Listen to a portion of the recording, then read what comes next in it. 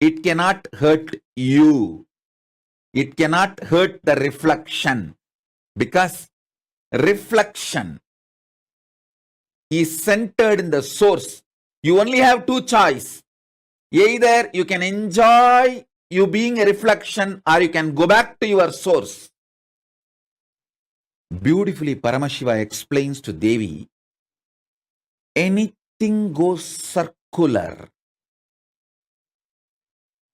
Listen, anything goes circular, repetitive, is reflection of me. Even when it believes it is suffering, it cannot suffer. It can only forget its existence. In the delusion, it can force itself and imagine itself as if it is suffering.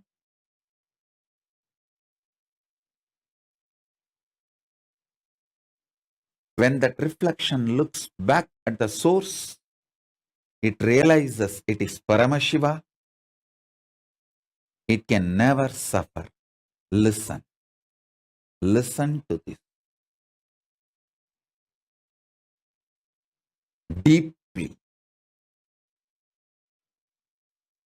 You in the parallel universe is Paramashiva, the great swan floating in the space. The reflection of that great swan on the swimming pool in this universe is your individual self. That swimming pool is your body.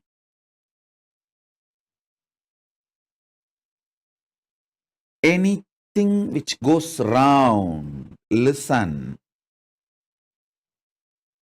Paramashiva explains so beautifully.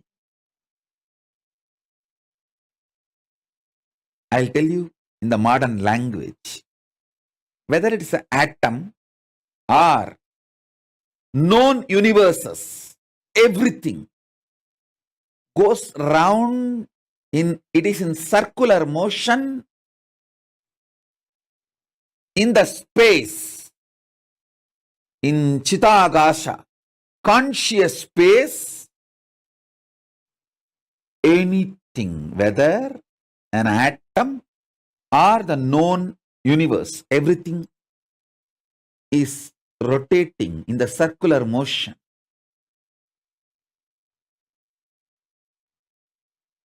What is created in the circular motion is called circular time.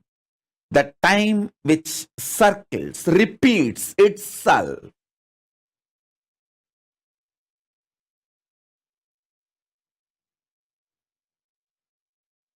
You can see in your body, your hunger repeats itself. Your number 1, number 2, number 3 repeats itself. Your sleep repeats itself. Your patterns repeat themselves. Your decision to smoke, your decision to drink, your decision to be addicted to something, everything is repetitive. Understand? Anything which repeats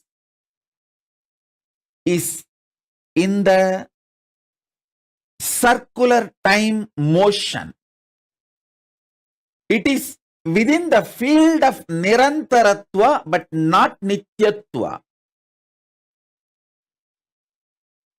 It is within the field of Nirantaratva but not Nityatva. If you know, anything which repeats does not hurt you, cannot hurt you. You are liberated from time. You are liberated from Kaala.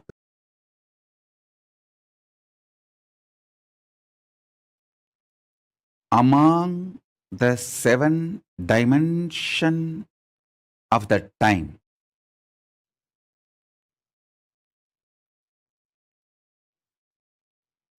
Space before the past. Past. Past merging into the present. Present. Present evolving as future. Future. Future merging into the space beyond future. So totally in the 7, the space before the past and the space after the future is established in Nityatva, eternity. Past, present, see, listen.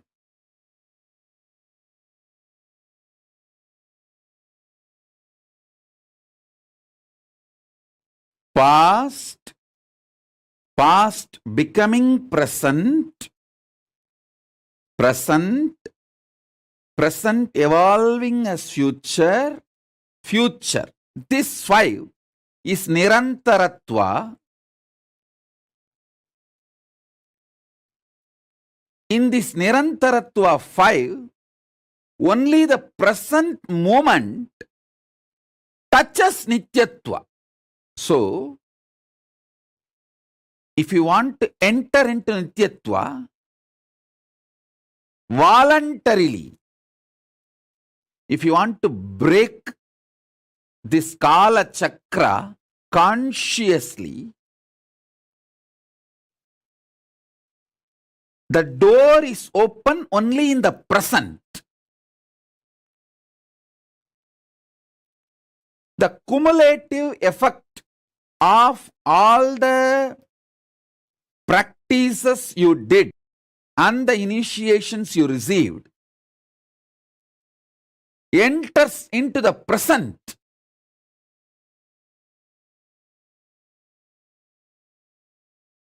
And makes you experience Nityatva.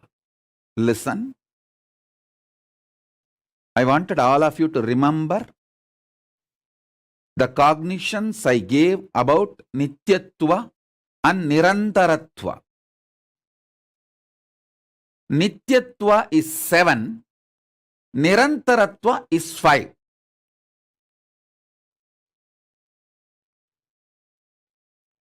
Nityatva is all the 7 put together. Nirantaratva is this 5. In this 5, only in the present moment you touch eternity. Before the past, if you enter into that space, you can touch eternity. Through completing with all your past, you can reach that. Sometimes it may take even few janmas to reach that. And through the future, you can reach the space beyond the future by constantly being in Nirvikalpa Samadhi, burning all your desires and patterns which want to repeat itself. You can reach. Again, that also sometimes may take few janmas. But entering into that Nityatva can happen in the present moment just through initiation.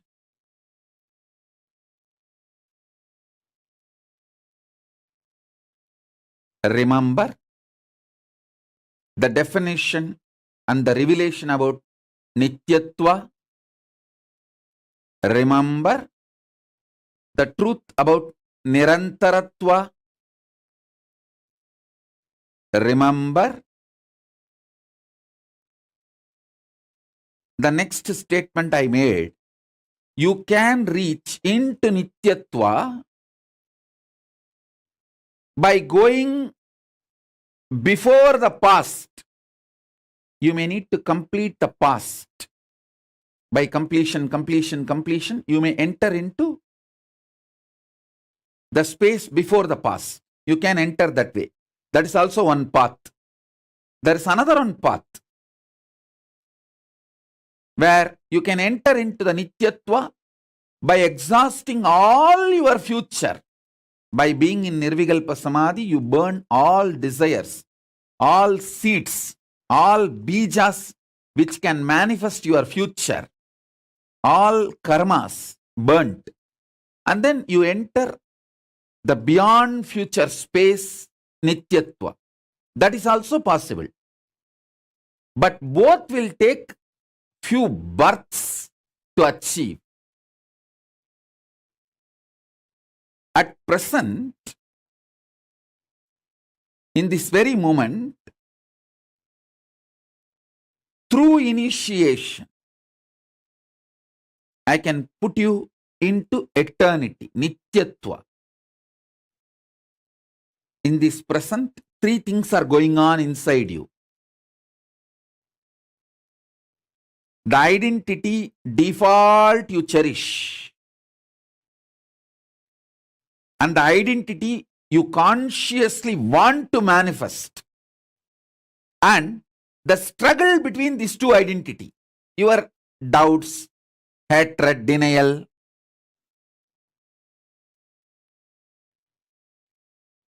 Smelling Paramashiva,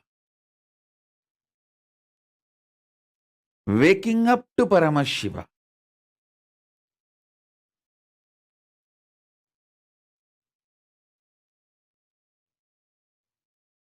waking up to this highest. In this moment present, it can be done through the initiation.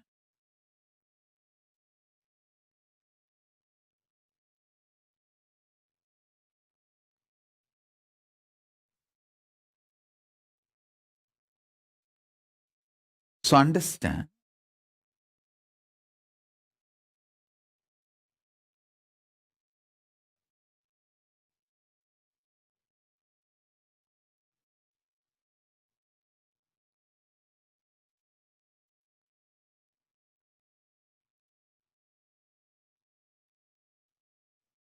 that is why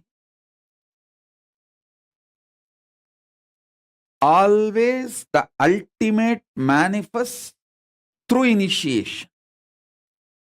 Small things you can achieve on your own through tapas. But the ultimate is done only through initiation. It is only the transmission of lamp from fire. The fire is lit. From a lamp, living lamp, another lamp is lit. So, smelling Paramashiva, waking up to Paramashiva,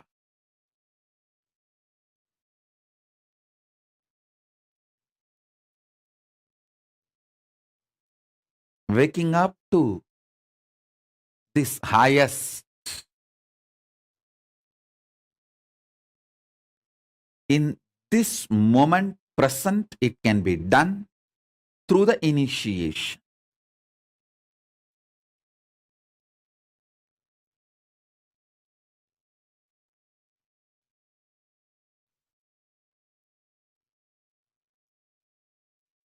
So understand,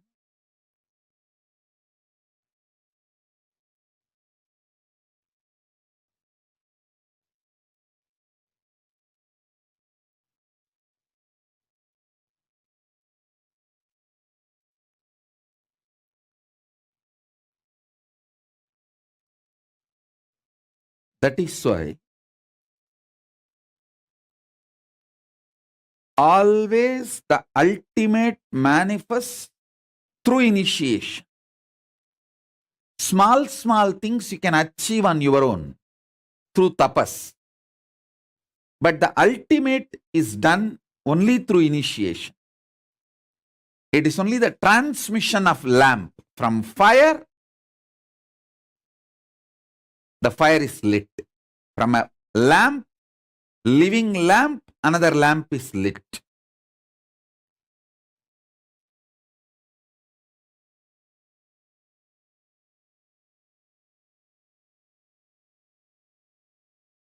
I'll explain this eternal, the truth of eternity. Understand? Many of your patterns, sufferings, fears are impulsive, not existential based. If you decide to sit with you and relaxed way look at you and have a matured conversation with you,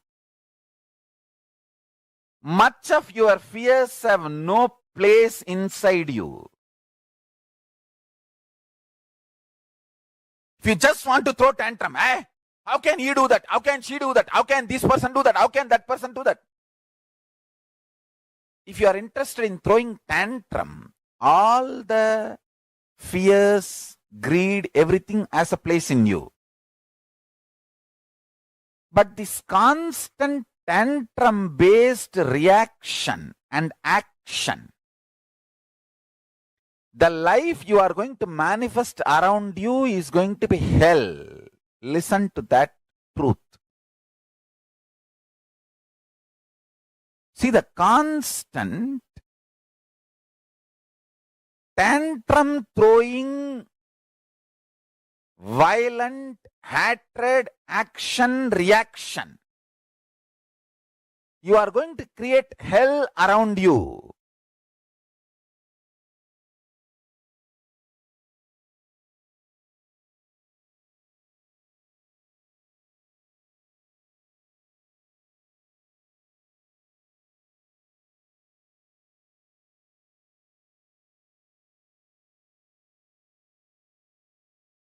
Nityatva.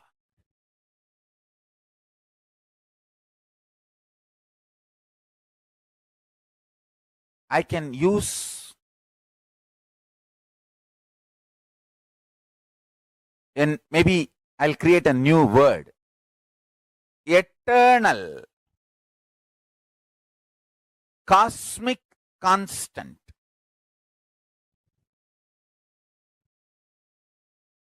It is actually one of the dimensions of the universe. One of the fundamental quality you need to access the eternal dimension of you is having restful, matured conversation with you. What am I doing? Where am I going? I am going to be eternally alive. Am I planning and building my life for that? Or am I just agitated, tantrum throwing child, thinking that there is no tomorrow? When it comes, let me face.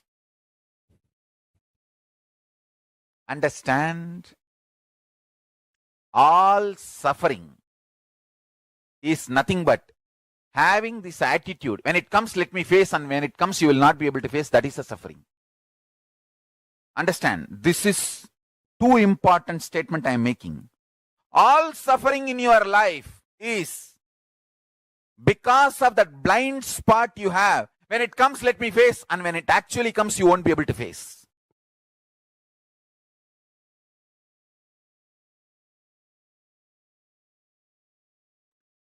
In the past, you have a full freedom to form opinion about your past, and you have full freedom to create the possibility of your future. This clarity you will get only if you decide to do tyaga. Listen. I am freed. I declare boldly, I am freed, liberated from sufferings once for all. Suffering related to past, suffering related to future. Because I decided to do tyaga. Understand?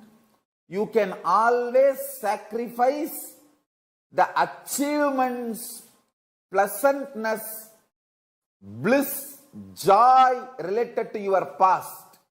You can always forget that you completed PhD. But you can never forget you got delayed for one of your examination because you spent time with your girlfriend, or you slept and you did not appear for that examination. That pain you will be carrying even now. Sacrificing the past related pains. Understanding even factually. Many of your pains are unjustified and incorrect. Understanding even factually, your pains are not supported, justified by the reality, real happening is completion. I am repeating. Even factually, as per the real happening, what has happened, if you look what has happened from all dimensions, even your pains are not justified. Your pains are not really right. Even your pains do not have justification to exist in you. If you see the past happenings multidimensionally, is completion with the past. I tell you, how much ever you say, no, I know I have some pains which are absolutely justified. No. You may be Guni, you may be Kaikeyi, you may be Surpanaga, you may be Danganaka Duck, Danganaka Dick, I don't care. You are wrong.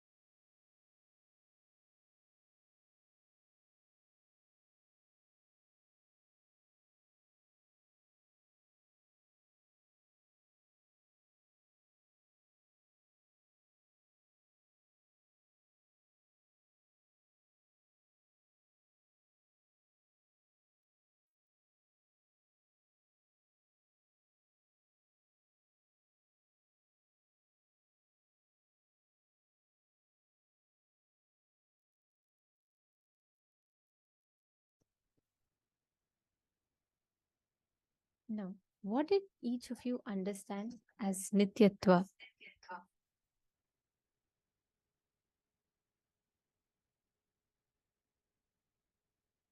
Can I request all the participants to please post?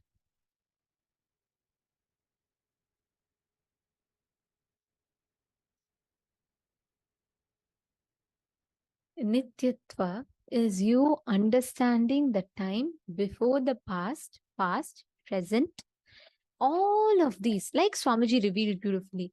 Only present has the ability to make you experience the space of Nityatva. Let me start with asking all of you to please post the 7 types, the 7 frames of time that Swamiji explained. Can I request all the participants to please post? What do you understand? What do you see as the 7 different frames of time? Can I request all the participants to post? See, Nityatva, all your understanding about past, the past itself, its impact over you. All of this together forms your each moment of your life. Now, if you are holding on to past, if your past is painful, if you carry the guilt and pain of the past, your present will be loaded. It will be a suffering for you. If you drop the suffocation of the past, your present will be a boon for you. There is a space before the past, there's a space of the present and of the future.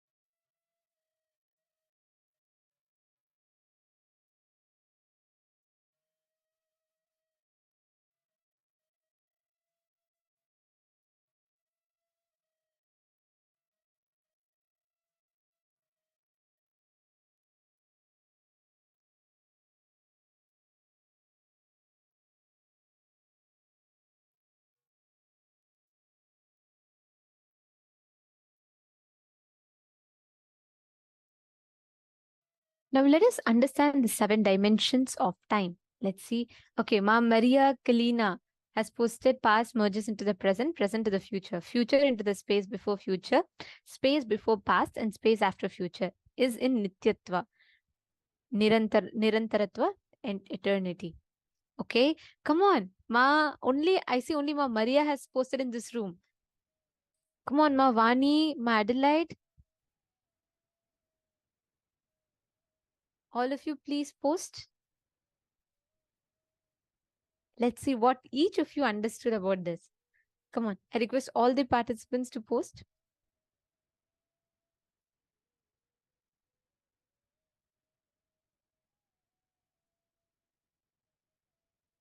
Very nice. Ma Florence, you're asking about Rahu and Ketu. Ma, Rahu and Ketu do not come in this. See, they are a different dimension altogether. They are part of the Navagrahas. Ma Parameshwara, that's right. And Ma Jennifer Poirier, Ma Krista Heltman. Okay, great. I see many of you have posted. Okay, perfect. See, please understand what you see, what you understand as past, present, and future. There exists a time before what we understand as past. There exists a time after what we understand as future ends. There was a space before the past, and there's a space after the future. This identifying this difference, understanding this existence beyond the past, present, and future is Nityatva. See, one of you had posted Nirantaratva is eternity, Nityatva is eternity. Nirantaratva is within that time where only you think past, present, future exists. That is Nirantaratva. Nityatva is the space before the past and the space after the future, the whole loop, that whole circle of time. That entire time, that fragment is Nityatva.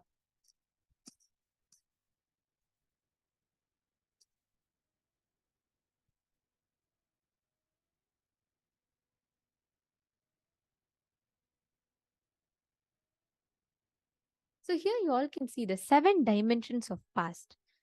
Space before the past, past itself, past merging into the present, present itself, present evolving as future, the future itself, future merging into the space beyond future.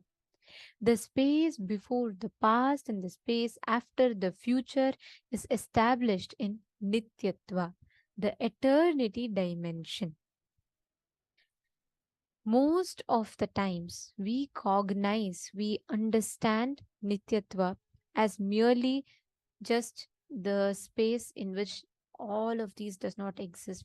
We think the whole thing is only Nirantaratva. Our strategy for life, our understanding about life, what we understand as life, all of it is just limited on this Nityatva, Nirantaratva right now. Making that established on Nityatva makes you manifest success and all the best things in life.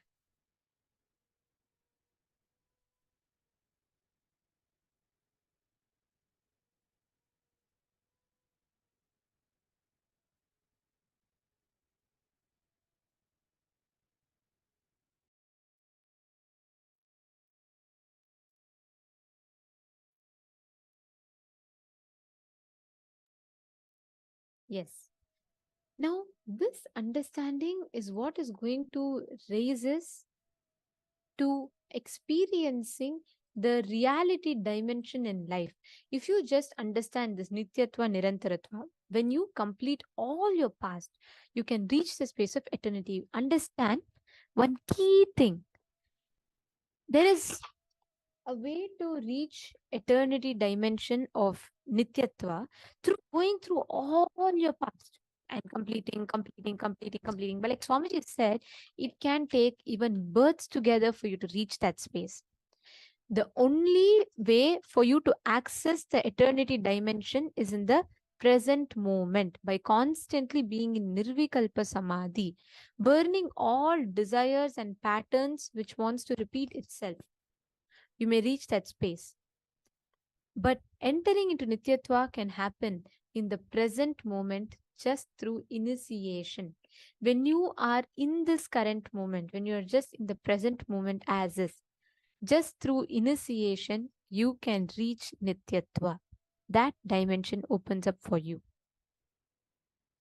The Sarvajnanottara Agama, the Vidyapada beautifully says, Sarvarupam yathashvaryam nitya yukto hyaparayat pratopi sadvidha bhavi purna bhavamapanayunat pragayatyena parikshena kshiyat papasya karmanaha.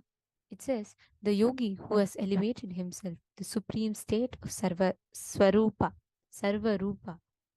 becomes all-pervasive form of Shiva and is established in eternity and is endowed with the extraordinary powers of Shiva, the Aishwaryas, Shiva Aishwaryas, to see all the forms of the worlds within his own self.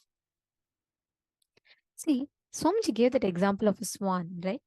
Swamiji said, when a Paramahamsa bird, a swan is flying in the sky, and you see the reflection of the swan in the water, the waves in the water does not touch the swan because it's only the reflection that is in the pond. Same way, yourself's original source in parallel universe is Paramashiva. Paramashiva's own reflection in this universe is you. Just like how a swan flying high in the sky, when its reflection falls in the pond, it is not touched. Nothing can touch it. Because the swan in itself that you see in the pond is only a reflection of the original swan. If you think the swan is reality, then you're caught in Maya, delusion. Yourself's original source in parallel universe is Paramashiva. Paramashiva's own reflection in this universe is yourself. Understand, Sometimes even reflection feels like it is being hurt by the waves in the swimming pool. But the truth is, the reflection just needs to realize even when the swimming pool is dry, it cannot hurt the reflection because reflection is centered into the source. That supreme swan, which is eternally established in bliss, Paramadvaita, that Paramashiva space, that is your true existence. Life is all about you understanding and discovering how you are that supreme swan. The space of that Paramahamsa, the bird that you see flying above in the sky.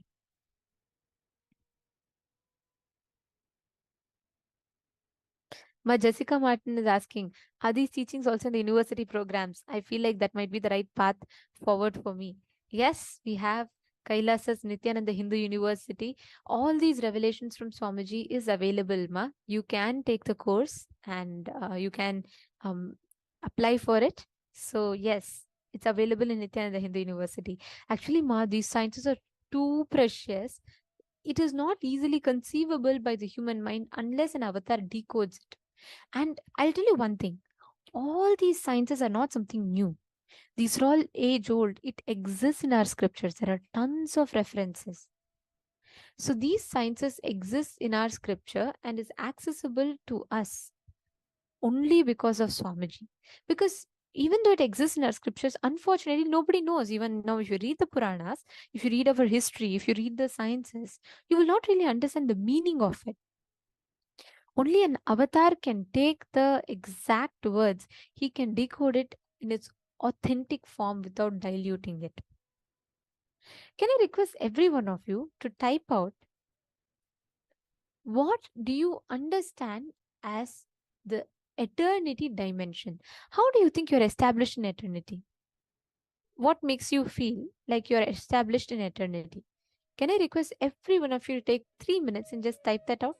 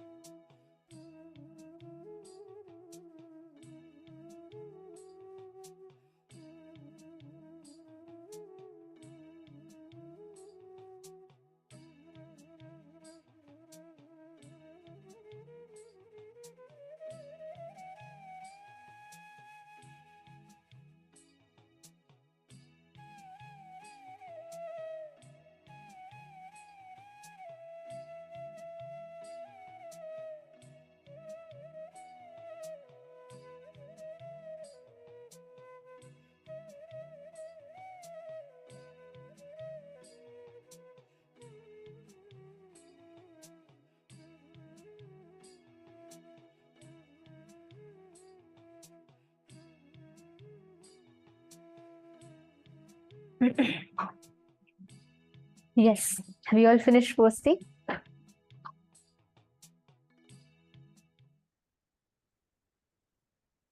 Beautiful. Now, I see so many participants have posted, each of you have posted your understanding. Now, with this understanding about time, what you understand as time, Kaala, and how the Nityatva and the Nirantaratva dimensions manifest, how time is occurring to you right now. It is with this understanding that we are all going to be learning the science of going beyond time. Anything which repeats, anything which is in a circular motion cannot touch you. Because you are beyond this time frame, you are beyond these limitations of whatever is that, from the past, present, future, however things appear, you're beyond that. That space is what is Nityatva, and the key to being in Nityatva is being in the present moment. Only by being in the present moment you can experience Nityatva dimension of you. Now, there are many of you who had asked different questions about it, so we're just going to take a few minutes to answer some of the questions. Before that, the first understanding, see, the truth of eternity, many times your patterns, sufferings, fears, they're all impulsive. It is not existential based. Understand, all your delusions how many of you have experienced arguments or some conflicts with someone in your life where you'll just feel like you have such a valid point, you'll just be like all out, your whole you'll be so irritated and you'll express all of that anger, but after some time you will realize and you'll just feel like I could have handled it more better. I think I went illogical, or I was just too irrational by fighting like that. How many of you have experienced that moments? Can you all put in the chat?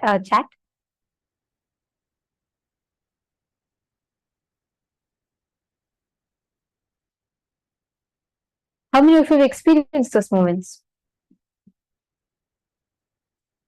Exactly. Understand, at those moments, our problems we start believing are in all these delusion problems that we have. We start believing they're all existential crisis. There's a very beautiful story. Once a man is walking in the night and he suddenly slips. Okay, something like a cliff. Okay, so he slips and he's in extreme fear. He slips and falls. It's a dark, everywhere it's dark. He can't see anything, but he just clings on to something like a branch of a tree. Okay, and all through the night, he's like screaming.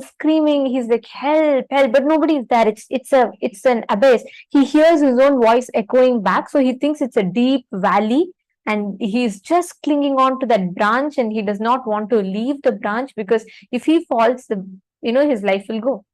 So he's clinging on to that branch all through the night. He tries to wade through the legs, and he's feeling that he's sweating profusely because just below him he'll just fall to death. It's a very deep cliff.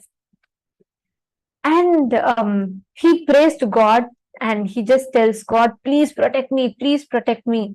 The God says, son, just let go of the tree. This man gets angry. He's saying, God, I worship you for all my life, and when I am hanging the cliff, you're telling let go of the tree. This is only source that I'm clinging on to. You want me to let go? If I leave this, I will die. And again the God says, son, let go of the tree. This man is like, now I understand. My friends were right. Gods do not exist. You don't want me to be happy. He goes on fighting with God. But he keeps praying, please save me. If really you love me, save me. So God says, to save you only, I'm telling you, let go of the tree. Trust me and let go of the tree. He's saying, is this the man starts fighting back with God? Is this your time to test my patience? Is this your time to test my persistence? All my life have I not worshipped you? Why do you keep forcing me to let go of the tree? Let go of the tree. If I let go, I'll fall into the cliff. The God says, all right. And he leaves. The man waits there till the morning. It's, sun is going to rise. When sun rises and when he looks down, he will realize there was no There was nothing at all. It was not a cliff. It just 1 foot, just less than a foot a distance, there is just a road. Just because he fell, and in his insecurity, he built an existential crisis for himself, thinking if he leaves the tree, he's going to fall to death. But there is no cliff. There is nothing. It is just that there's a little gap and the echo is coming because of the rocks or whatever. But before even he could see the reality, in his delusion, he already starts building a cognition. Oh, God does not want me to live. He doesn't like that. Is why he's telling me to let go. Why will he tell me to let go otherwise? Understand, this constant tantrum throwing reaction inside of you will make life manifest as hell for you. How many of you are able to see that this kind of reactionary patterns do exist in us? How many of you see that? Just assume something and we go on getting incomplete reaction. And we fight with the whole world for it. We fight with everyone saying, how can you say that? Do you know my problem? That's why Swamiji will tell, even if you pray to Paramashiva and he'll come with 25 heads, 50 hands and 75 eyes and he'll say, don't worry, and this is all delusion, you get liberated from it. We all only question Paramashiva back. We will say, oh, you are sitting happily in Kailash and you are telling Paramashiva, but do you have a boss like me for you to deal with every day? We believe our delusions are so true. We believe that our problems are such strong grounds. No, they are not. That's the truth. All your problems are not as you think they are. They're not an existential crisis. How many of you are catching this tantrum throwing part inside of you? How many of you are understanding? How many of you are seeing that you have this tantrum throwing part inside of you, which you have to deal with every single day, 24/7, but many times you also fall into the whole trap. You think, oh yeah, this is what it is. Now, all the participants here, I see many of you who are posting, yes, I feel this, I see it. Can you also post with an explanation how you are able to see it? Let us see one example.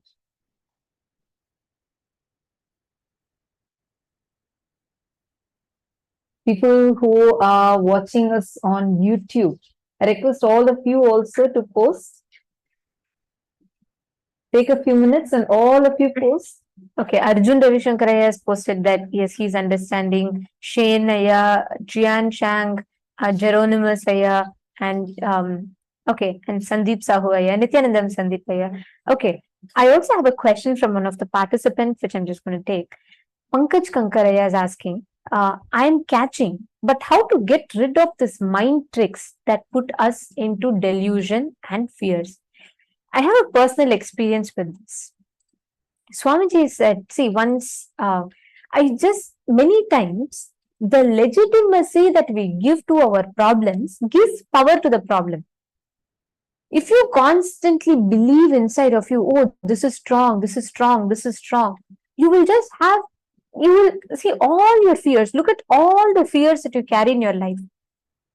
All of it, you always give strength to it, thinking it is so legitimate, it is so real.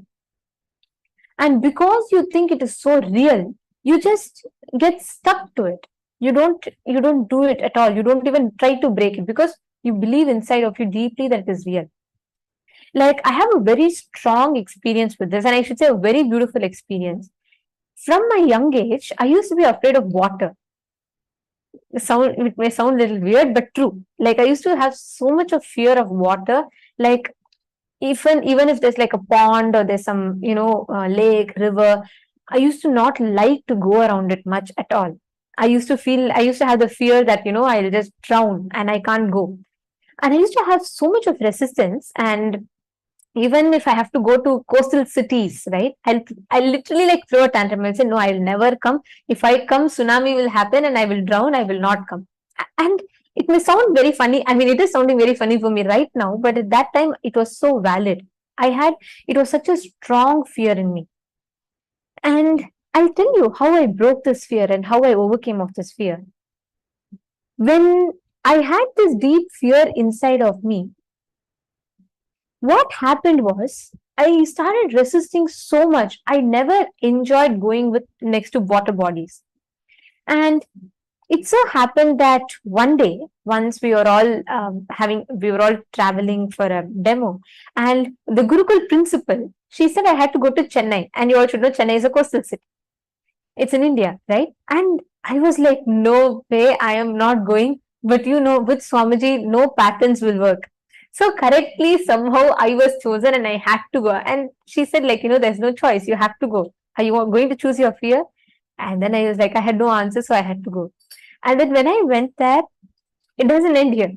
To add more, spice to this whole thing, the place that I went to in Chennai, I gave a condition that I will come to Chennai, but I should not stay next to the ocean. I should stay somewhere deep within the city. So right after I went to Chennai, the place that I ended up staying in was a beach house. And Like literally the waves crashed at the house, like it's that close. And ironically, that part is the deepest point in the Chennai, the deepest point of the ocean. So all this only added up to my fears, and I just wanted to literally leave and run back to Vidadi from that place. But somehow I ended up being there. And once I reached there, I realized that Swamiji had also been there for a program. Swamiji was conducting a program in that place. And what happened was we were just there, and right after I knew that Swamiji was there, I was a little settled, but I was extremely afraid of the water. Just how this fear broke was a very beautiful thing. Swamiji told Swamiji after a day had passed, Swamiji had gone to the beach, okay, and whenever Swamiji is there with any water body, Swamiji celebrates nature. He just sits there. He will just sit and he will sit next to the ocean. He'll sip a cup of tea, coffee, and Swamiji will be revealing to us some so extraordinary truths.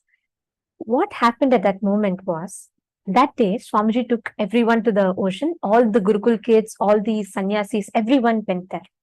And I absolutely had fear. I literally started suffocating. I said, I'll not come to the beach and all. I'll stand at the gate because Swamiji is there. So Swamiji and all the Adinavasis, everyone are in the beach next to the waters. It was such a scene to describe, but I'm just going to put it very short. So there were a lot of miracles that happened. Swamiji got rain and the waves started coming just to touch Swamiji's feet. There were a lot of things beautifully happening. Everyone were enjoying it. I wanted to enjoy it, but I could not. I was just standing at the entrance of the beach, okay, and they're all enjoying inside. And I was so afraid to go inside. Correctly, Swamiji caught it. Swamiji looked amongst all the other people that were there. Swamiji looked at me and Swamiji asked, why is that kid not coming in the waters and playing? I'm observing that she's standing. And these Gurukul kids, my other friends, they got a good chance. So they told Swamiji, she's afraid of water and she doesn't go next to waters at all. She has fear of water bodies. I was like, oh my God, I felt so embarrassed when I was standing there. And Swamiji called me and Swamiji asked just one question. Swamiji looked at me and asked, how can you have fear of water? And Swamiji said, you should know, you are my daughter. You should know that you are daughter of Paramashivam, Mahadeva. That means how can something outside cause fear in you? Inside me, I was like, oh my God, I never asked this question to myself. I never cognized it this way. I never thought about it this way. In fact, I never even addressed why is that fear even there. I never tried to find the logical understanding to it because I would try avoiding it as much as possible. And I had missed out so many things because of it. At that moment, I just stood, I had no answer. I was just looking at Swamiji. It was a very beautiful scene. Swamiji said, go stand next to the water. I went and stood, and in front of me was my biggest fear, ocean. Right next to me was my biggest strength, Swamiji. Swamiji stood right next to me, and Swamiji said, all right, from now, because you are my daughter, I will completely, the moment I said yes, like I have this fear, I just said yes. I just kept nodding my head to Swamiji. I didn't have words in my mouth to speak. Swamiji looked at the ocean and Swamiji said, I hereby command the ocean that whenever she is there, whenever I am there, that there should be not just no high waves, there should be no waves that cause fear in me, and the ocean should completely listen to me. And Swamiji said, as Mahadeva, this is my ordainment to the ocean. The ocean has to listen, and and Swamiji looked at me and said, Swamiji said, you should know the whole world just because as my daughter, you can change anything on the outside, but nothing outside can cause fear in you. I just had tears of gratitude in my eyes. I had no words because what was my biggest fear now became a power for me. Swamiji is so beautifully, Swamiji didn't scold me. He didn't say, hey, it's so silly. How can you have that fear? But Swamiji logically walked me through and Swamiji broke that fear, the pattern, and made that pattern into a power for me. Actually, And it doesn't end here. Swamiji said, hey, don't stop with this. Now go test. Don't simply because I said don't think it is like that. Go test if ocean is actually listening to you or not. I went, I stood next to the ocean. High waves would come, but exactly at the point that I'm standing, it'll just reduce, it'll just come, touch my leg and it'll go. And you'll not believe for the next whole night, I played with the waters. I played like I've never done before with so much of completion. I started experiencing a tremendous friendliness with the ocean. Like I started experiencing that, okay, ocean is a friend. It's an extension of me. What was my biggest fear became a power for me. I was able to start playing with it. actually, this doesn't end here also. Like, I think 3-4 years after this incident, we both had gone for a world tour in Trinidad. So I still remember so clearly. We went to the world tour and there's this beautiful beach in Trinidad. And we both were standing, and that area that we went to, the waves were literally like the waves were very wild, like they're quite big, and the place where people sit, etc., was much more inside than usual. So there's like a lot of gap between the area where you sit and where the beach waters are coming, right? So we were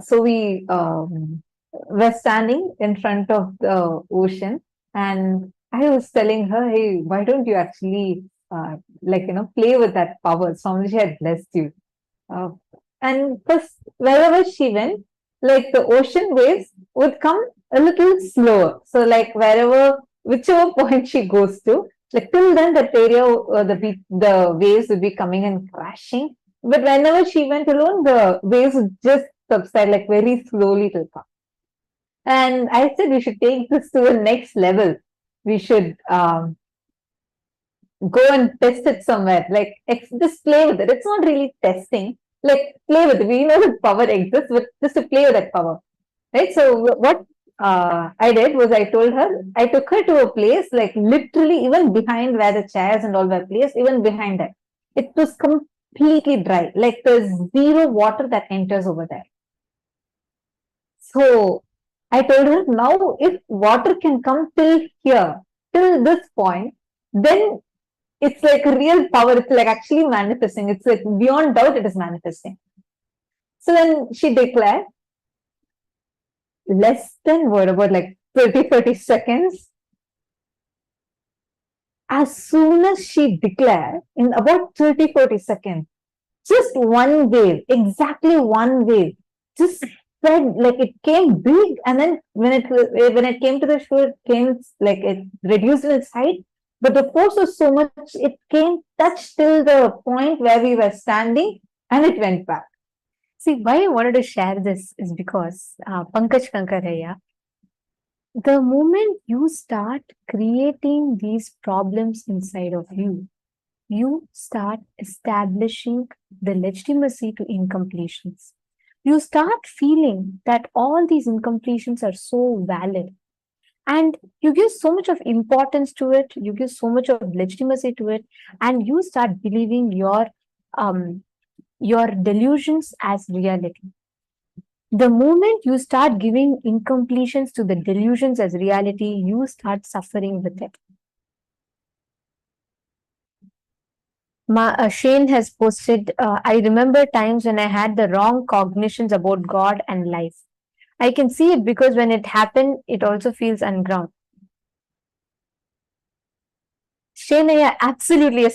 You're saying that the story I shared is making you feel as if Swamiji is guiding you just like that. Swamiji is guiding each of us like that. Understand, so many times we give so much of we lose so many things in life just because of our delusional fears, delusional thought patterns, thinking that is reality. We don't even try it. You don't take that extra step to try it.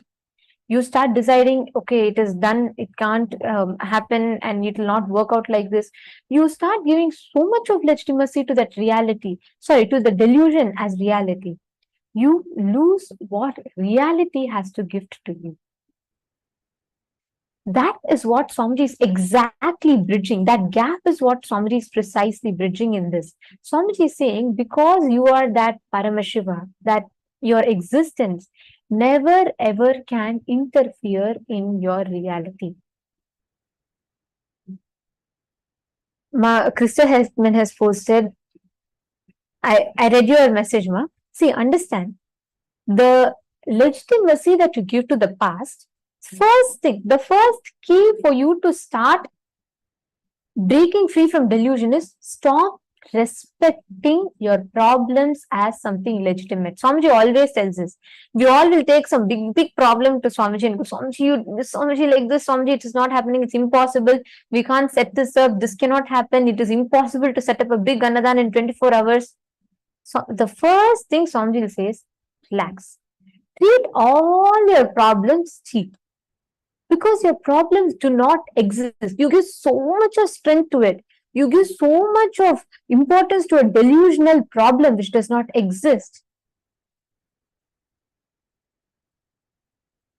And you lose out on reality. You're saying, you think the difference is that you believe that, trust and powers there once Swamiji blesses. And that's the difference.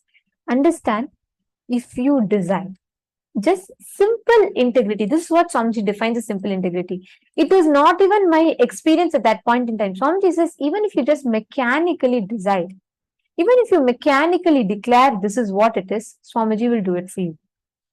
It is all about the power, the surrender and the feeling connection with existence, with life, with cosmos, with Swamiji. The moment you bring that inside of you, you will not have so much of valid justifications. You will not have so much of legitimacy for your fear and suffering. You're understanding? See, look at your past with multi-dimensional logic and understanding. Wake up to the truth that your pain and suffering are not justified even logically, even factually, as per the reality happening. Your pain and suffering is not justified. Can each of you post just 3 things? Write it down. You may not be comfortable to post, just write it down. 3 things where you felt because of a delusion, you gave so much of strength to a delusion and you never really tried something. It could be even you start believing your boss really hates you. Actually dig deep into it. You will not even have a source incident where you felt that, but you always have this cognition. Your boss is evil, he's ununderstanding. Because of that judgment that you have, you never interact with life as it is. Take a few minutes, identify at least 3 such things. Let's just take 5 minutes. Identify at least 3 such things and pen down.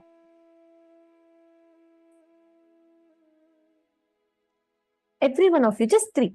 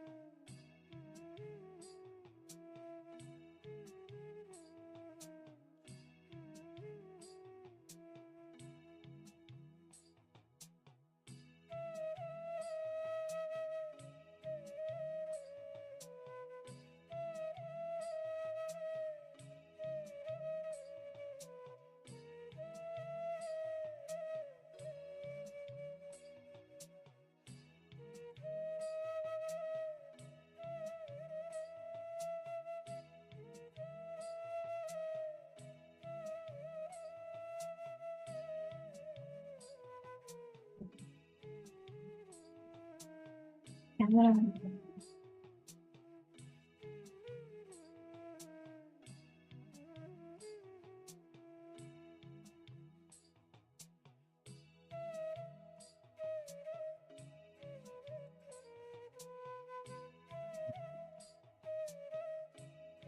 Yes.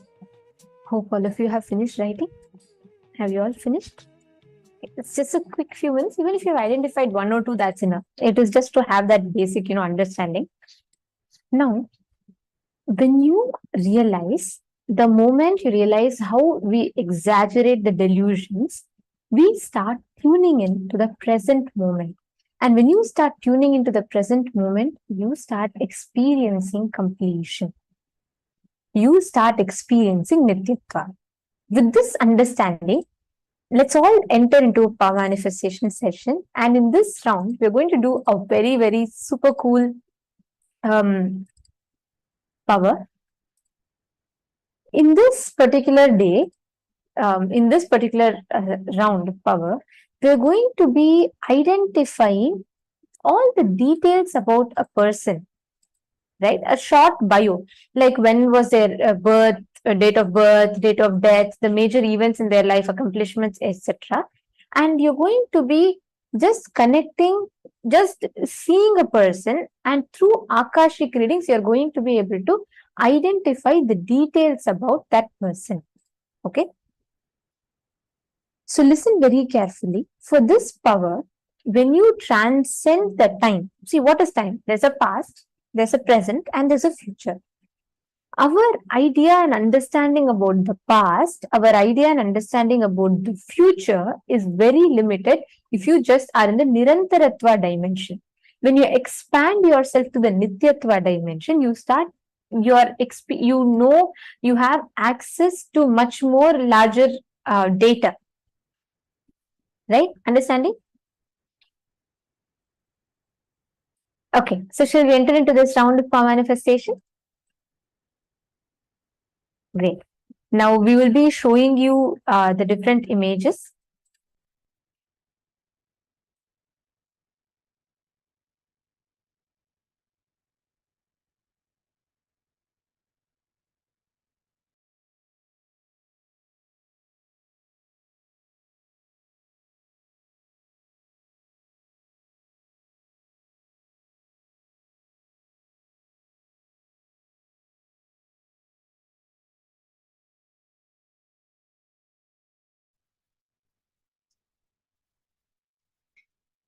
Just when you connect to Swamiji, Swamiji is that space, right? He's the physical embodiment of that which is beyond form and formless. He's the formless in form. There are so many ways we describe it. Literally, he is that Paramashiva, that space taken a physical form. So that dimension of Nityatva in a physical form, we can say is Nithyananda, is Swamiji. When we connect to Swamiji, when we go into that space of oneness with Swamiji, that is when we manifest this Nityatva dimension. Swamiji, as a physical incarnation of Paramashiva himself, has opened up the cosmic archives to all of us with the blessings of Bhagavan Kaala Bhairava. Now, all you need to do is connect to Swamiji, unclutch, which is the most important thing. You can only access the time beyond the time beyond the future and the time before the past, the space beyond the future and the space before the past through the present moment. So now the key is to get into the present moment, which happens only when you are thoughtless. Because what are your thoughts? Nothing but you jumping from the past to the future, from the past to the future. That is all his thoughts, Swamiji describes. Now, when you reduce the thoughts per second, you slowly are coming closer to the present and you can see more of the past and more of the future. Because Swamiji is established in the space of no thoughts per second, he can see the infinite past and the infinite future. Now, all you have to do is he's the supercomputer. You just need to hook on to that. You don't have to be functioning with your limited thing as a PC, waiting for every upgrade to come before you can become a supercomputer. You have an available supercomputer. You just need to remote log in to that. That is what is the Mahavakya. You chant the Om Nithyananda Paramashivoham. You're kicking away all your existing limited software by unclutching. You're tuning in, connecting into that ultimate software, the supercomputer of Swamiji's, through the Mahavakya, that password, and letting him flow through you when you establish yourself in that feeling connection. So now we'll start this round. We will have an image of a person projected on screen. And you're going to intensely connect to Swamiji and gaze at the image of Swamiji that you have, the Atmamurti of Swamiji. If you have any of the,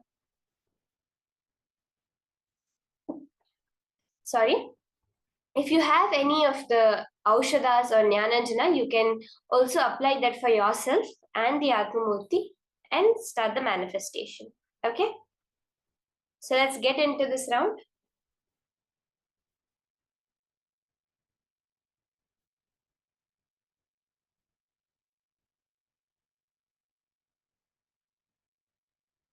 We have an image projected on screen for all of you now.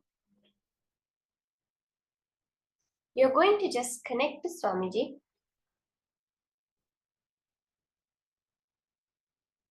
and scan whatever details are appearing in your third eye about this particular person.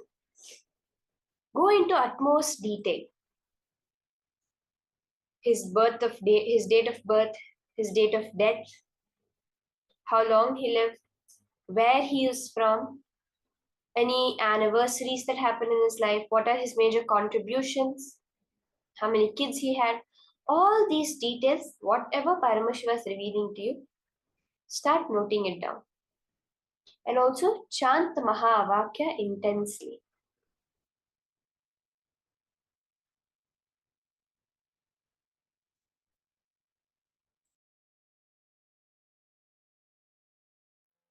Paramashivoham. Om Nithyananda Paramashivoham. Om Nithyananda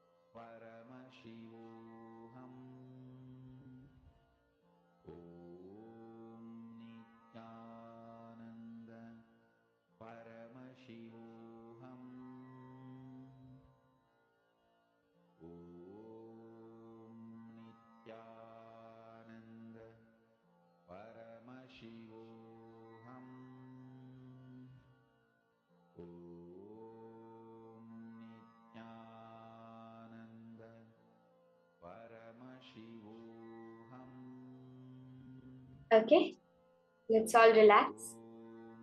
You can start posting your answers.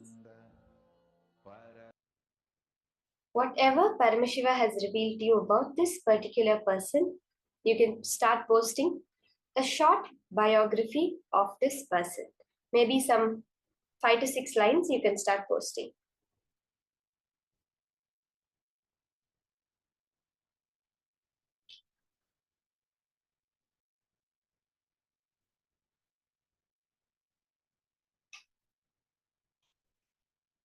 Yes, Manandeshwari has posted, Ma Parameshwari has posted.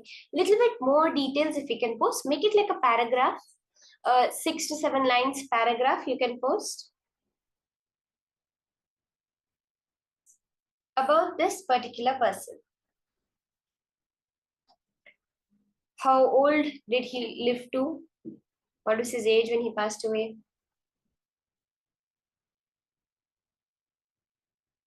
Any other details you can finish posting quickly.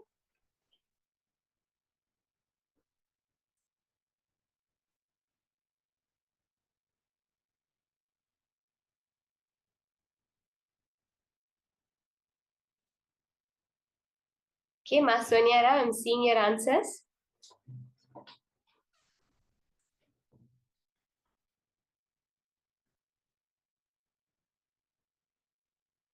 Okay, let's now verify. Let's see what the answer is.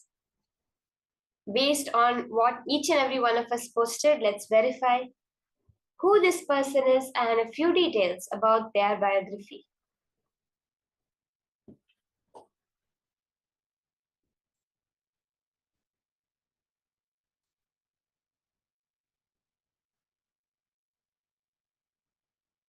So this person is Muso Suzuki. He lived from 1275 to October 20th, 1351. A descendant of Emperor Uda, was a prominent figure in Japanese Buddhism and culture. Ma Sonia Rao, you saw Buddhism. Raised in adversity after losing his mother at young age, he embarked on a spiritual journey studying Shingon and Tendai Buddhism. A pivotal dream in 1293 led him to embrace Zen Buddhism, and he furthered his studies at Kennin-ji Temple in Kyoto. Suzuki's contributions included becoming the head priest of Nanzen-ji Temple in 1325 and founding Zen-o-ji in his hometown of Ise. He aligned with the Ashikaga shogunate, aiding in establishing a network of Zen monasteries. He revived trade between Japan and China, left a lasting impact through Zen teachings and garden design, and passed away in 1351, honored with titles like the teacher to 7 emperors for his profound influence on Japanese culture. So you can go back, verify whatever you saw. I know many people saw Buddhism. I would like more and more people to go into the details. You can put their names like this. What are all the monasteries that he was a part of? For all of you that saw Buddhism, where was he in Japan? From what age to what age did he live? So all of you can. Wow, Madhana, that is beautiful.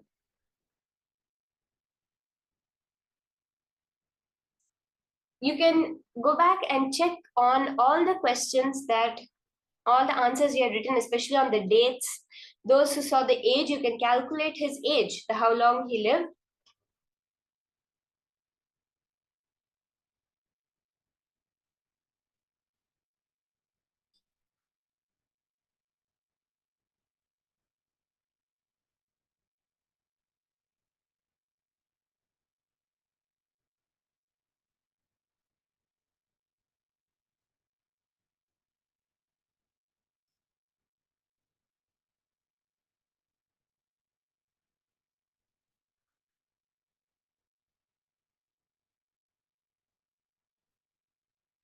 He lived around 86 till he was 86.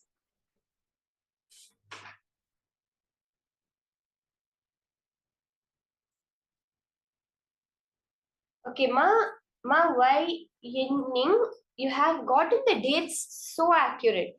1862, you're saying it was 1875 up to 1940, which was he was living up till 19.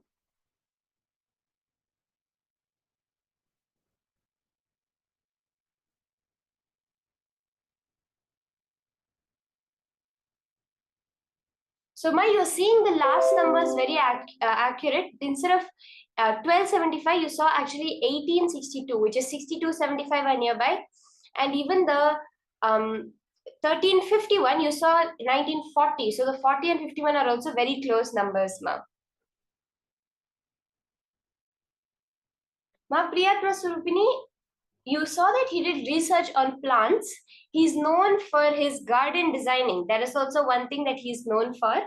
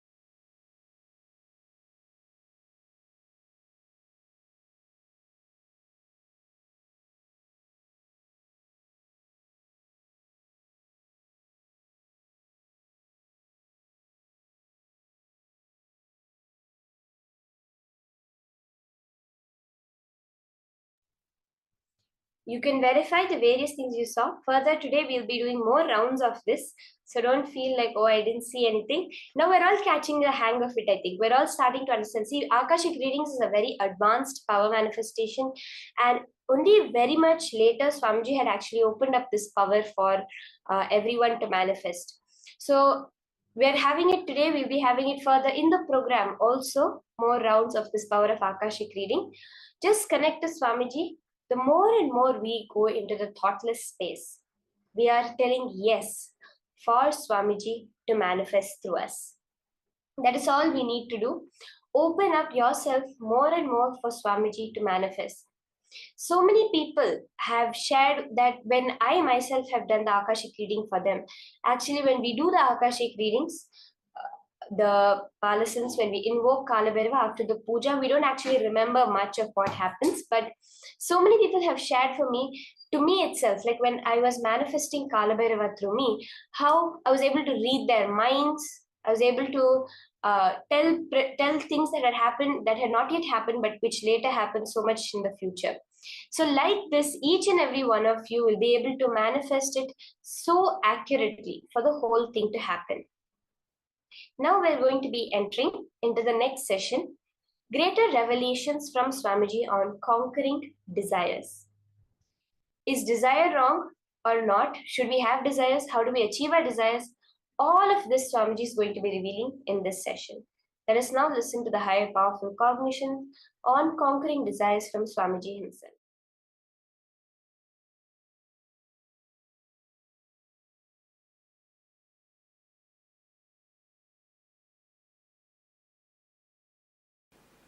Your desires are your life. Your desires are your life. Listen.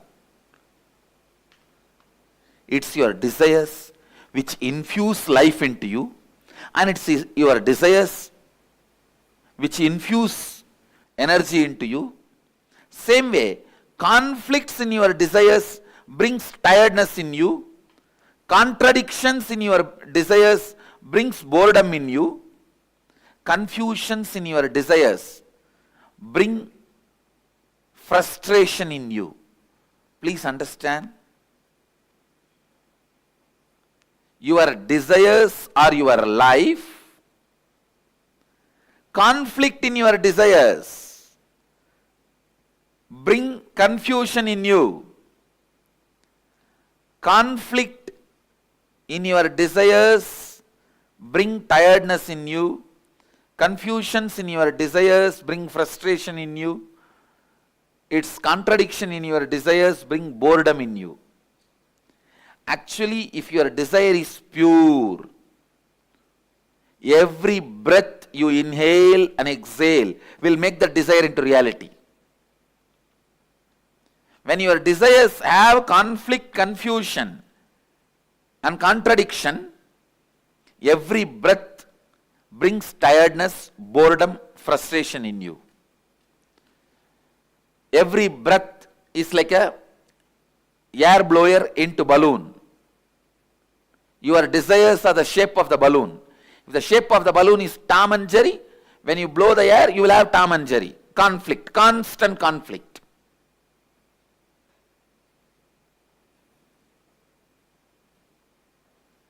If the shape of the balloon is just round, when you blow the air into that balloon, you will have a round balloon. The shape of the balloon is tall. When you blow the air into it, you will see tall balloon. Your breath infuses energy into your desire. So the one and only thing you need to do in your life is not giving up desire, but removing the conflicts, confusions, contradictions in your desires. Please understand, renunciation is not giving up your desires, it is giving up conflicts, contradictions, confusions in your desire.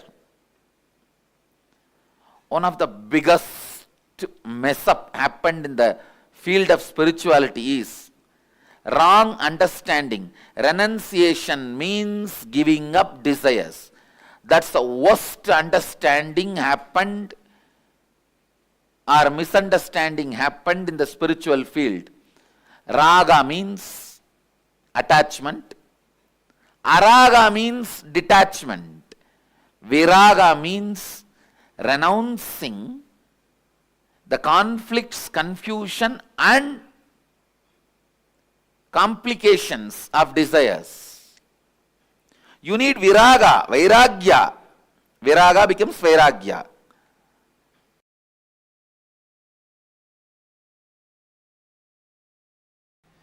Be very clear. This is what I call, this is the definition of renunciation.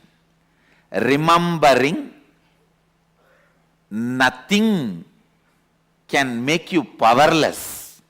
Anything removed from your life cannot make you powerless is renunciation. Vairagya. Raga means feeling obsessed, completely overpowered by the desire. Desire is raga. Attachment is raga. Obsession is raga. Araga means detachment, hatred.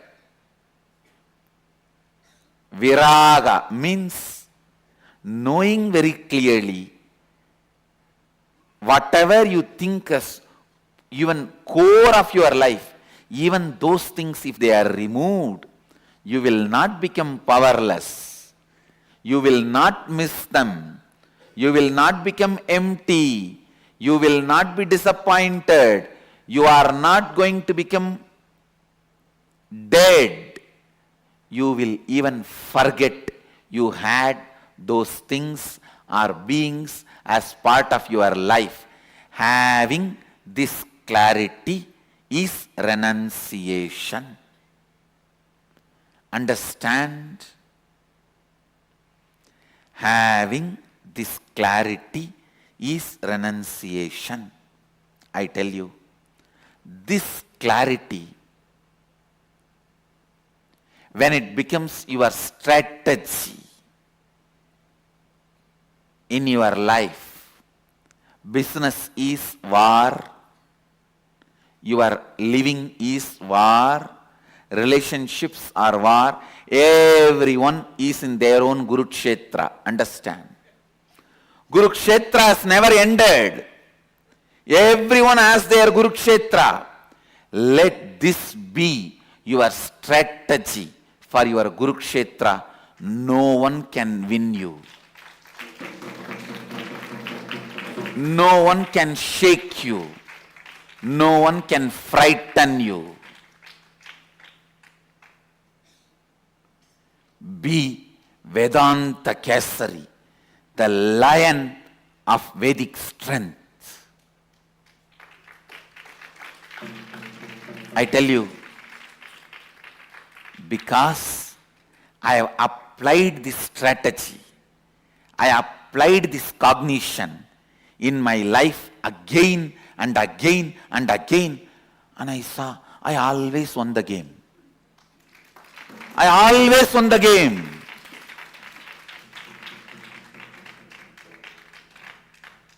The moment you have a fear that if something is removed from your life, you will become depressed, you will become empty, you will lose life. That fear becomes strength of your enemy. When he knows you can't be frightened, he becomes powerless. Understand? If you can be frightened, your enemy is powerful. If you can't be frightened, your enemy becomes powerless. I tell you, this simple understanding of me and this simple cognition of me, anything can be removed from me. I will not become powerless. I will not become depressed. I will not lose anything. I will not be lost. I may not even remember that I had that in my life. Be very clear. The spiritual truth, when it becomes part of your cognition and strategy, anywhere you go, Krishna is driving your chariot.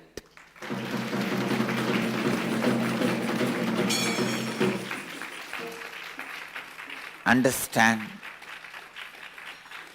Internalize just this one truth. Tena tyaktena bunjita. Tyaha. The word tyaha is used here. Tena means with this understanding from this context. Tyaktena bunjita makrita kasya sridhanam. Please listen. The world is ever changing, but it is filled with consciousness, Isha.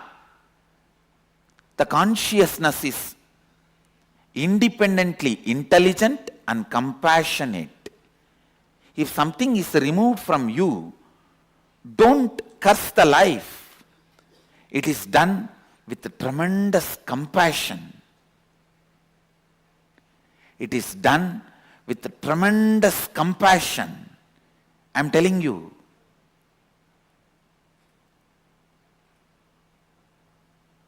Here, Upanishads are declaring you to do tyaga, renouncing, you to renounce with this context of Isha Vashyam Idagum Sarvam Yatkincha Jagatyam Jagat.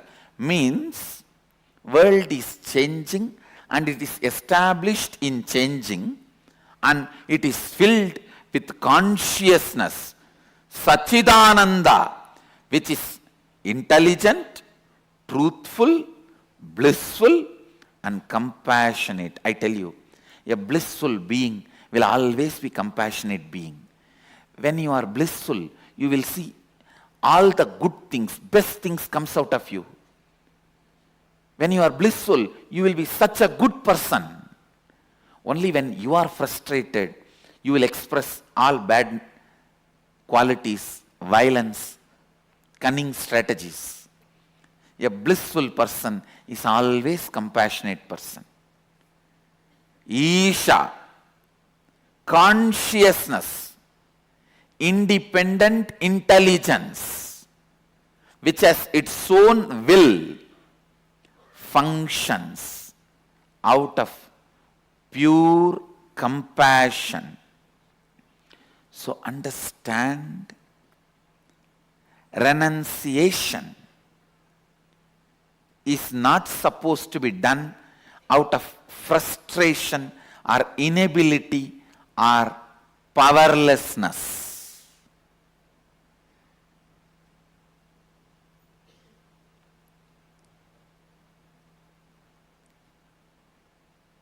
Whenever anything was removed in my life, I always saw life is only making me pure and it is celebrating itself through me. It is providing opportunities to reinvent myself. Understand? When life removes something from you, it is providing opportunity for you to reinvent yourself.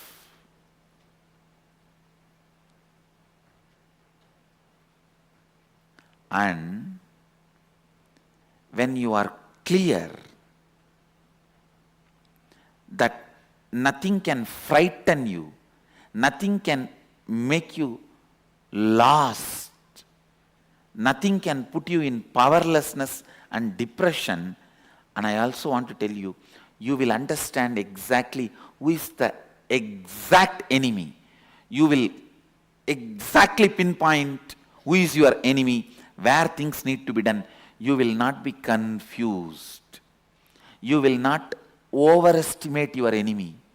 When you are frightened, you overestimate your enemy. Because you overestimate your enemy, you become powerless. Because you become powerless, it becomes easy for your enemy to destroy you. It's a vicious circle. And I am telling you, when you are clear, you will not be lost. You will not become powerless. Just have this one word in your throat all the time. So what? Keep this as a mantra. So what?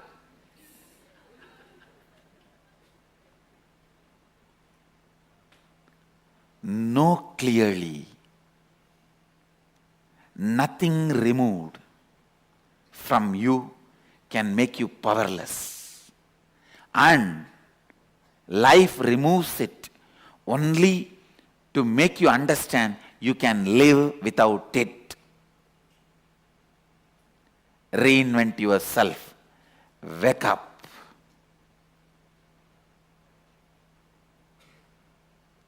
Please understand, I am not giving you any moral lesson. I am not giving you any self-development lesson. I am not giving you any self-help lesson. I am least interested in all of that. I am not even interested in you. I am interested in truth.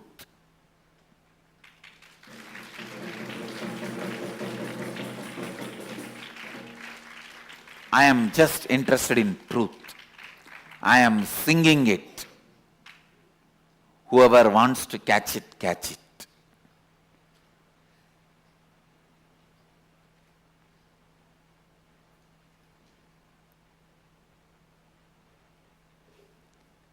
Understand.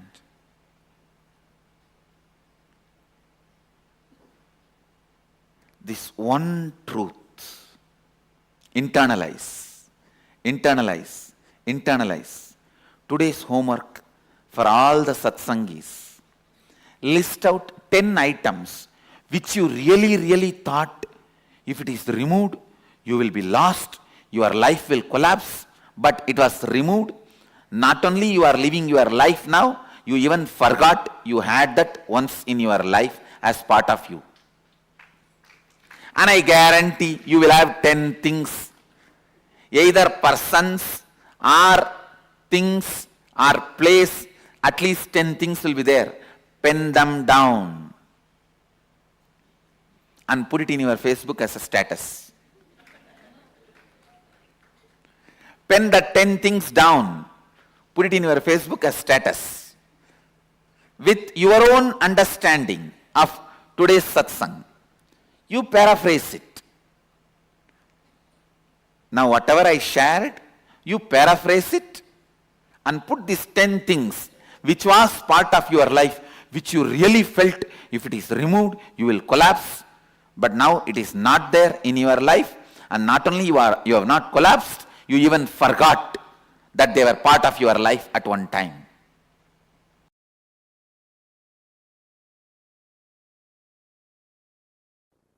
One of the biggest problem all human beings feel that they need to do a lot of actions, they need a lot of kriya shakti to achieve anything they want, health or wealth or enlightenment or powers. That is delusion. Please understand, you need sheer ichcha shakti, means will, desire, that's it.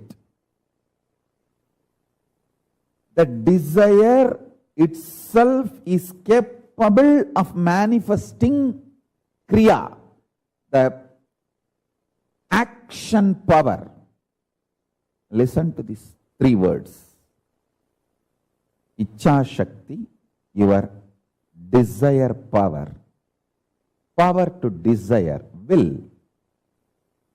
Kriya Shakti, power to work intensely and manifest. Jnana Shakti, power of enlightenment, knowledge. See, one of the biggest problem all of you have is your delusion that too much of work is needed to achieve anything. Whether you want health, oh, I have to get up and do yoga, stretch my body.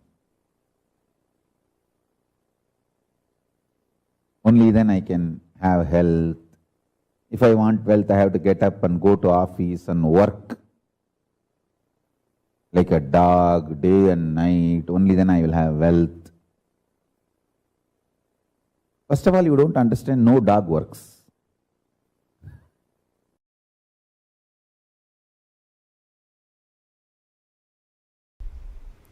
third eye. It is also described as Anya in Sanskrit. Anya means will. Will to exist or will to collapse. Any will you carry is Anya. If your will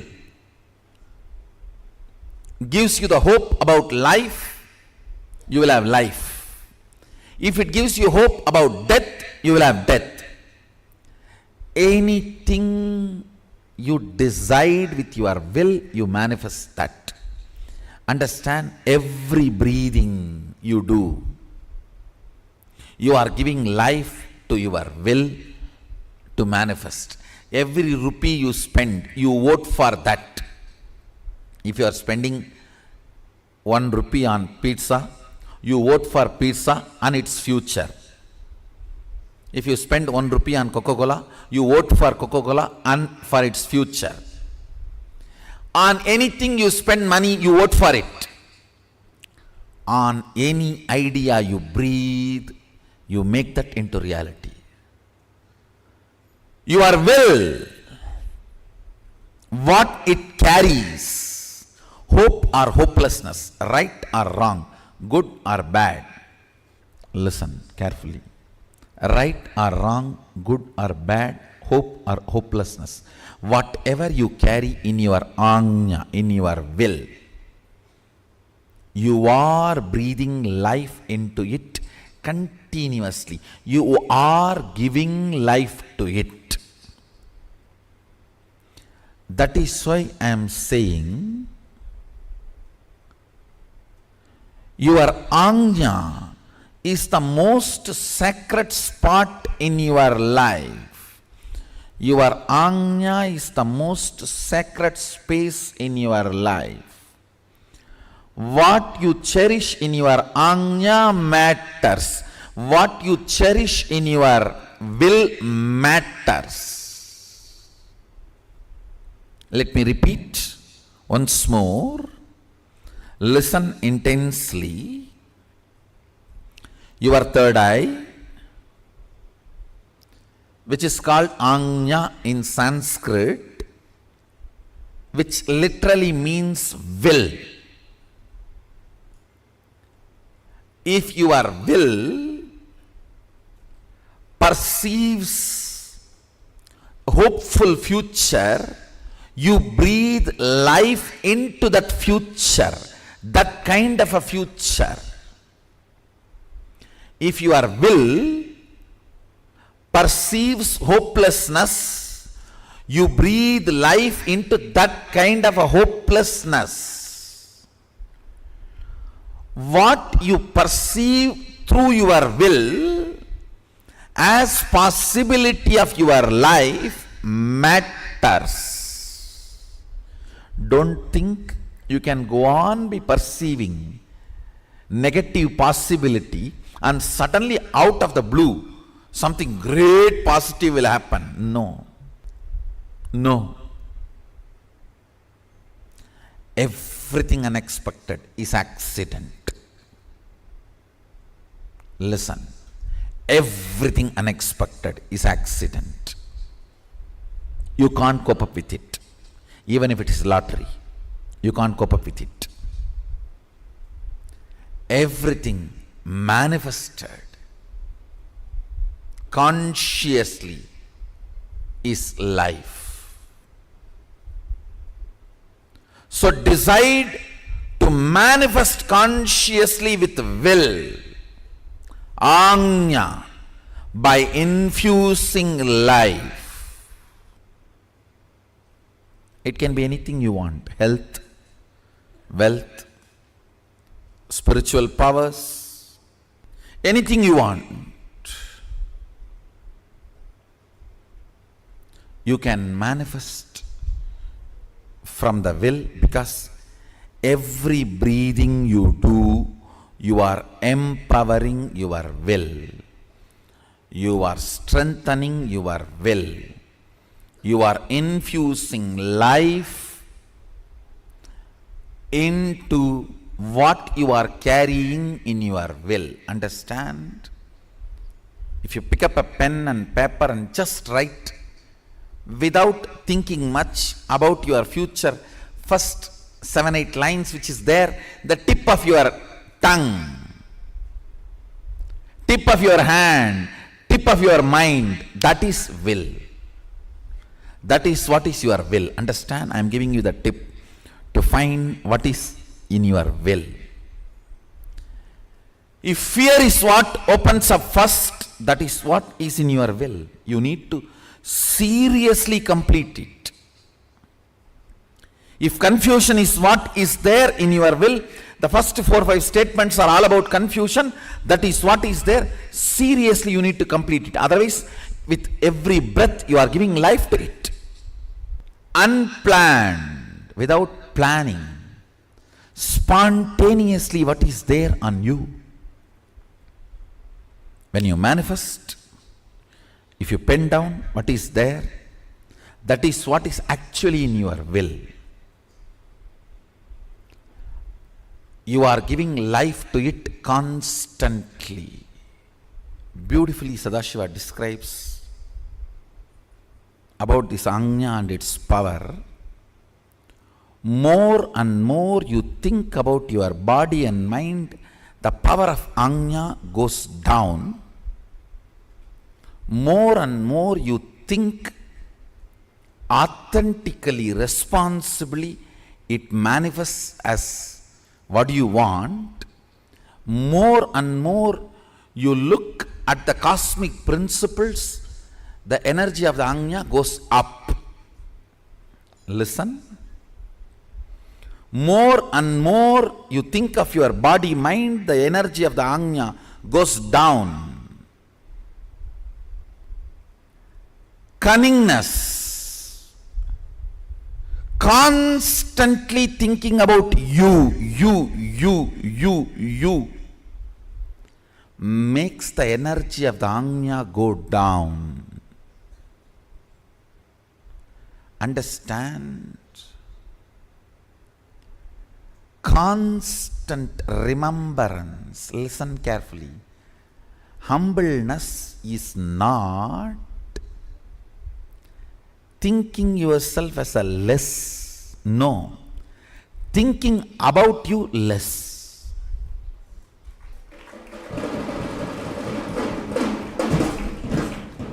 Humbleness is not thinking yourself as less. Listen carefully.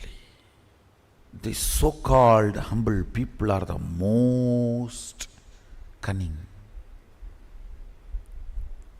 The record says Saguni used to be very humble. Very humble.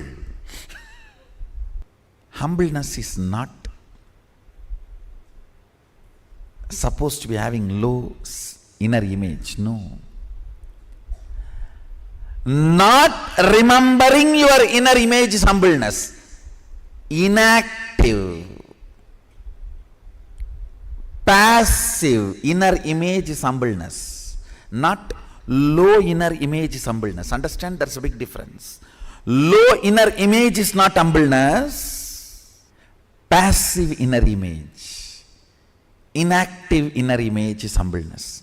Inner image from which too much of thought currents are not released. Very passive. That is humbleness. Intuition, melting the wax, and how it relates to the 25 states of consciousness. Yes. Listen.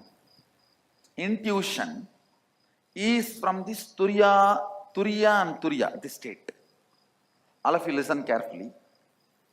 Whenever, whether swapna, dream or waking state, come near this Turiya and Turiya, the intuition is experienced. It is like a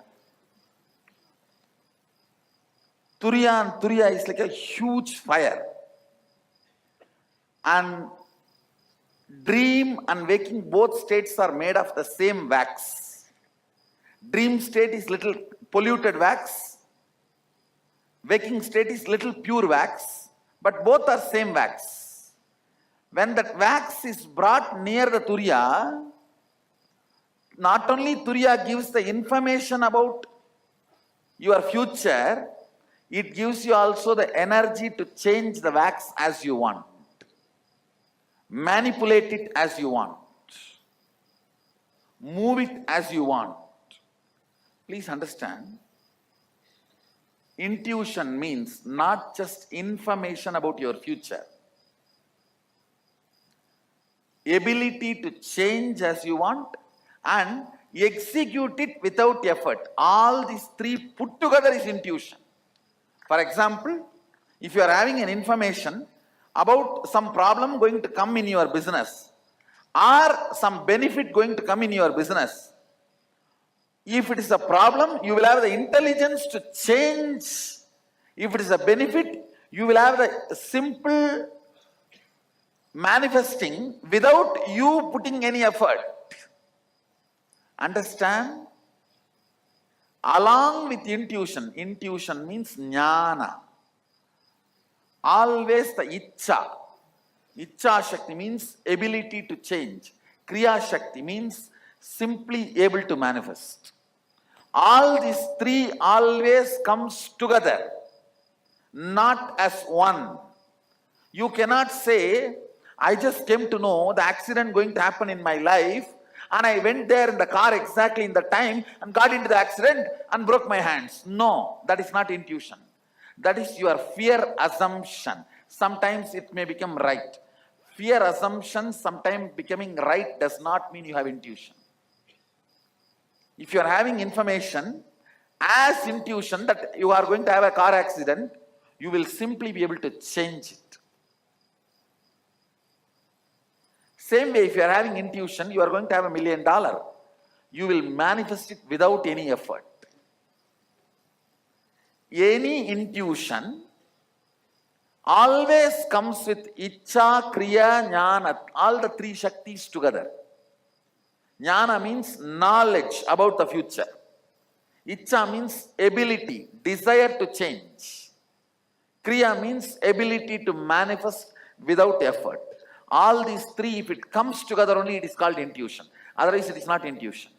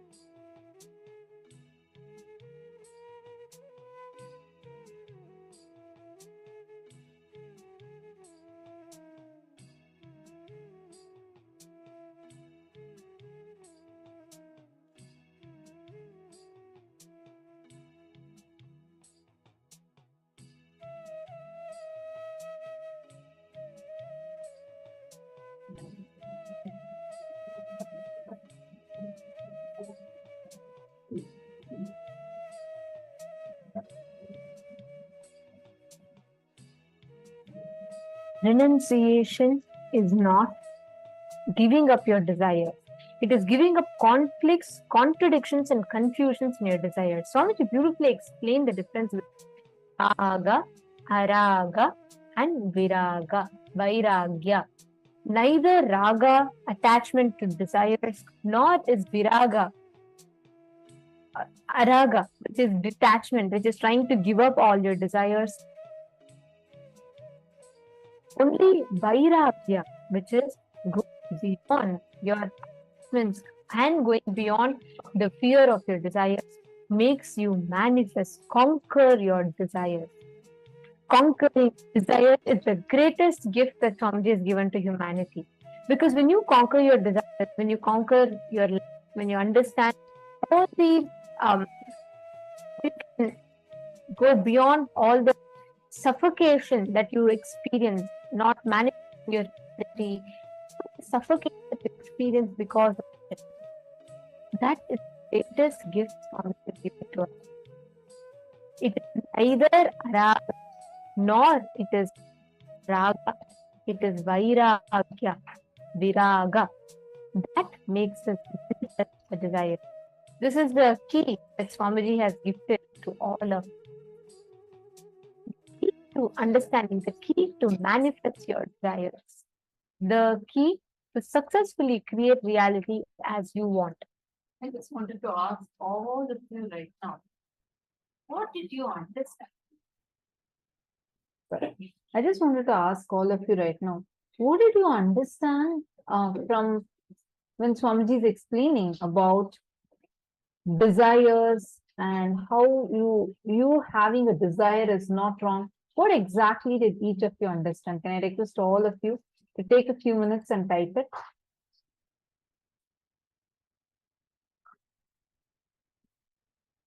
Please take a few minutes and type it.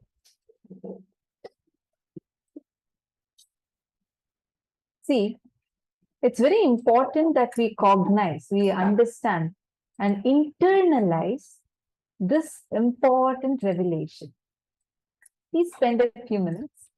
I request all of you, just take a few minutes and internalize what Swamiji has just revealed to us. Having desires is not wrong. Usually we are taught, oh, okay, you become a spiritual person. So renounce. When we think that, oh God, why should I renounce? I just want to enjoy my life. I don't want to renounce. Well, renouncing is not about renouncing your desires. Having your desire is not wrong. If you don't have desire, how will you exist? How will you breathe? Desires are not wrong. You're breathing because you want to exist. You have a desire to exist. So you cannot live without desires. Swamiji is not saying live without desires. Swamiji is saying purify your desires. Having conflicts, contradictions in your desires, make your desire right or wrong for you. How many of you have felt so far? I clearly, okay, Manandama is saying, I clearly saw that I thought I should not have desires project. Good, because usually we all always have a thinking that way. We all tend to think in that manner. Sorry, I see a lot of cameras turned off. Ma Ganapati, Yuping Au, Franca Rest, Ma Susan, Ma Vijay Svarupa, Ma Kriya Yogini, Hongzu, Chui Rongyan. Can I have all of you listening, please? Can I request all of you to please kindly turn on your cameras?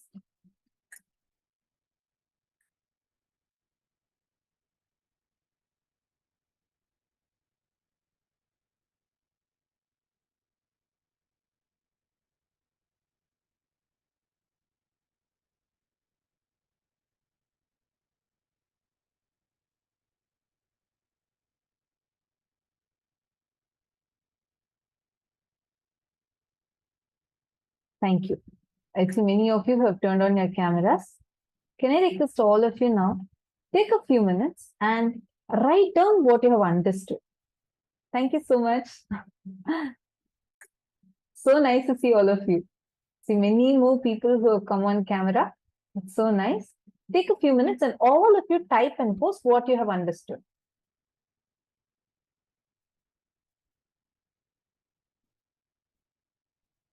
Nithyanandam, Preet San, Ma Nitya Jnana Pradayini, Radha Rani, Ma Maria, Nithyanandam, all the participants who are watching, all the viewers that are watching us on YouTube, Nithyanandam to all of you.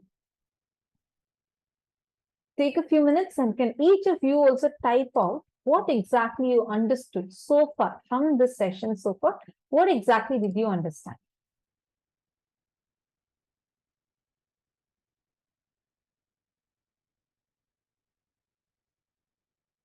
Okay, see some questions. I'll attend to the questions. First, I request all of you type whatever you have understood, and we'll give you all some time so that any questions you have, you can ask during that time. Right now, first, all of you type down clearly what you have understood.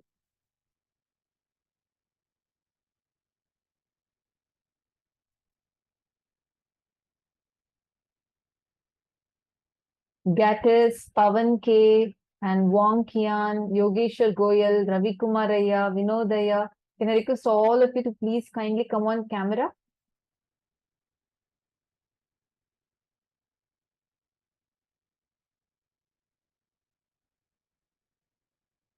Okay, thank you, Danyar Bhattiyaraya. I see your understanding that you have posted.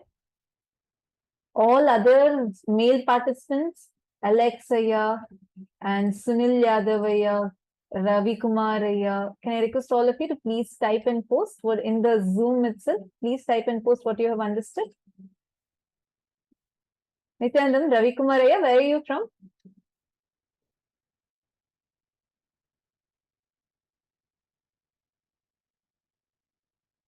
You cannot unmute. You can type and put it in the chat. But we have like 10 rooms, so we don't have the facility of hearing you, but we can see your chats. Ruti Tirupaya has also posted. Good. All of you take a few minutes. Come on, Dr. Murli Ayya. Take a few minutes and type the gist of what you've understood. Okay, Geronimus Ayya has posted. Shane Dennis and Jian Chan, all of you have posted. Good. I see that now all of you have understood. See, listen carefully. Now, the desires we have, as all of you have posted, these desires are not wrong, but the contradictions, conflicts in our desires make the desire wrong. For example, first we need to first understand how the things that we are holding on to. See, when we say renunciation is not about giving up on your desires. It's giving up on conflicts, contradictions, confusions in your desire. And take a strong decision. Now take a strong decision inside of you. Decide that if anything that can be removed in me, removed from me, I will not become powerless. I will not become depressed. I will not lose anything. I will not be lost. I may not even remember that I had it in my life. Like this, how many such things are you able to see in your life? Take a few minutes and start penning them down.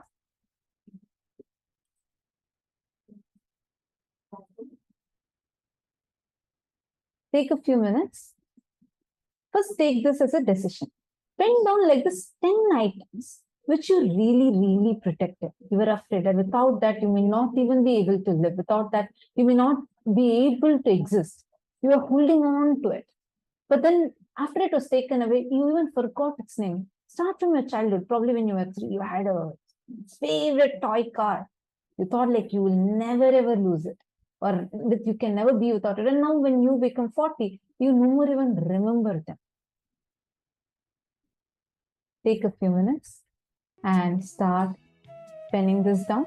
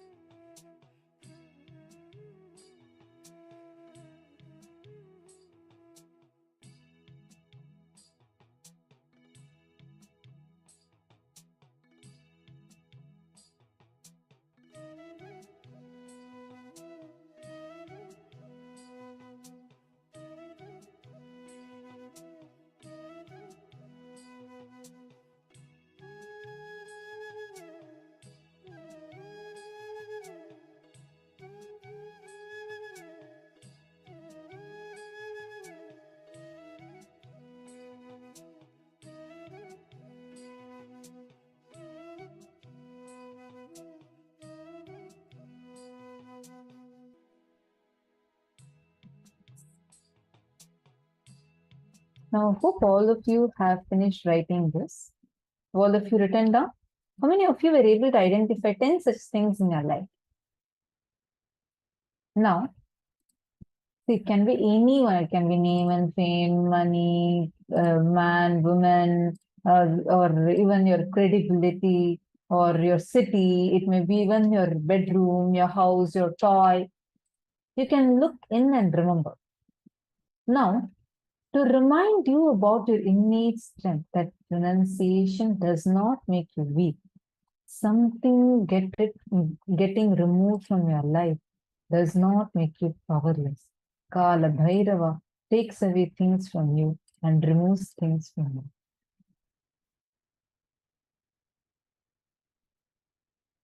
Now, we all listen to Swamiji revealing about this. Now, take a decision. And actually, if any of you have any questions, you all can post now. Just put it as question and put it in the Zoom. So if any of you have questions, you can take your questions now before we move to power manifestation. The conflicting desires, contradictory desires, will actually be working on this on the day of wealth, when we are going to be doing the wealth manifestation, which will be on September 7th, on Krishna Janmashtami day.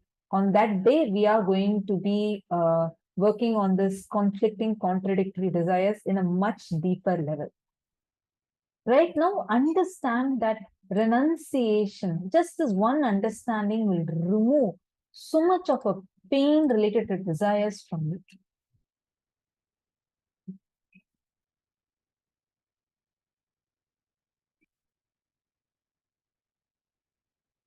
Can I request all of you now? Take a few minutes and please post if you have any questions.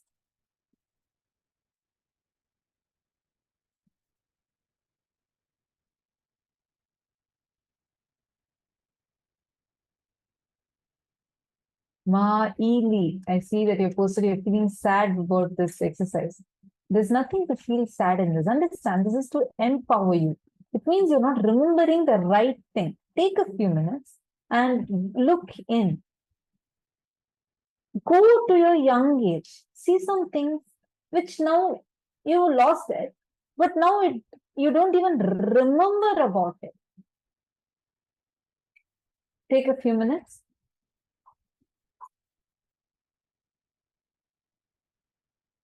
All right. So now with this, I think we can move now to the power manifestation session.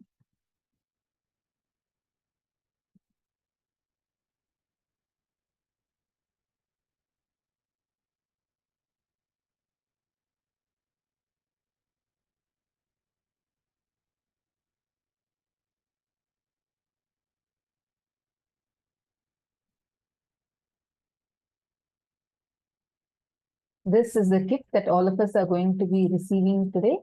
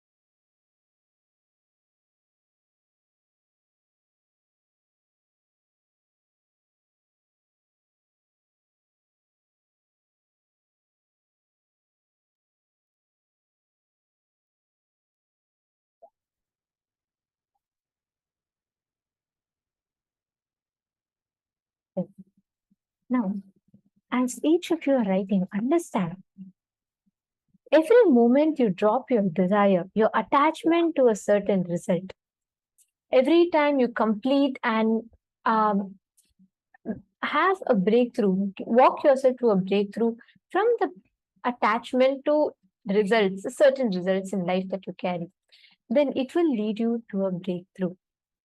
Please understand, every one of you that are sitting here, all of you, when you just walk yourself through all the fears and when you walk out of it, you will experience a breakthrough.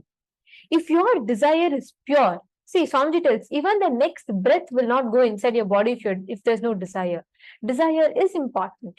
So you need to be complete with it. You don't need to try to suppress a desire. You don't need to try to ignore a desire. That's not what is needed. All you need to do is just complete with that fear and greed factor that chases each of your desire back and forth. That's all is the key. And that will ensure that you have a breakthrough in the way you manifest. Now, let us enter into the next round of power manifestation. In this round, what we are going to be doing is, each of you are going to be connecting to one partner. Whoever has, they can give you any date, right? And you're going to be identifying what is the exact happening, events that happened on that particular date in that particular person's life. Please take a few minutes. I request all of you, connect with a partner. They can give any date. They can say, okay, on 4th of September 2004, what happened on my life? You'll be able to scan, identify if they had an engagement, or if that was the day that they gave birth, or that was the day they had marriage. Whatever it is, you will be able to identify that exact happening in their life. Just connect to Swamiji. You will be able to see it appearing on the Atma Murti. Please chant the Mahavakya and let us start the manifestation. Paramashivoham. Om Nithyananda Paramashivoham. Om Nithyananda Paramashivoham. Om Nithyananda Paramashivoham. Om Nithyananda Paramashivoham. Om Nithyananda Paramashivoham. Om Nithyananda Paramashivoham. Om Nithyananda Paramashivoham. Om Nithyananda Paramashivoham. Om Nithyananda Paramashivoham. Om Nithyananda Paramashivoham.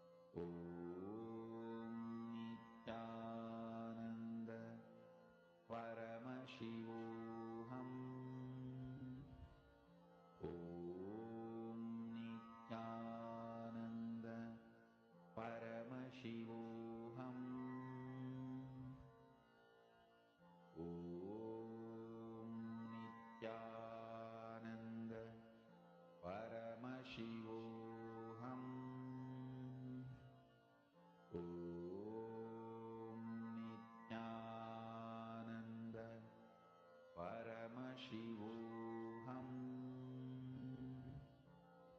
Om Nithyananda Paramashivoham. Om Nithyananda Paramashivoham. Om Nithyananda Paramashivoham.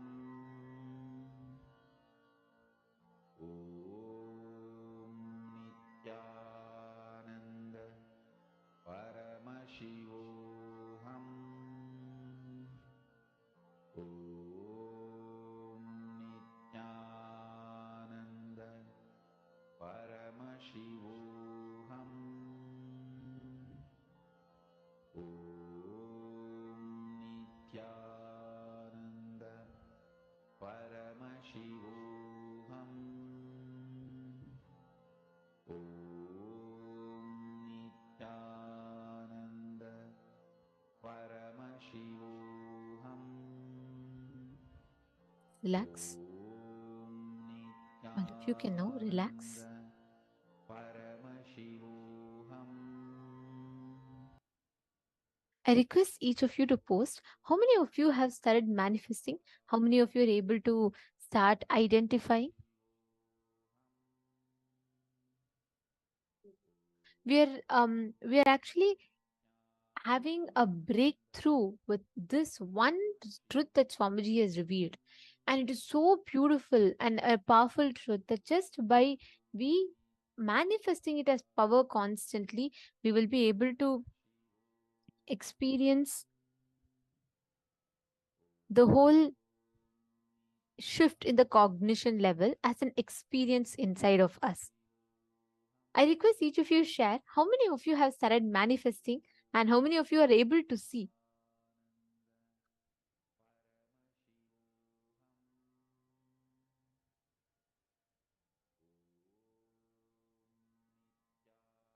Beautiful.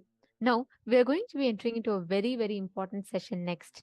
We are going to be understanding about the time-space continuum and what it does it mean and what does it stand for. So let us listen to the revelations now.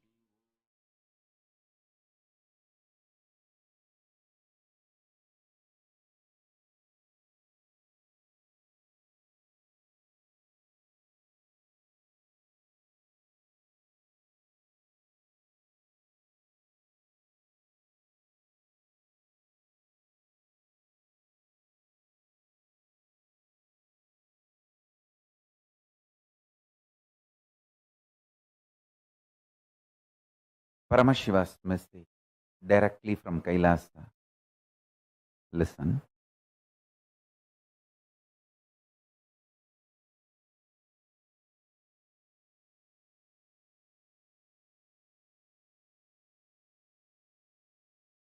Time and space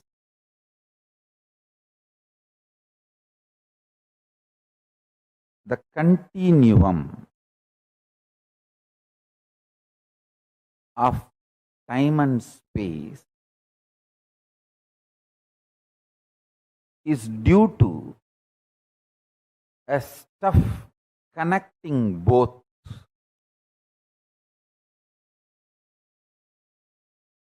That stuff is called Maya Tattva in Vedic tradition. It is not there, but it is there.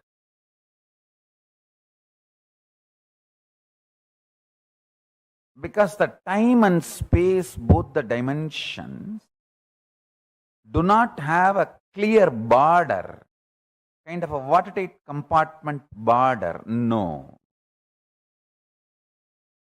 Understand this very intensely.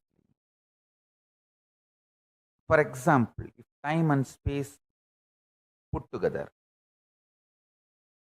is 100 meter, consider an 100-meter cloth as time and space. For some people, 60 meter is time, only 40 meter is space. For some people, only 30 meter is time, 70 meter is space. The time and space continuum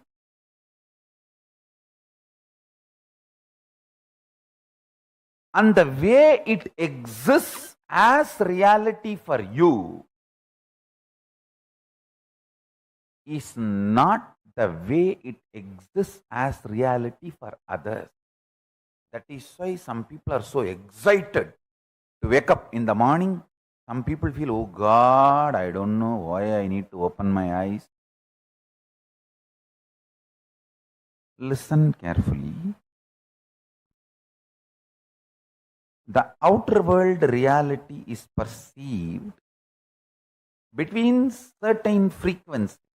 Like I gave the example, 20 hertz to 20,000 hertz sound only can be perceived by any normal human being.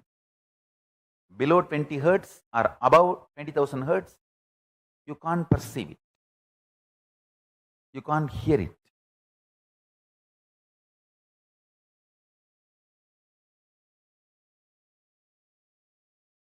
Just like the sound, below the 20 hertz, above the 20,000 hertz can't be heard by normal man, but it can be heard by extraordinary capability. Same way, this reality which all of us are commonly sharing with the word called world. This is also between certain frequencies. For example, we will give the same like sound, 20 unit Maya to 20,000 unit Maya. It's only an example I am giving you. Between the 20 unit Maya, 20,000 unit Maya, the hertz for sound, Maya for the reality, I am using Maya word as a unit for reality. Between 20 unit Maya to 20,000 unit Maya, all of us common human beings can experience it as world, as reality. If it goes below 20 unit or above 20,000 unit, you start manifesting powers. Listen. If you unclutch intensely, it will go below 20 unit Maya. You become pure intense. If you go above 20,000 unit Maya, you become pure devotion, feeling connection. But in both you experience oneness. Suddhadvaita Sugabodham. One beautiful thing. This clarity, whether you unclutch and reach below 20 unit Maya or practice devotion, feel connected and reach above 20,000 unit Maya, you experience the same oneness. Sutta Advaita Sugabodham.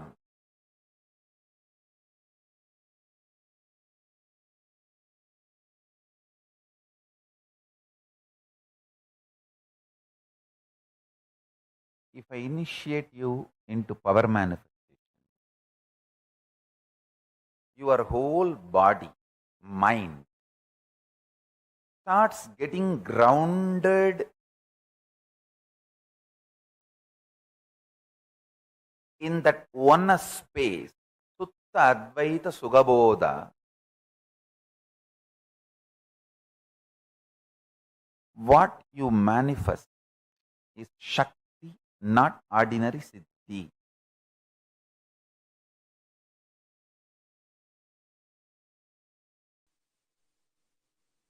Listen. The higher dimensions, when they enter consciously into the lower dimensions, they manifest as powers. Unexpected positive turn of the events and the reality you experience. You can name it as miracle, you can name it as power, you can name it as a God's grace, you can use any name you want, but the greater science, the cosmic science is the higher dimensions entering into the lower dimensions. For example, length, breadth, depth, time, space. If the space dimension enters into time, time literally manifests everything space wants. If the time dimension enters into depth, depth manifests everything time wants. Understand? This length, breadth, depth, time, space, all these dimensions are independently intelligent, alive, able to make their own conclusions and respond within their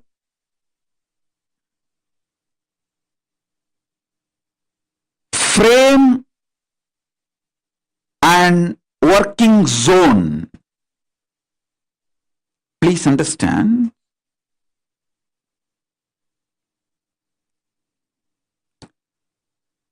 The length dimension is responsible for your logic, rationality. The breadth dimension is responsible for your ability to feel the emotions, feeling connections. The depth dimension is responsible for you making cognitions, powerful cognitions about life, beyond your logic and emotions. I am mapping the cosmic dimensions into your practical every day-to-day experience. Listen.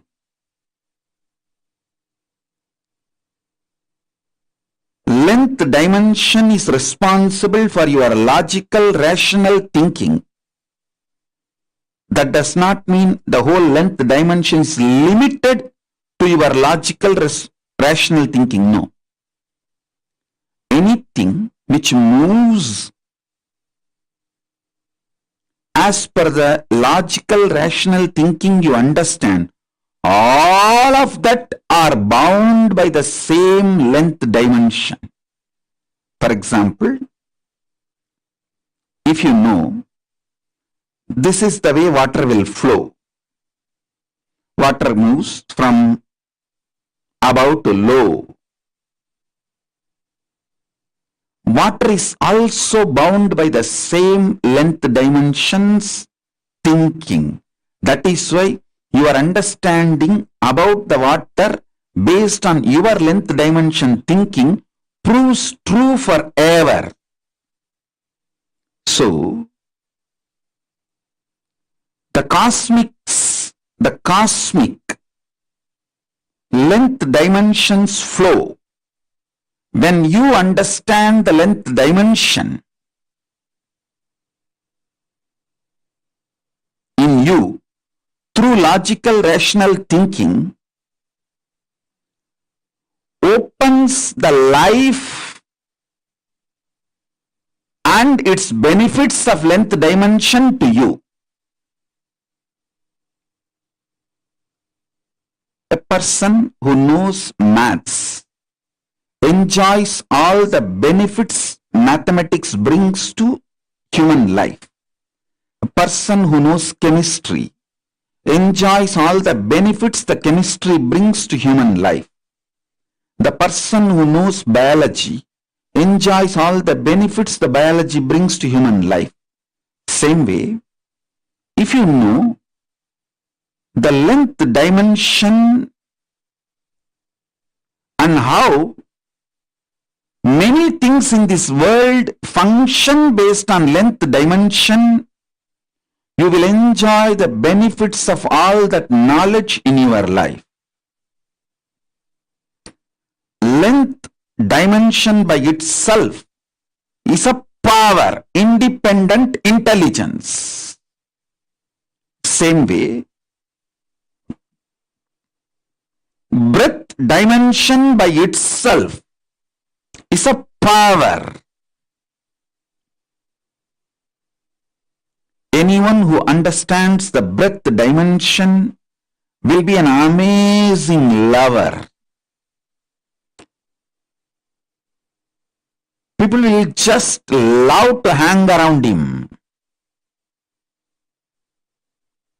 He will be an amazing, a powerful magnet, radiating love.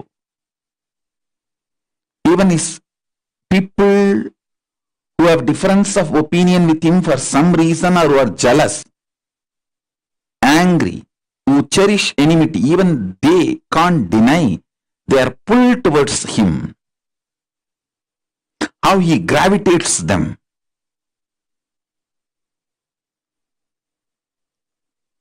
A person who understands depth dimension of the universe has access to everything which functions centered on any principle.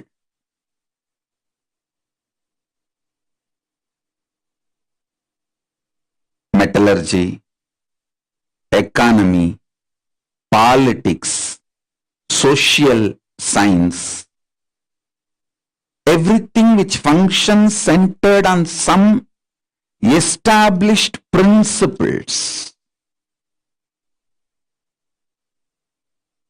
some deep cognitions. See, your doctor may prescribe drugs from different pharmaceutical companies. One doctor may give paracetamol from one company, another doctor may give the prescription from different pharmaceutical company, but the fundamental principle, cognitions, will be same for all the doctors who are pro-life, life positive, who are oriented, who are focused on treating the patients. Understand? I was studying why Americans trust Indian doctors. You should know, Indian doctors are the most successful doctors in US, not just in number, are making money, trusted by the patients, because fundamentally they don't compromise on the health of the patient. They don't, you can't buy an Indian doctor easily. I'm not saying the other culture doctors can be easily bought over. No, I'm not saying any of that. Don't make negative inference. I only wanted to say the statistics available, data available proves not only big pharmas are not able to buy Indian doctors to do unethical practices, the patients also have a high trust for Indian doctors when the patients have choices. Even if they have to travel long distance or take few more steps, they opt for Indian doctors if the Indian doctors are available. That was a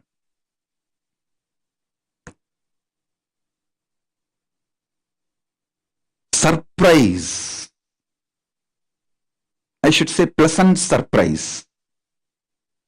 Because fundamentally,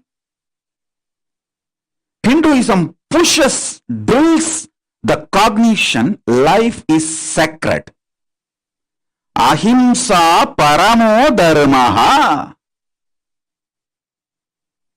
Make money within the framework of non-violence. Do not violate the fundamental principles of life. So understand, every dimension, when it enters into the lower level dimensions, it manifests intense power. Now, I want you to understand,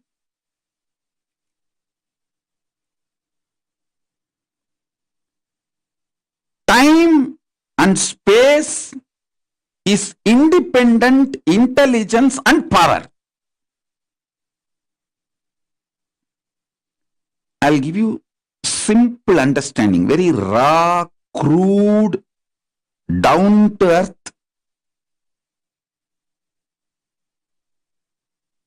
Simplest understanding. You just try to internalize this one understanding. I'll help you to go through the whole initiation and make you manifest this power. I commit with you. Just understand this one. Time is as alive as your skin.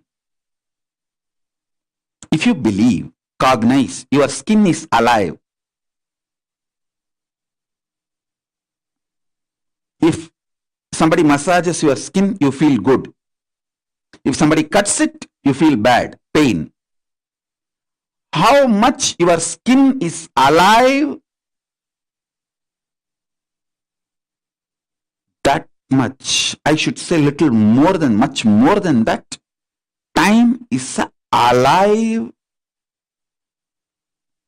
skin of the cosmos. Listen, where your skin ends, the skin of the cosmos, which is called time, starts. Actually, your skin and the skin of the cosmos both always touch each other. You can't be away from cosmos. Understand this?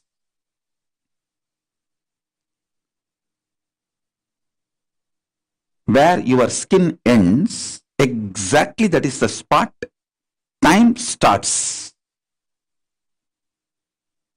Time is the skin of the cosmos.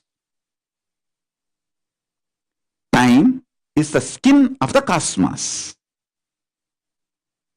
How you have a nervous system which passes the thought currents inside you, same way the cosmos has a nervous system which passes its decisions and thought currents, that is the space. Your skin is alive. Your nervous system keeps you living. The equivalent of your skin for the cosmos is time. Equivalent of your nervous system for the cosmos is space.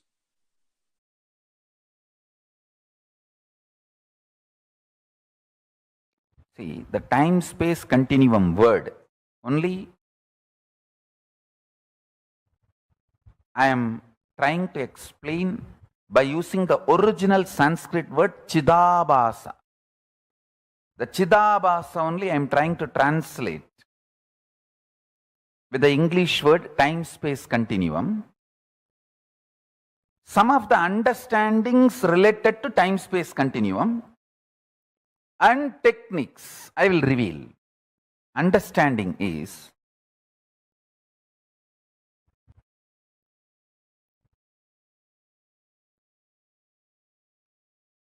simple conscious will persistence, conscious decision. Decide, today I will not be tired. That's all. If you decide, I will not be tired for ever, immediately one part of your mind, you have inside you, your automated artificial intelligence version of your wife sitting. How many times you told the same thing, you did the same sankalpa, you tried, and how bitterly, utterly, stupidly you failed? Keep quiet.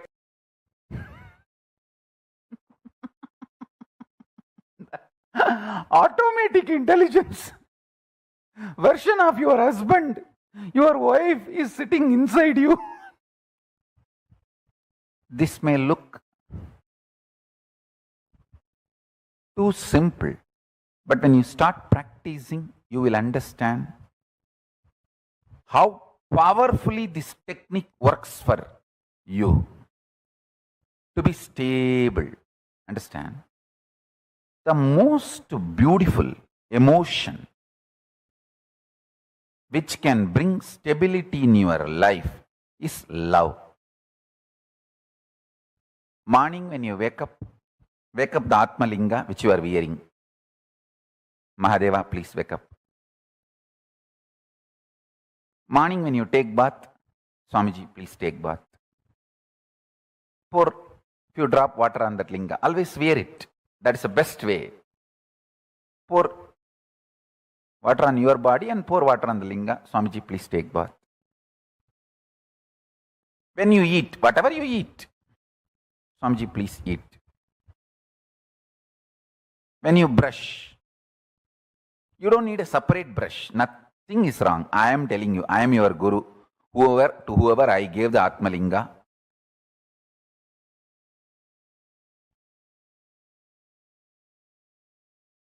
maybe you don't need to put the same brush on the Atmalinga, but take little Hariteki powder and put it on. Swamiji, please brush the teeth.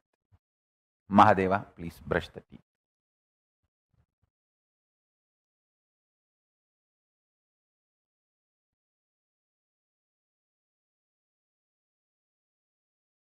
Too simple. And when you are falling asleep, tell him, Mahadeva, please sleep.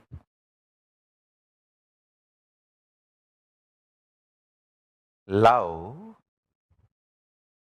manifests that Chidabhasa, time-space continuum in you, sweetly and beautifully.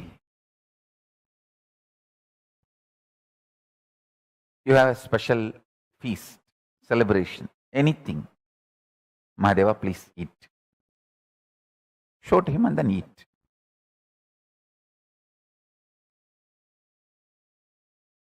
Start this. It is too simple. Time-space continuum.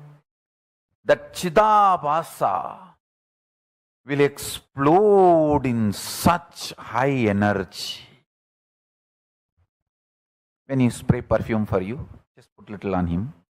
Mahadeva, very good perfume. I got it yesterday. Lipstick, just put little, nothing wrong. Whatever I am enjoying, I have to give. This is what my gurus taught me. And I have enough Shastra Pramanas to prove what I am saying is right. Whatever you enjoy, offer it to him and enjoy. If you are lying on your couch, tell him, Mahadeva, just lie down, rest, enjoy this sea beach. I tell you,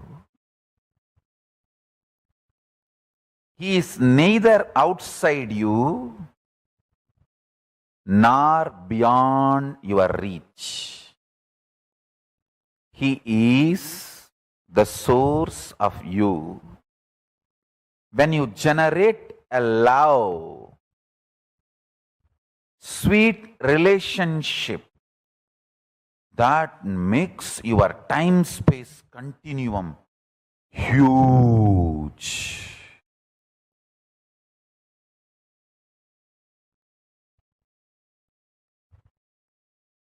Huge.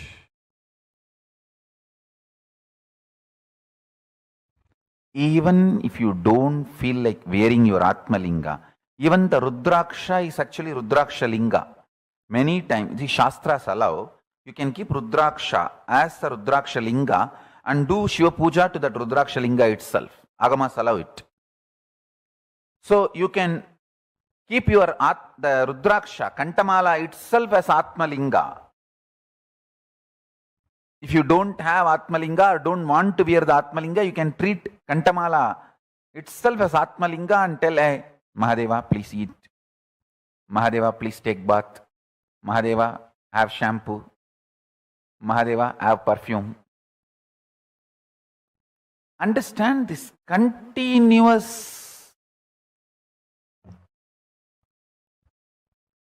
love continuum will make your Chidabhasa powerful. Your Chidakasha will become strong. And the time-space continuum will expand. I tell you, this attitude, this will start building everything. People who lived around me can remember very clearly. Even if some book is printed, invitation printed in our Kailasa, in our Sangha, and first copy is brought to me, first I'll take it and put it on Atmalinga. I always have Atmalinga on my body. Whenever, if I am not wearing it, it is there in the Ananda Gandha. I'll put it on Atmalinga and say, Paramashiva, please have it. I tell you, that will bring such extreme sweet relationship. And you just see, even if you start understanding, he is watching over, he is continuously seeing you, that is enough to make you fall in love and explode in love. I have seen people, the moment they know I am seeing them, they just go crazy with love.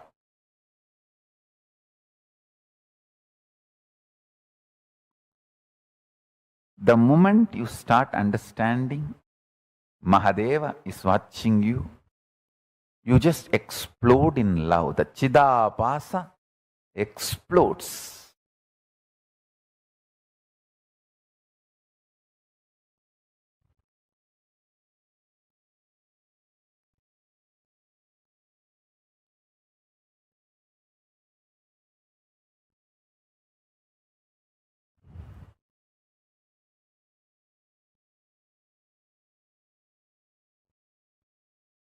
Vyutpatti of the word Chidabhasa means the explanation of the word Chidabhasa, Chita Abhasaha Pradivimbaha, reflection, and the source of Chit, consciousness, Buddhavatma pradivimbe jivaha jive. The source and reflection of consciousness chit in the buddhi, in your being, self. Buddhi vritti chidabhasau idi vedanta karika. This word chidabhasa is used in Vedanta Karika as buddhi vritti chidabhasau.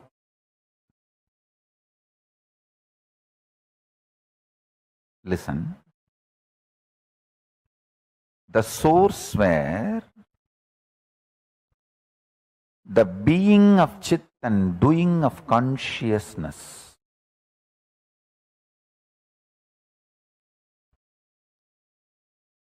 is felt, manifest, chidabhasa. First few days only it will be like a monologue. You are talking to Paramashiva. Just after a few days you will see that he is responding in your inner space. You just know he accepted your food. You just know he is happy with the cold shower you gave. You just know he is happy with the perfume you gave. The love starts becoming complete circle. You give, he showers. You give, he showers. That whole ecstasy starts. I tell you. He always showers. He always showers. He always showers.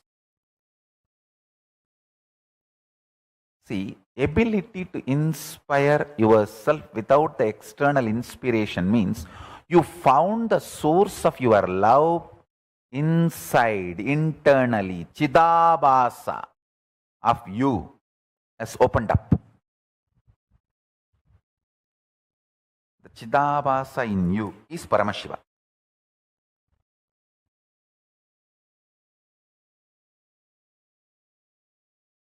I'll be absolutely integrated to all of you. Let me give you the first truth, powerful cognition from today. It got revealed into me in Tamil, so I'll recite as it is, then I'll translate. Agachar budamayum, புறச்சார் புடமையும் பரம்பொருள் நிலையே என பரம்பொருளுக்குள் நிருந்து நீரு Hindu. That's the word got revealed. நீரு இந்து. தன்னை தன்மயத்திற்குள் இருப்பார்க்கே தான் தானே வெளிப்பட்டு தன்மய சக்தியெல்லாம் பொங்கி பிரவகிக்கும். Let me translate in English. Understanding the inner dependency or outer dependency for your existence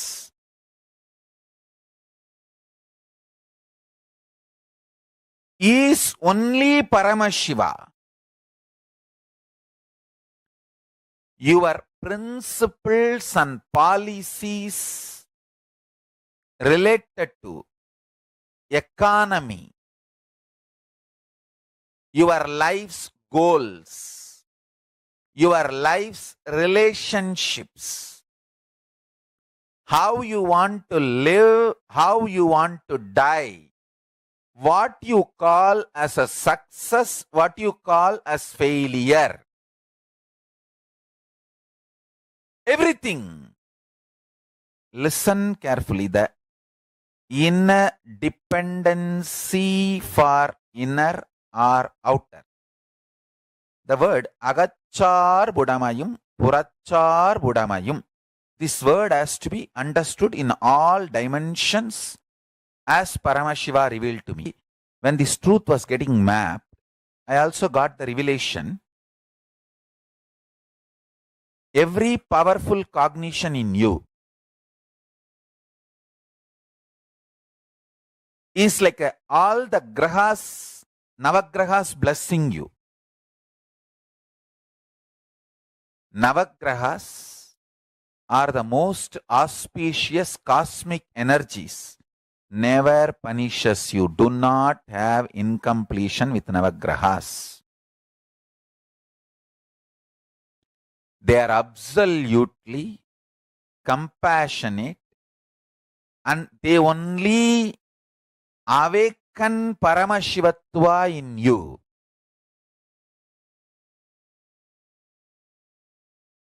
They only manifest Paramashiva in you. Listen carefully.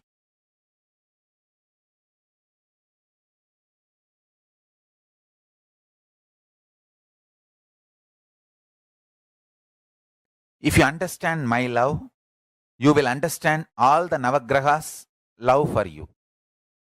Now, I'll give you the example. I told many names. Don't think I do not train them.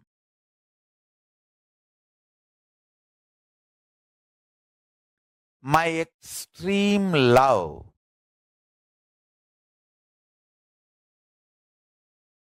compassion, whenever I see they are dependent on wrong things for their internal, external centering, I correct them. That correction is not because I hate them, but because I love them deeply. Same way, Navagrahas, sometimes Shani may remove some relationships or wealth from your life. That doesn't mean he hates you. That means you have a blind spot there. Your inner dependency and outer dependency is moving away from Paramashiva, which is not good for you. So he removes them and makes you centered on Paramashiva.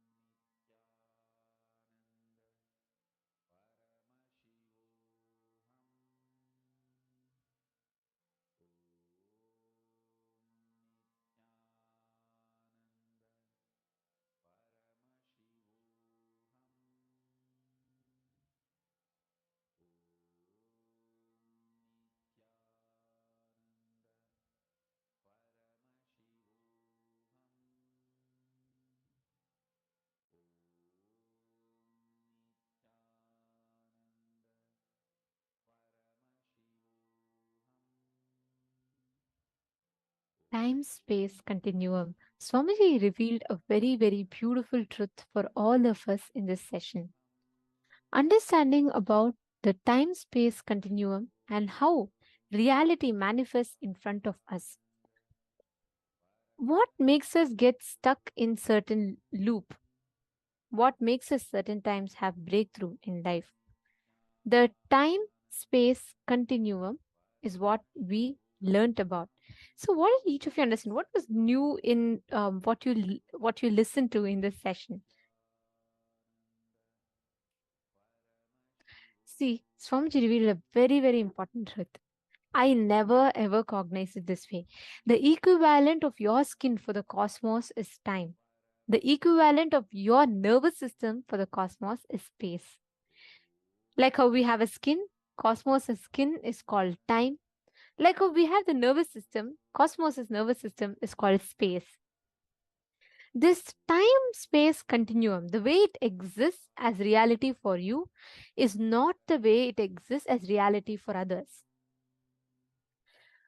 Okay, tell me one thing. How many of you have experienced this moments where you are spending time with someone you really love? Okay, you are just starting and you feel like you just started speaking and already 2 hours have passed. You feel like, time went too fast. You don't even know how time passed. How many of you have had that experience? How many of you have experienced that?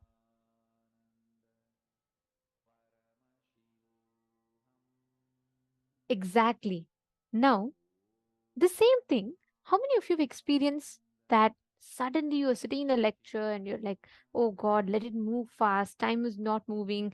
This clock is not moving at all. It is just 1 minute, time is not at all passed. How many of you felt that friction? Yes. See, the way time occurs for us, please listen very carefully. Time, the way the unit of time occurs for us is not the same way time occurs for another person. There's a big difference.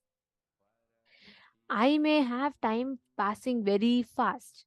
Let's say, for example, another participant. Okay, in front of me, Ma Fatima Dehestani is there. So let's say that. So now for her, let's say time is moving very slow. At the same time, for Ma Vidyamayi, time may be moving super fast. The same 5 minutes, the last 5 minutes could have been something that I felt like its time is stuck. For Ma Fatima, time might have been fast. For Ma Vidya, my time might be stuck. For each of us, the same time space continuum appears as different reality. The ability to understand the reality of how time appears to us is only a delusional understanding that makes you beyond time. See, you feel you're bound by time as long as you are depending on external sources for your inspiration, for your joy, for your motivation. The moment you understand that you don't need to wait for external source, someone from outside to come and inspire you.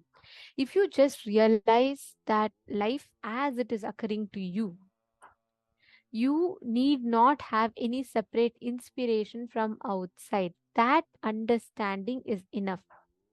You will manifest the space beyond time.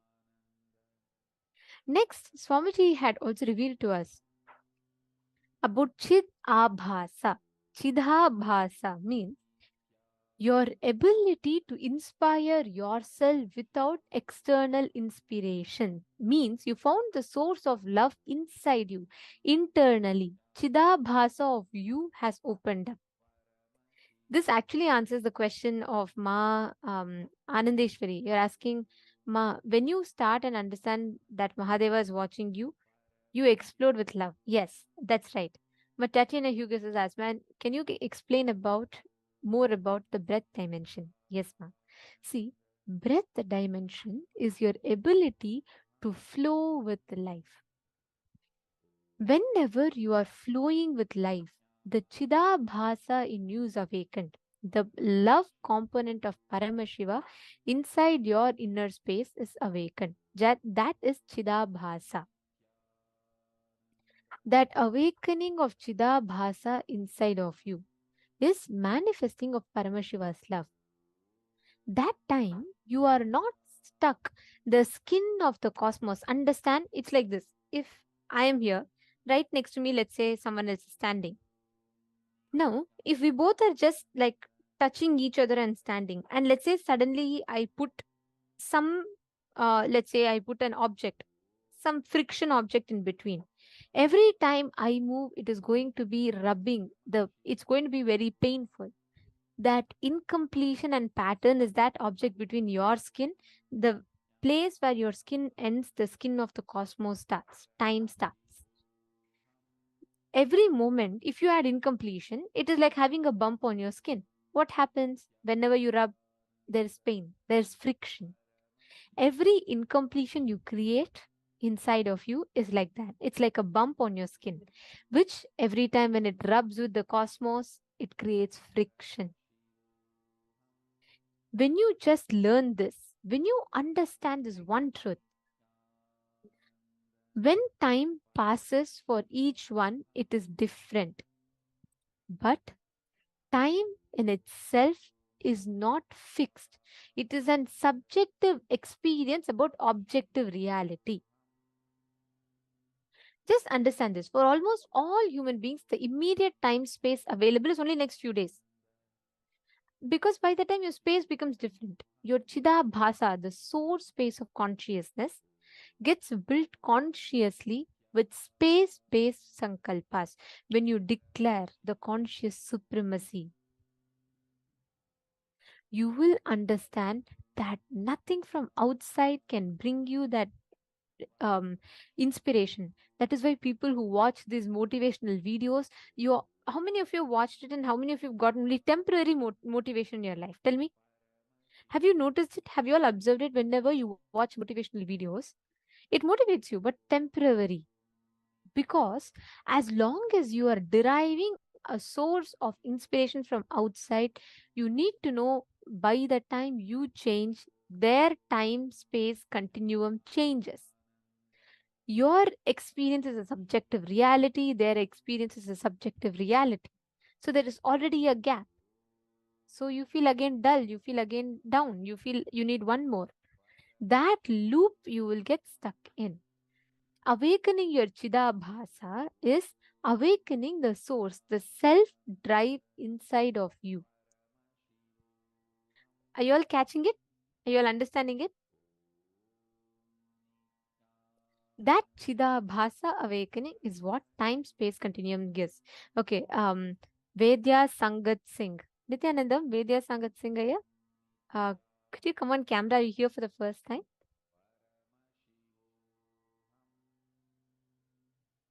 Okay, so he's asking, how does this relate with people who are adharmic? How to approach love with those type of biological family members?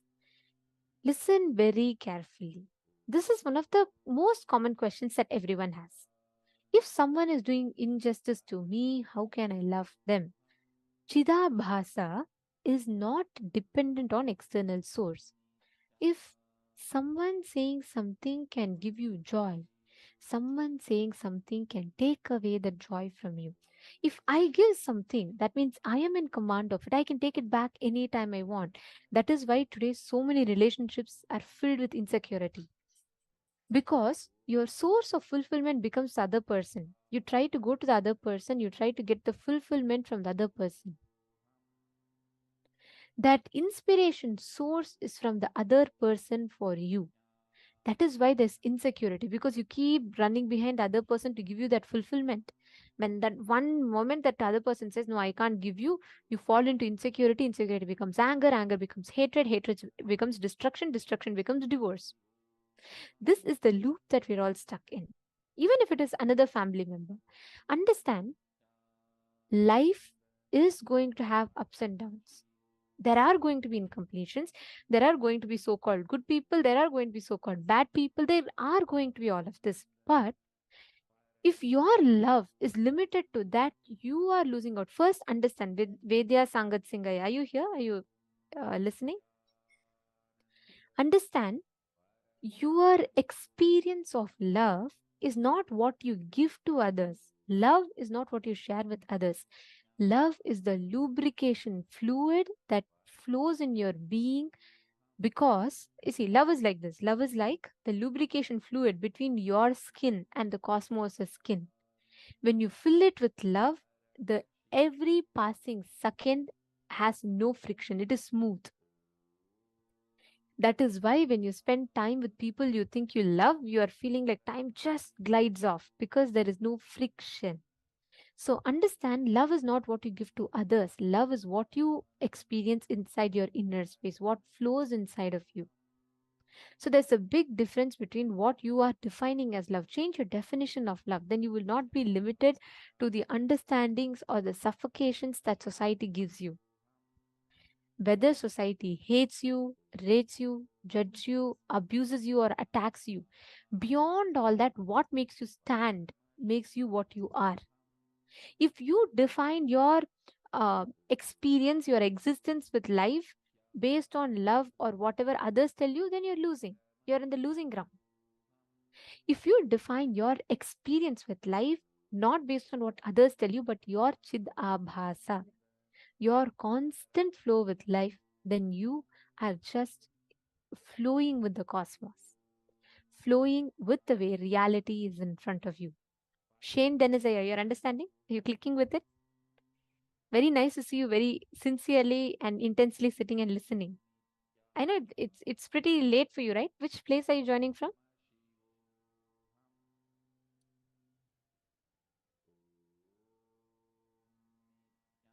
Okay, Oklahoma. All right.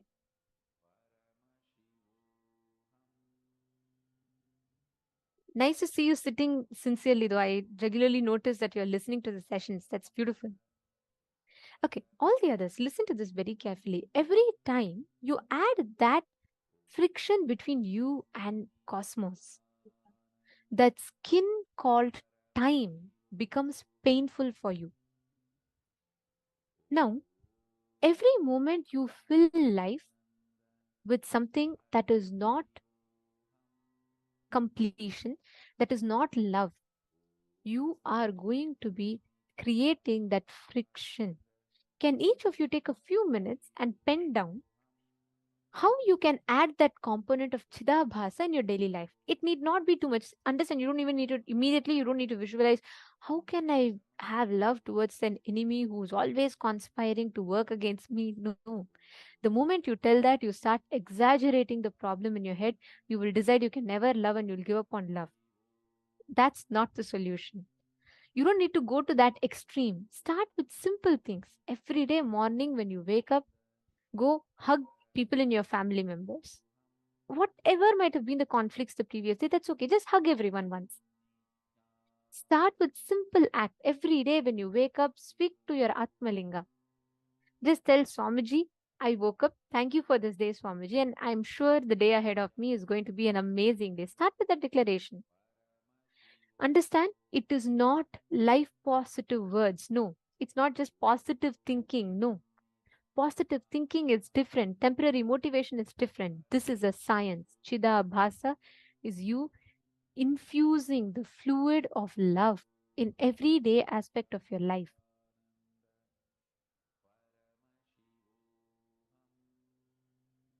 And every moment when you manifest life with that love, time just glides. Have you all seen in river, there are two things you can notice.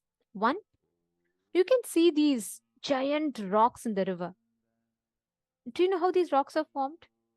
Yes, like we all learn in science. River keeps flowing through it, flowing through it, flowing through it. And as river flows through it, the rock is firm. So the river keeps hitting, and the rock slowly keeps chipping. That's how rocks are formed in the riverbed. There's a reed in the river. Have you all seen these plants? These plants flow very smooth. The direction that the river flows in, the plants automatically bend. So the river keeps flowing and the plant also bends and grows in that direction. You have two options. You can be like a rock in the river. Every moment that life passes, it will be painful. Life will keep hitting at you because you are going to be stuck to a certain incompletion. Or you can be like a reed in the river. You can just bend in the direction as life flows. You can just go along with the flow of life. Then you will just be flowing with life. Life will not be painful occurrence for you. Are you all catching this difference?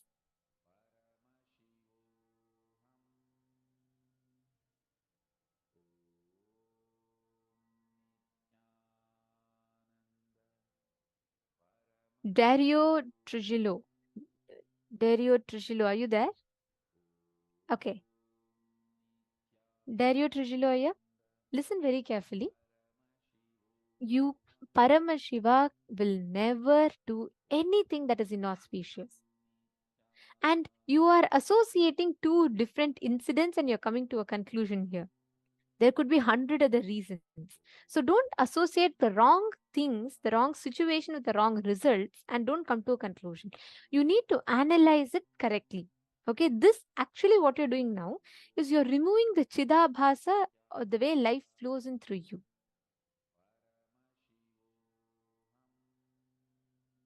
Okay. Now, with this understanding, I request every one of you to pen down where all in a day can you infuse Chidabhasa in your life. Can I request every one of you to post where all do you think?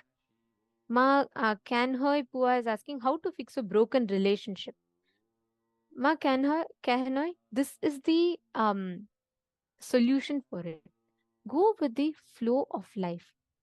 Don't try to go against the current of life. It reminds me of a very good joke Swamiji tells. Once a man hears in the radio breaking news. He hears that there has been in the highway, there's been one car that's going against in the opposite direction in the one way, and there's a big havoc, and the car is going in high speed and it's uncontrollable, and it's causing a lot of accidents, and this breaking news is going. Husband feels deeply concerned because he remembers his wife is going out on the first time drive, that too an important this thing, and she doesn't know proper driving. He's gravely concerned. He wants to warn his wife, so he calls up his wife with great concern. He says, dear, there is a breaking news. There is one idiot which is driving in the highway in the opposite direction and causing a havoc, so be very careful. Wife, understanding her husband's concern, says, yes, but it's not one, there are hundreds of them going in the opposite direction. I am the only one driving in the right direction. That don't be like that. See, if you think you are going in the right direction against the current of life, you are going to end up in a mess. This wife is the one who is causing that whole havoc in the highway, and she thinks the whole world is going in the opposite direction, but she is right. See, understand, every time you declare, you decide to go against the current of life, you are creating an incompletion. Ma kya hui pua? If you just go back, ma, with the decision to look at life with Chidabhasa, see how you can add love in that point. You will see life will become so smooth for you.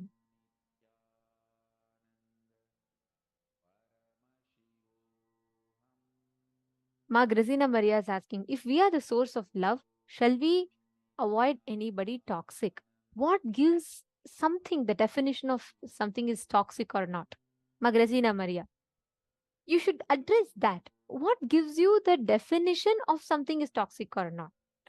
For Mahadeva, for Paramashiva, even poison, he put it in his throat, held it in his throat only to heal people. Even poison, he converted as healing and gave people. See Swamiji's life. Even the worst attacks, he only took it to empower humanity more and more and only succeeded each time. What you define as love, see, understand, all of you understand this. The moment I say love, the moment Swamiji told love, we are all defining it with our understanding of transaction and relationships. No, you do not need a reason to love. I'm not talking about the love that you feel when you see another person. I'm not talking about that. I'm not talking about the love that it's between in relationships. No, I am talking about the love that existence expresses every moment. Have you all seen babies? Just leave them by themselves, they'll have smile. They don't wait. They, even whether someone is there in the room or not, they laugh. They look at a plant, they start laughing as if it's such a phenomenal happening of nature. They do not take existence for granted. That is why the space of a child is so beautiful.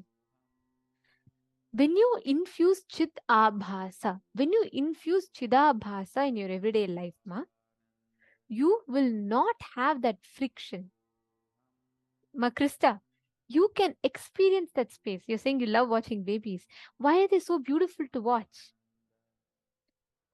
You, even if there's an enemy in front, even if there's a snake in front, that baby will not get afraid.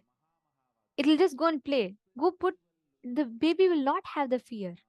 Young children, they don't know fear, they don't know anger, they don't know hatred. Why? Because their being was infused with Chidabhasa.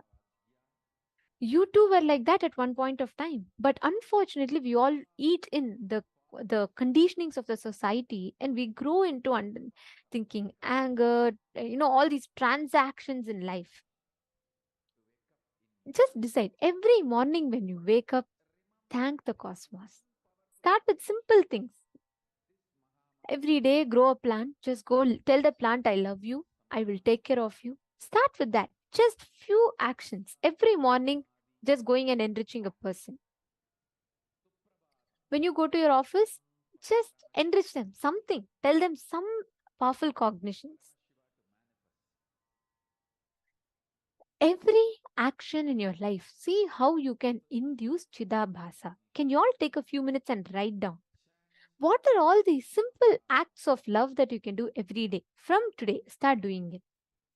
You will see a phenomenal difference, and it's a challenge to you. In less than 21 days, you will suddenly see life will not have any frictions.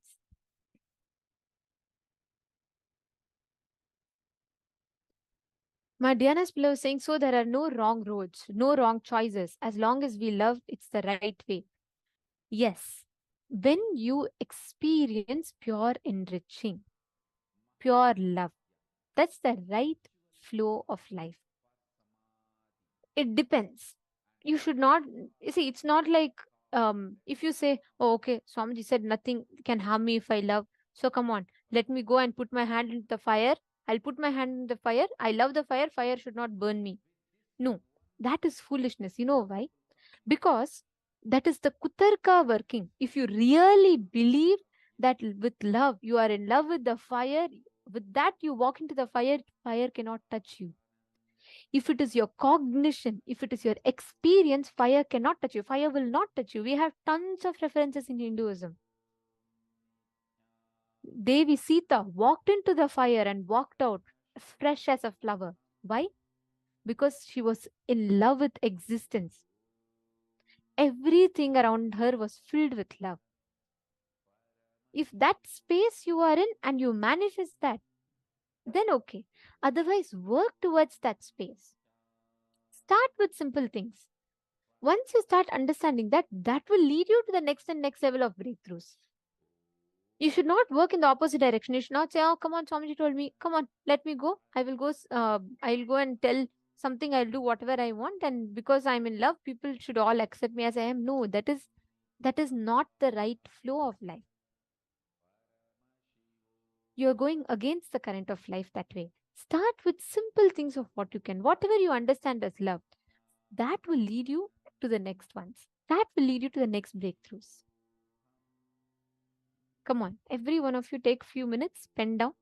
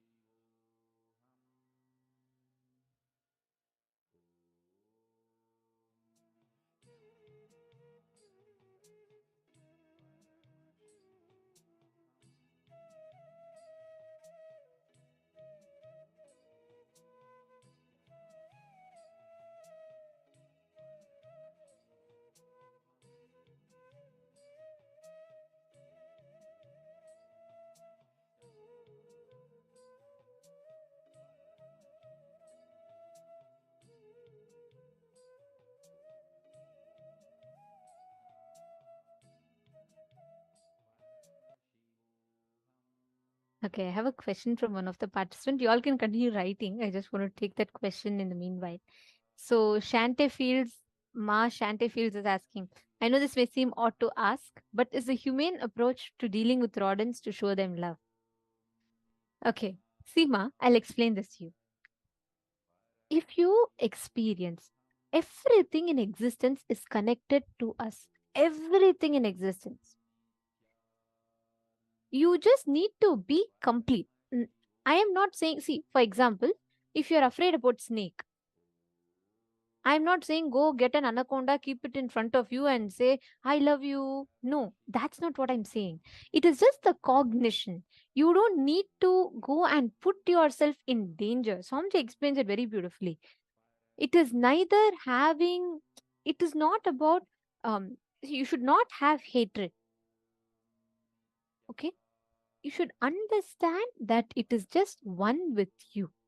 It is just an extension of you. And because it is an extension of you, from that completion, when you deal with it, actually, it will listen. I'll tell you all an incident. There was a mango tree outside Gurukul. Okay. This is in Bangalore. And there was a huge mango tree, a tall one. And all of us kids, we all like mangoes, right? So we all used to go outside and we'll try plucking mangoes from the tree. But all the mangoes in the tree used to grow on the top two layers of the tree. Okay. So we'll have to climb it. And what happened was there were a lot of ants in the tree and we could not climb it. So one day, one group of kids were trying to chase the ants away and they were all like trying to throw mud or something we were doing. And Swamiji happened to pass by that side. Swamiji looked at us and Swamiji said, Hey, what are you all doing? And then we said, Swamiji, there are ants and all that. Swamiji said, how can your hands lift? Swamiji will always tell us, your hand should not lift to harm another being. Your hand can only lift to bless another being and help another being. So Swamiji looked at us and Swamiji said, how can you all raise your hands to harm those ants? They're harmless beings. How can you raise your hands to do that? Then Swamiji explained. Swamiji said, your way, your fundamental operation, the principle of operation with life should be because it is an extension of me. Just like me, and the ant is an extension of me, just connect to it and tell it to give way, it will give way. And Swamiji said, why do you want the ants to give way? Then we said, Swamiji, we want to climb the tree and we want to pluck the mangoes. Swamiji said, when you speak to the tree will give you the mango. Just connect to it. Just tell from the space of oneness, talk to the tree. And I tell you all, we have photos of this in Nithyananda Gurukul website. You all can go and see it as well. Right after Swamiji told, we started doing this in less than 3-4 days. There were absolutely no mangoes. It was not even mango season. In less than 3-4 days, the tree gave the exact number of mangoes that exact number of Gurukul kids that are there, those many number of mangoes the tree gave. And all the mangoes grew in the bottommost branch that we all didn't even need to climb to pluck from the tree. And there were no ants in the tree. We didn't do anything after Swamiji said this, other than we all would go stand in front of the tree and connect to the tree and say, Ma, we want to have mangoes from you. Please give us mangoes. And we'll just request the ants to move. And it is not a joke. Understand, existence is an extension of us. We are all taught to be separate all the time from nature, and we are so out of touch with nature. In our Puranas, go and read. Our Puranas sings the glory of women who told the sun to stop, and the sun completely stopped. The sunset completely stops. We have had such phenomenal beings in Hinduism. Why? Because by our very way we are brought up, we are taught about how we are a part of existence and nature. So Ma Shante feels, see Ma, I'm not saying go and take and go and harm yourself with that by trying to do something with the rodents. But all I am saying is drop your incompletion. The moment you drop the incompletion inside of you, you will see that you will be able to get things clear, that suffocation will not be there. And automatically you will be able to come to the right solution for it. You're understanding?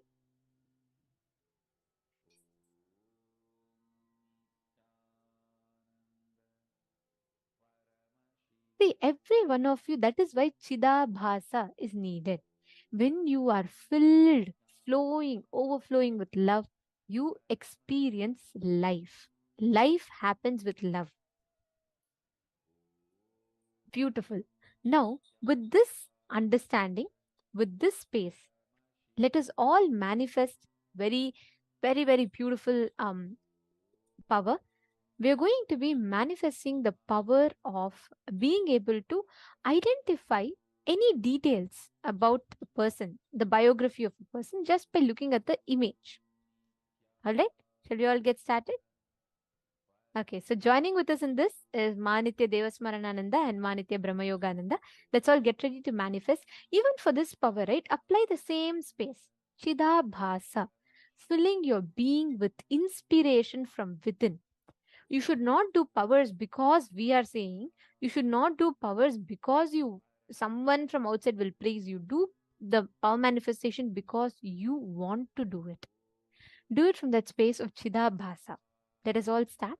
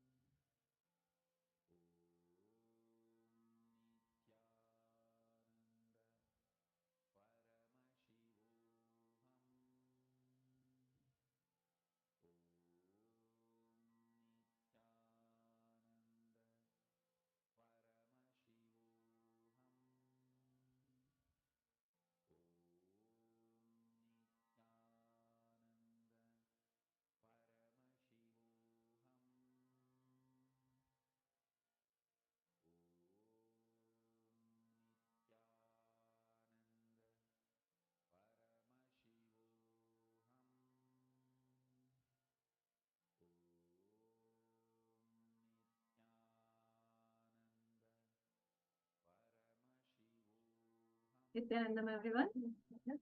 So now we are going to be manifesting powers, and in the same space of Chidakasha, we will hold the same space of completion and this holding the combinations that Swamiji gave us, that just be in tune with existence, just go with the flow of life, of whatever is happening around you, because our skin and the skin of the cosmos, which is time, always touch. And when we go with that flow, when we go and when we are in tune with the cosmos, then things happen very smoothly and we are able to manifest whatever we want. But when there's a friction, when there's something in between, which is our patterns and doubts, that is when we don't manifest whatever we want. So now we all completed with So now we all completed with whatever incompletions, patterns, and everything which is there in us. And now we will be starting the power manifestation. Yes, such a beautiful, such a powerful cognition. And I'm sure all of us are excited to manifest this cognition into powers. So I invite all of you from that space of inspiration. Let's all sit and enter into the power manifestation. Yes.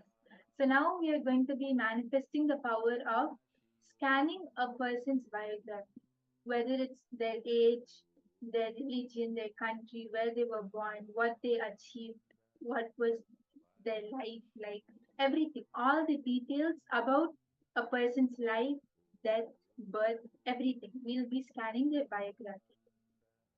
So now I request all the participants to just sit and be in that same space of Chidabhasa, which Swamiji very beautifully explained to us, right?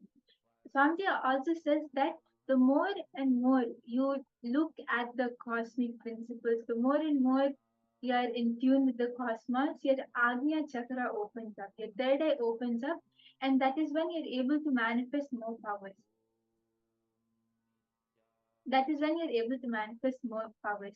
So now that is exactly what we are going to do. Being in that same space of Chidabhasa with Swamiji, we will sit and manifest. And you'll see that you'll be able to connect more and more to your to Swamiji, to the consciousness inside you.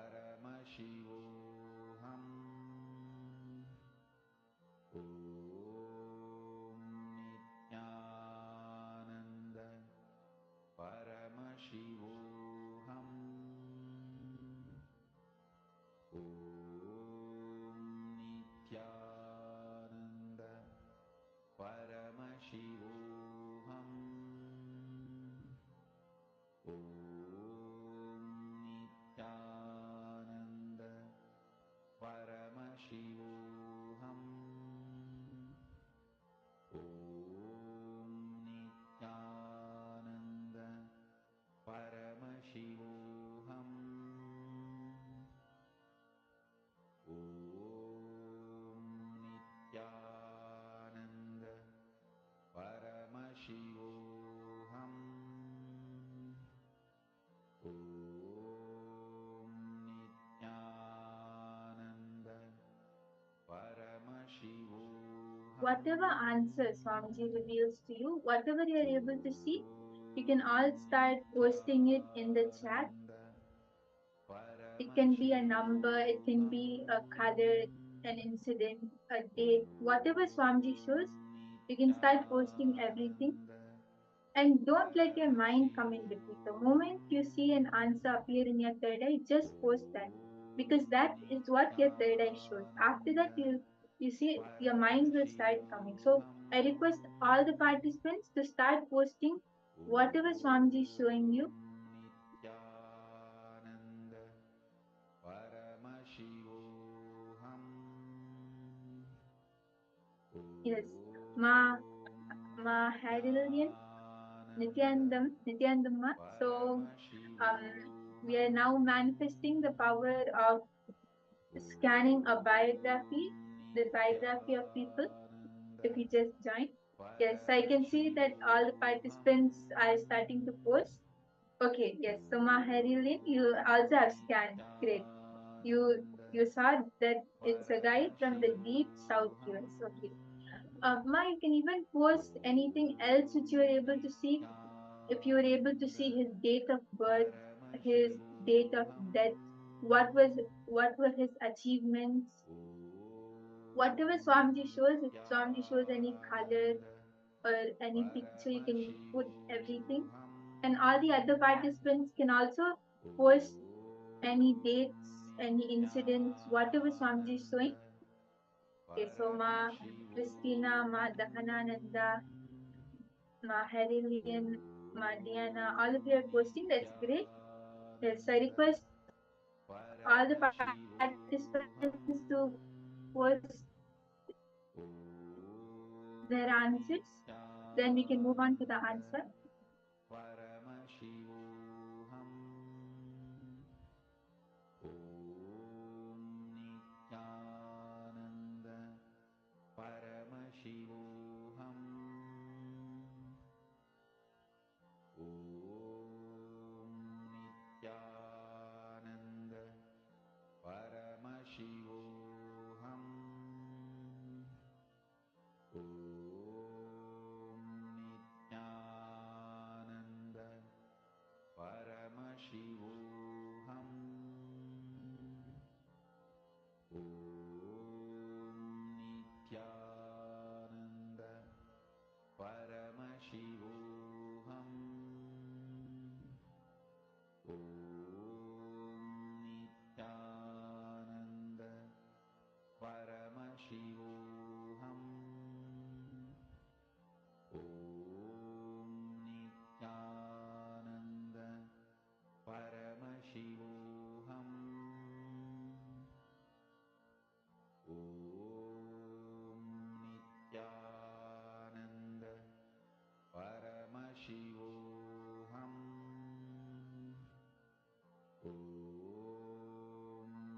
Nithyananda Paramashivoham. Om Nithyananda Paramashivoham. Om Nithyananda Yes. Paramashivoham. So So many of the participants posted whatever Swamiji showed, whatever you were able to see. That's great. So yes, so Ma Diana, you were able to see a sort of teacher with math or science. Okay. Ma Herilian, you saw a guy from the deep South US, like a colonizer. Okay. Ma Anandeshwari saw a 7th century writer for music books. Okay. Yes, so many of you have posted. Ma Yogamala you saw a lawyer from 1870s. Okay. Yes, so now we will be moving on to the answer.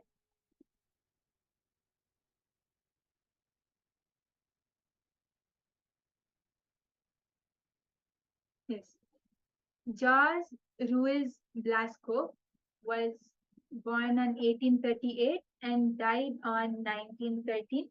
And he was a Spanish painter and art teacher, known as the father of the renowned artist Pablo Ruiz Picasso.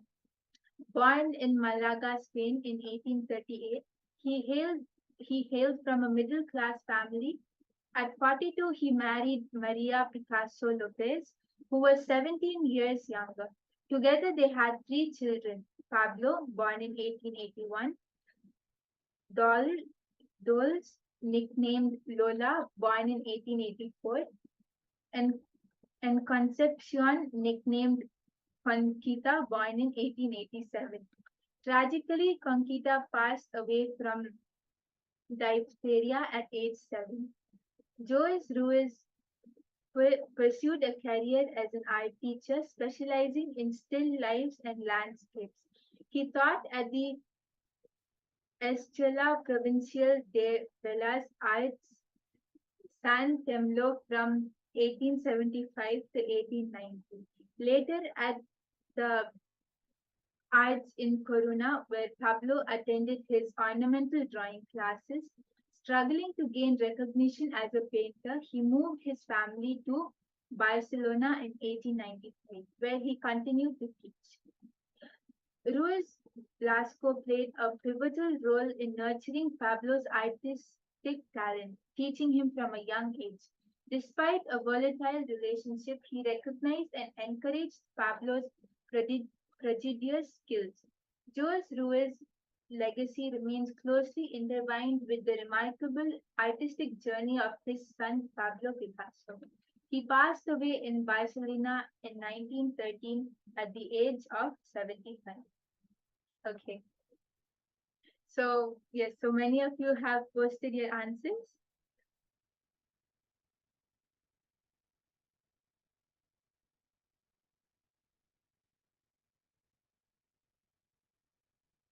Okay, yes. So, Ma Yogamale, you were able to see a lawyer from 1870. Yes, so this was a painter, but you got the time period correct. Ma. This was in the 18th, which is correct. Yes, that's great, Ma Yogamale.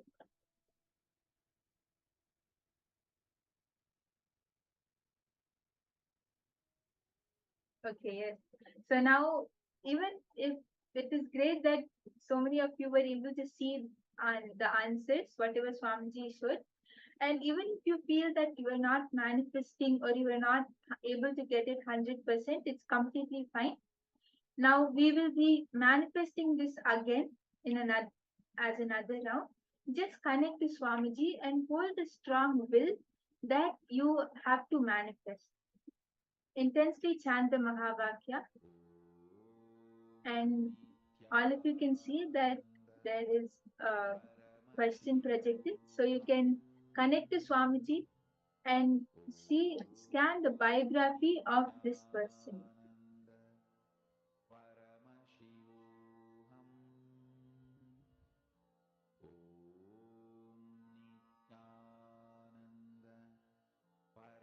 Paramashivoham.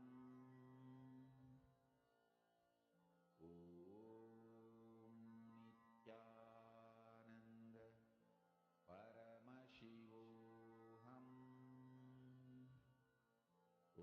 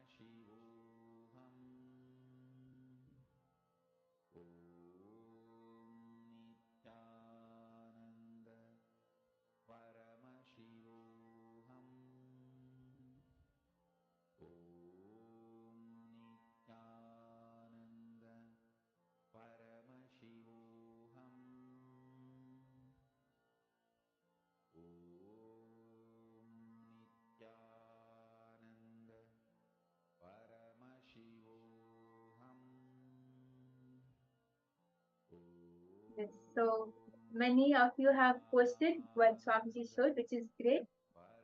So Ma Diana saw a teacher, Ma Dahanananda, you saw a Japanese emperor and a strong Zen master. Okay. Ma Herillion, you saw a Chinese Zen master. And okay, so many of you have posted, that's great.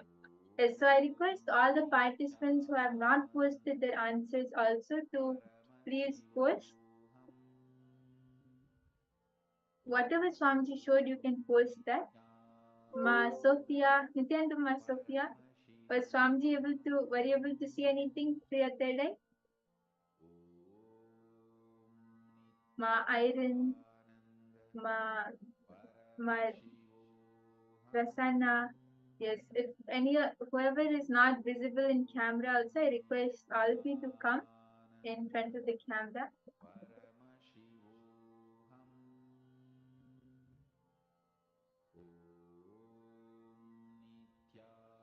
Yes, okay, so Ma Christina, you were able to see a Catholic and Saint Bernard. Okay.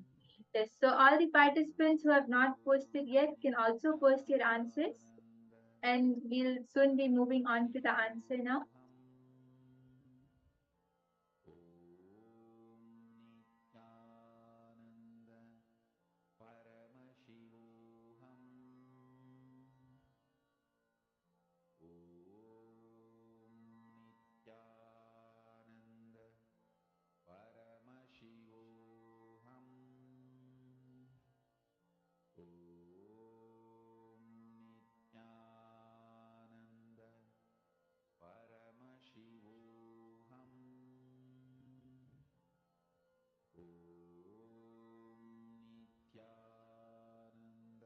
Yes, so many of you have posted whatever you were able to see through your third eye, whatever Swamiji showed. That's great. So now we'll be moving on to the answer. So yes, if anyone has not posted their answers yet, I request all of you to post whatever Swamiji showed you.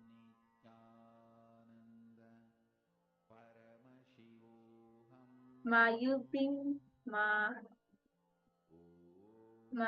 Prasanna, Ma Yifan, all of you, all the participants who have not posted yet, you can post whatever Swamiji showed you. Let's all actively keep posting, please.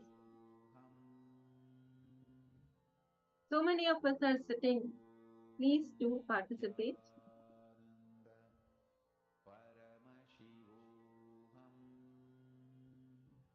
Yes, Ma Titania, were you able to see anything through your third eye? You can post whatever Swamiji showed you, if it's a number or a color.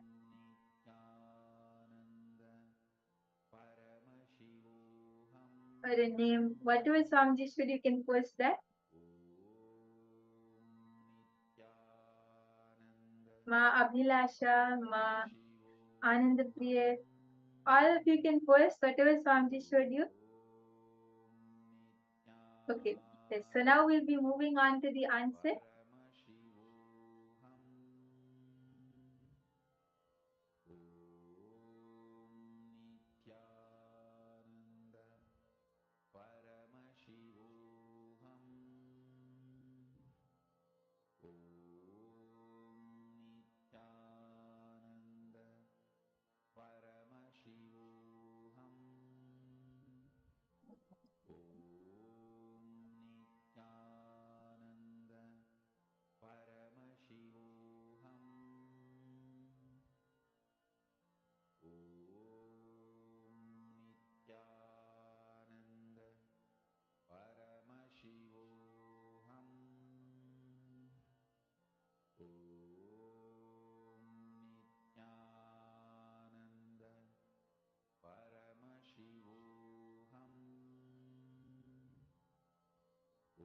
Yes.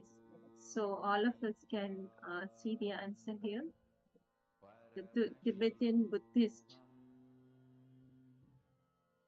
monk. So Agwan Lobasan Dorizer, born in 1853 and passed away in 1938, was a Russian-born Tibetan Buddhist monk known as Tensei Kempo. He studied in Tibet and became a close associate of the 13th Dalai Lama, serving as a teacher and advisor. Doriza played a role in Tibetan-Russian relationships, raising British concerns about Russian influence in Tibet during the Great Game. He believed Russia was Sambhala, vital for preserving Buddhism. In 1900s, he returned to Russia with Tibetan representatives, strengthening Tibetan-Russian ties. Despite British suspicion of espionage, there is no clear evidence. Dorhizev's legacy includes advocating for Russian rulers as incarnations of White Tara and creating a Buryat script. He built the St. Petersburg Tibetan Temple and was involved in the Tibet-Mongolia Treaty of 1930. During the Russian Revolution, he faced adversity, was arrested, and ultimately died in police custody in 1938. Only in 1990 was he officially rehabilitated, concluding a life of spiritual devotion, diplomacy, and scholarly contribution to Tibetan Buddhism. So this was the answer, and it is so good to see many of us have manifested, and some of you thought but didn't post it. Please understand, that's why we are requesting all of you, do not miss to post, do not listen to your mind anyhow. Let's quickly go through the answers. Madhanananda has posted, first I thought was Russian. Yes, so Ma Franza, you were able to see Russian. That's great. That's amazing. And Ma Hongzu, you were able to see Asian Tibet a leader. That is correct, Ma. He was a Tibetan. That is great. Yes. Yes, and Ma Anne Marie, you were able to see a spiritual master. That is correct, Ma Anne Marie. Yes, that you were able to see a spiritual master, which is correct.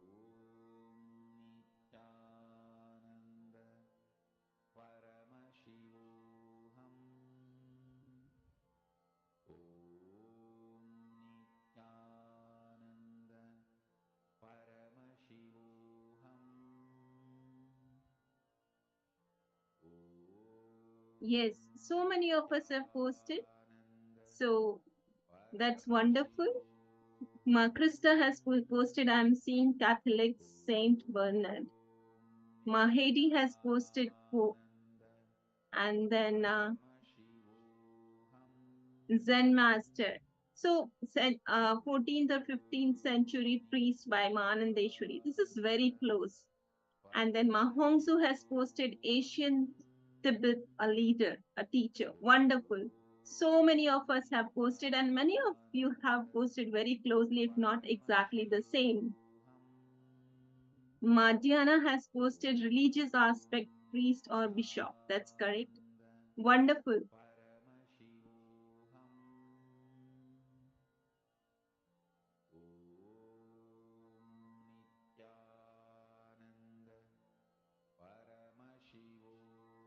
Yes, so that was really nice. Wonderful.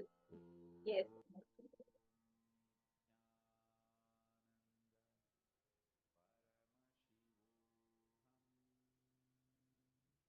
So good to see all of you posting so beautifully, and so many answers were correct. So let's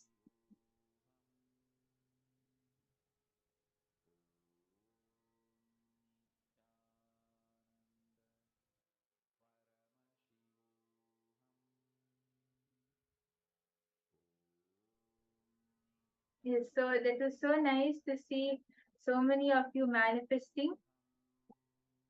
Even if you manifest one thing right, or even if you manifest it right once, that is also a manifestation. And this is the space of Chidabhasa. So all of us have just experienced the space of Chidabhasa, and we can see how nicely so many of you were able to manifest. So many of us were able to entangle, and we were able to connect to Swamiji and manifest. And this is the exact space of Chidabhasa. It was so nice to see so many of you manifesting, and it's really nice. All the participants, so many of you are able to manifest. So now let's do one more, okay? So even if any of you feel like you are not able to manifest yet, just sit and just connect to Swamiji. Now that so many participants have started manifesting, you'll see that the neurons will get mirrored and you'll be able to manifest. Okay, so we'll do one last round now. Just connect to Swamiji and chant the Mahavakya. Whether you have manifested or whether you didn't manifest, unpledge from everything and just hold the strong will, the Icha Shakti that you have to manifest it in this round. That Swamiji should just flow through you and manifest.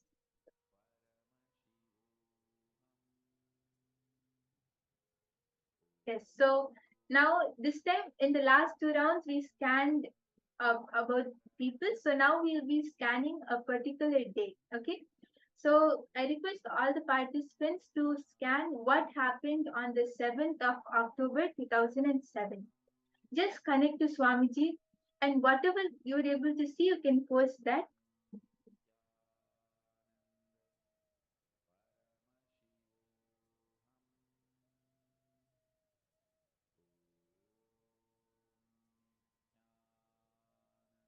Yes, requesting all of you, inviting all of you. Let's experience this space of Chidabhasha. Let us all sit straight. Remember Swamiji in your third eye. Chant Mahavakya and see what was the happening on this particular date, 7th of October 2007. And as you are seeing, I request all of you, please do not filter, post it in the chat. Like many of us were saying last round, I did see, but I didn't post. So do not miss to post. Let us all share.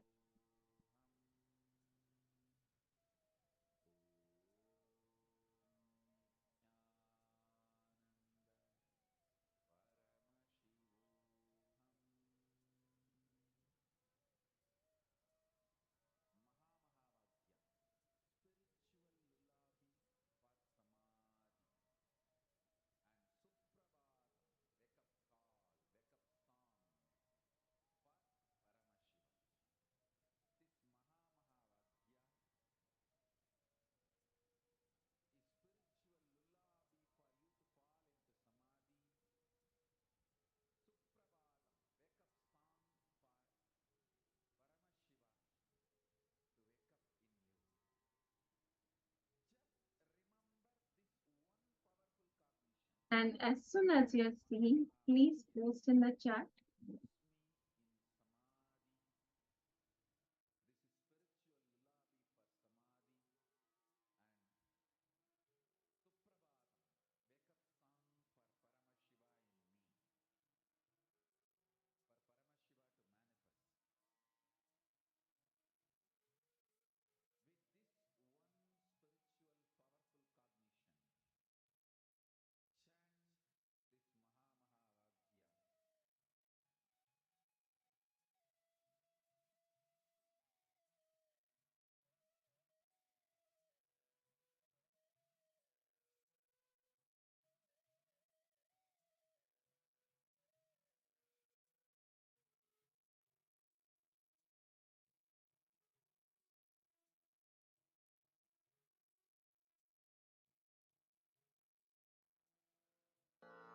Mahamahavagya, spiritual lullaby for samadhi, and Suprabhatam, wake up call, wake up song for Paramashiva, for Paramashiva to manifest.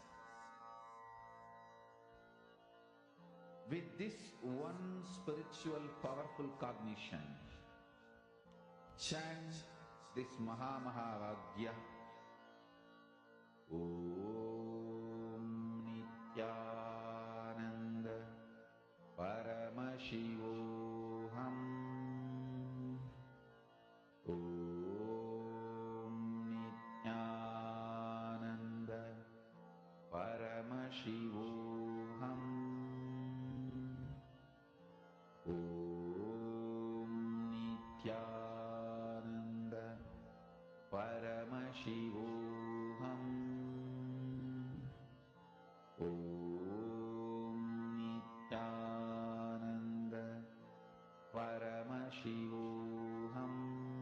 Yes, I request all of the participants to post whatever Swamiji showed you, whatever you are able to see through your third eye, you can post that.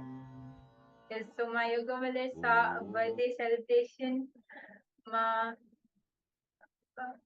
yes, okay. My yoga mother was also able to see Swamiji in blue color. Ma Christina saw hurricane. Okay, and Ma Heidi was able to see East Germany Day of the Republic. Okay. Okay, my Diana, you were able to see some ending to something. Okay. So I request all the participants to post whatever Swamiji showed you. What happened on the 7th of October 2007? Yes, so the answer is that I was born on the 7th of October. So my yoga malar, you saw birthday celebrations that is accurate, on point, correct. That is great, my yoga malar. Wonderful. That was so correct. Yes, my yoga malar. Wow, that was amazing, on point. Thanks to Swamiji. Yes. So all the other participants also, you were sitting and manifesting, and you were in that space of Chidakasa, which is also a manifestation. So that's great. And that was an amazing manifestation. It was so beautiful to spend this time with all of you. It was so inspiring that all of us so beautifully participated and manifested and shared. It's so lovely. So let's keep participating and do not miss any power manifestation or any of these sessions. With this, we will move on to the next session.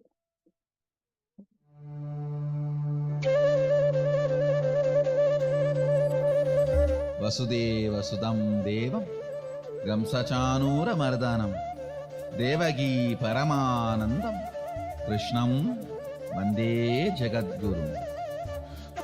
He is the most powerful, greatest embodiment of the cosmos, Sadashiva, ever happened in the cosmos, and the greatest devotee of Sadashiva. If I have to put in one word the life, legacy, message of Krishna, I'll use the word life. Just intense life. It expressed in body as ever youthful. It expressed in intellect as amazing strategist.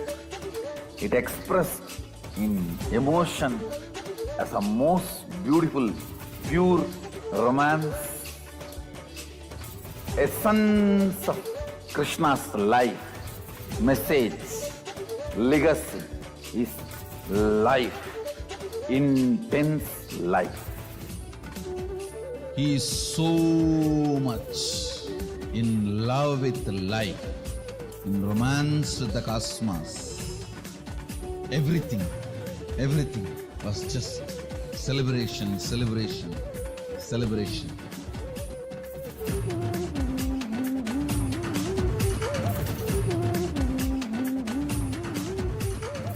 Celebrate today whole day.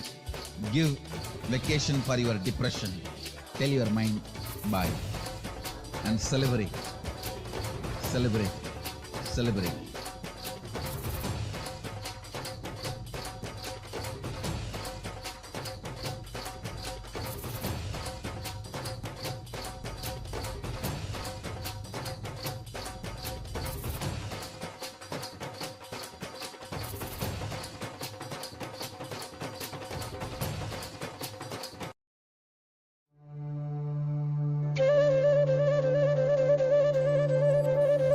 Vasudeva Sudam Devam Gamsachanura Mardanam Devagi Paramanandam Krishnam Vande Jagadguru. He is the most powerful, greatest embodiment of the cosmos, Sadashiva, ever happened in the cosmos, and the greatest devotee of Sadashiva. If I have to put in one word the life, legacy, message of Krishna. I'll use the word life. Just intense life. It expressed in body as ever youthful. It expressed in intellect as amazing strategist. It expressed in emotion as a most beautiful, pure romance. Essence of Krishna's life, message, legacy is life, intense life. He is so much in love with life, in romance with the cosmos. Everything was just celebration, celebration, celebration.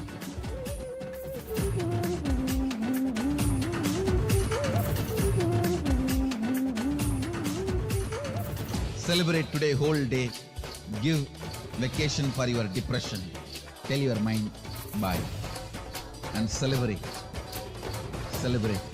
Celebrate.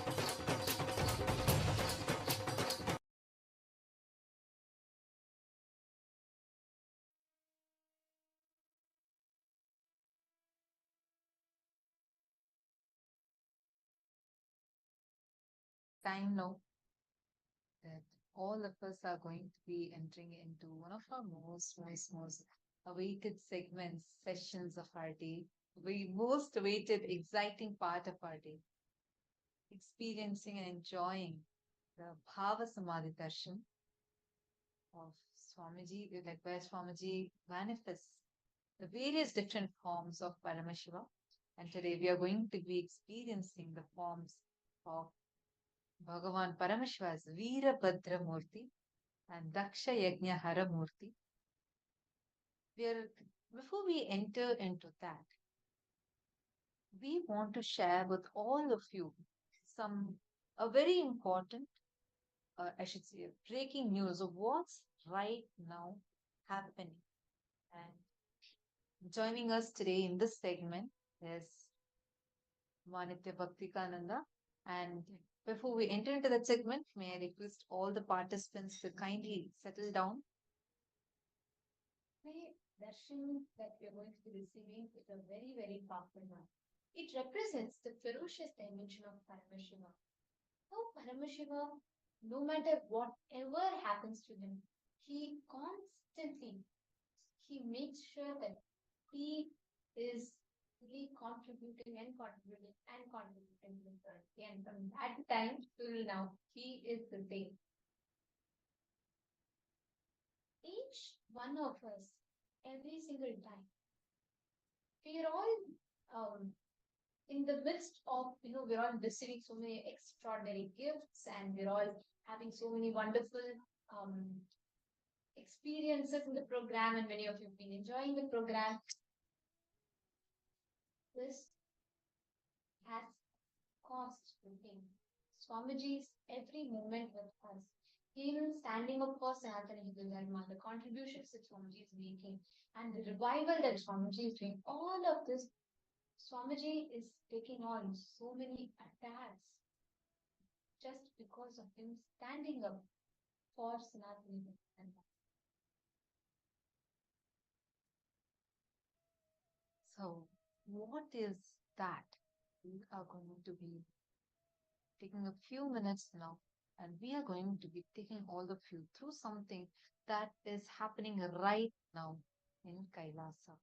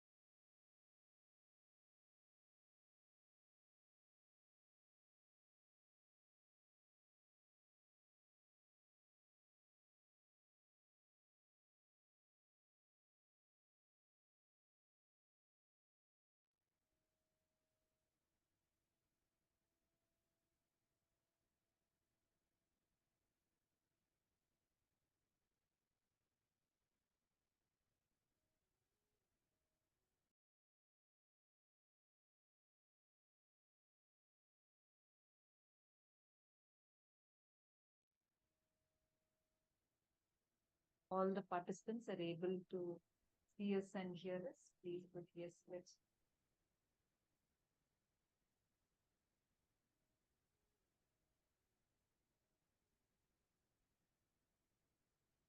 We are here to share with you something very, very important.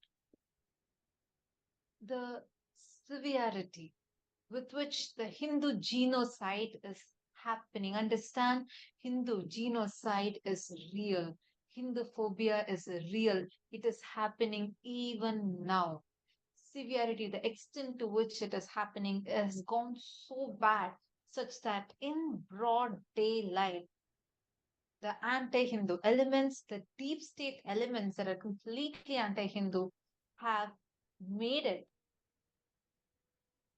have become so okay and brutal with their attack on Hinduism that in broad daylight they are committing crimes that are even directly against the court orders. Where we are at a situation right now where even despite of the court orders, the deep state elements, the anti-Hindu elements are continuing to attack us, persecute us, despite of the court orders, that too from the Honorable High Court.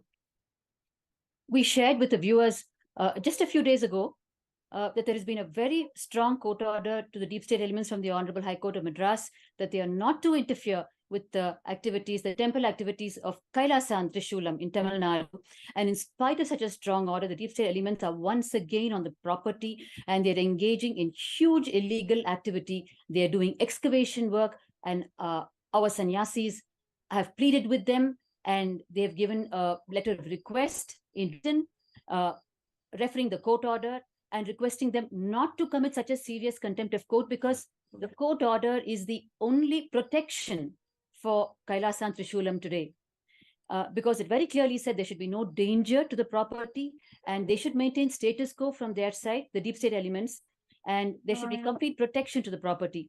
But it's an open ground now, and they're back on it, not with no regard for the court order, and that is causing severe concern to property, life, and to the temple itself, because they're once again out there out to demolish the temple.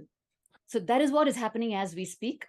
And the concern is it is the very same deep state elements who have passed a public statement barely a few hours ago.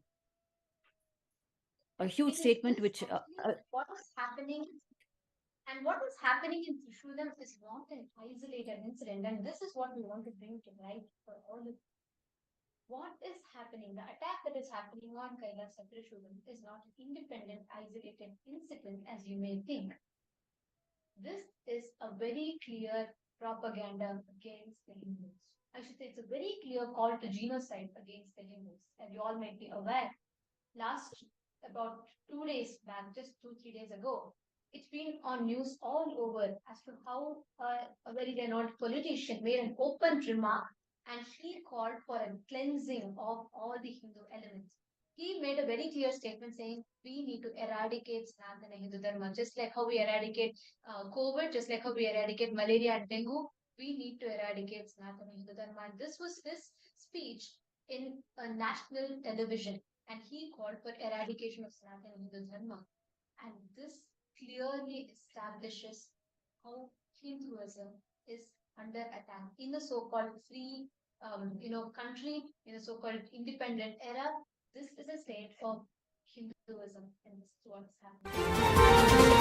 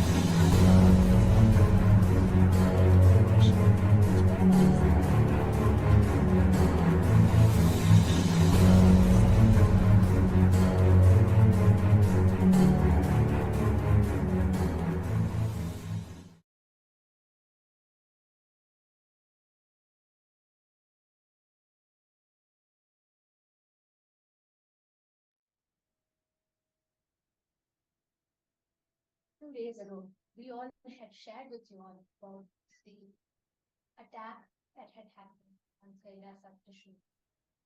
And we are here to share with you all the recent developments in Kaila Tattva that has been happening, and to remind all of us, the Hindus, that this is not an isolated incident, as there's been multiple attacks that continuously happen.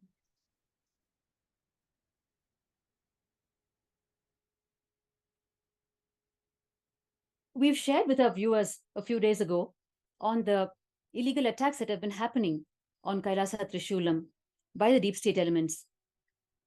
Of course, it's a saga of persecution starting from 2010. These very same deep state elements who made this audacious public statement today on Sanatana Hindu Dharma, from 2010, they have been trying to eliminate Swamiji and the sannyasis from Kailasa and Trishulam. And there has been huge attacks from their side on property and life.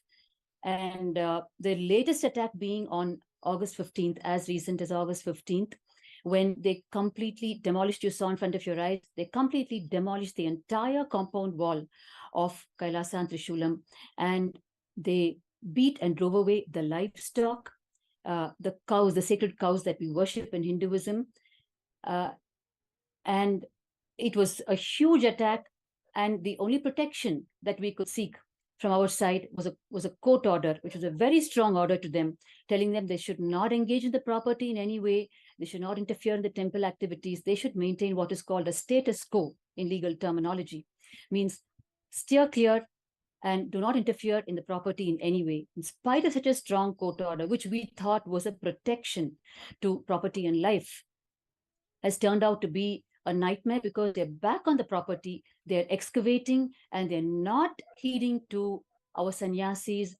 Please, in written request, reminding them of the court order and asking them, requesting them to please move away from the property and allow the temple services to continue. The history of Trishulam is, especially over the last decade, it has come under very heavy conversion to other religions, if I might say. And as a result, the temple services and activities is directly interfering with the vested interests of these anti-Hindu power forces. And therefore, they're willing to go to any extent to meet their own ends. And that is becoming very concerning and dangerous, because if court orders are not heeded, if court orders are not obeyed, then there is no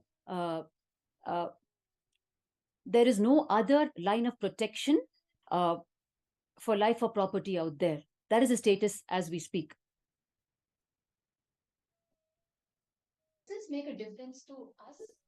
Does this matter? Why is it so important? And what is this?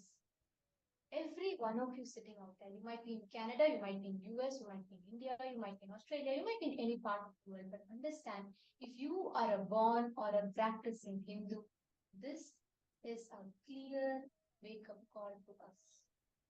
You all can Google for yourselves, you all can see how there is increasing hatred towards Hinduism. We are all, come on, we're all in a time period where social media, the rights to, the freedom of speech is all celebrated, spoken about so much. But what is happening? We all can see in a national media, a renowned politician is able to come and make a statement. He's able to call for a genocide. He's able to call for an ethnic cleansing. He made a clear statement that Hindu, the Sanatana Dharma needs to be eradicated. These are his exact words. And we are living this time. And you all need to know, it is this, the exact group that made this statement was the exact group that launched the attack on Swamiji, that is aiming, that is targeting on Kailasa Trishulam to get a hold of that. Absolutely. And something that's very, very important, what we wanted to bring to everyone's attention. Why it's so important for everyone to know about this is because right now it has gone to such an extent where even when we got like this in the last program, right, all of us were celebrating how we had a huge milestone breakthrough where we received justice for Kailasa Trishulam, where the court had order, the Honorable High Court of Madras, had given an order saying that reprimanding the illegal activities that were done by these anti-Hindu elements who had barged into the campus, brutally attacked our campus, they demolished the temple, they were demolishing, looting away our property, and we saw that the court had given a clear stay order and ordering them to not, that they cannot enter and create any such, they cannot do any such illegal activities. But despite of the court order, many of you were celebrating too along with us. Every one of us were celebrating that we got such a good, we all received justice, and we hope that this is not going to continue, that this attack is going to at least cease for some time. But despite of this court order, very recently, on the 1st of September, once again, illegal excavation activities had started taking place, and a big group of deep state elements, anti-Hindu elements, had come into the campus, despite of our sannyasis pleading to them that and showing them, giving them a letter in written saying that, look, we have this court order. The High Court, the Honorable High Court of Madras, had ordered clearly saying that there cannot be any such activities from your side in this campus, as this campus belongs to the Adishayavit minority tradition, belongs to Kailasa. You cannot come barge in and do any of your illegal activities here. But did they stop? No. The authorities, the deep state elements, had barged in and they started demolishing the campus. In a clear, brazen, outright content of code, the Hindu music elements, deep state elements, came into the campus after the High Court of Madras, the Honorable High Court of Madras, had ordered a clear status quo. Status quo means there should be no action or anything done against it. It should be left, the land, Kailasa should be undisturbed, kept as is. But despite this order, in a brazen mockery, I should say, and against the code, the clear content of code, the Hindu music elements, the anti-Hindu elements, barged into the campus, went on to excavate the land, and they have erected their structures, the structures that belong to the deep state elements. They have started erecting these structures on the land. The code very clearly said nothing should be done, and it should be with kindness. This we all can see is the current status. As we talk to you all, this is happening. And this continues to happen despite our sannyasis taking the court order, going to the authorities and showing them, saying this is the clear court order and what is happening is illegal. It is against the government. It is against what the court has said. The deep state elements continue to ignore the police, and they are continuing to excavate and erect illegal structures within their campus. I mean, how can they do that, right? Like, they are seriously committing contempt of court, and they are doing things that are so against even the judicial system. This is a brazen mockery of justice. This is a crime against humanity.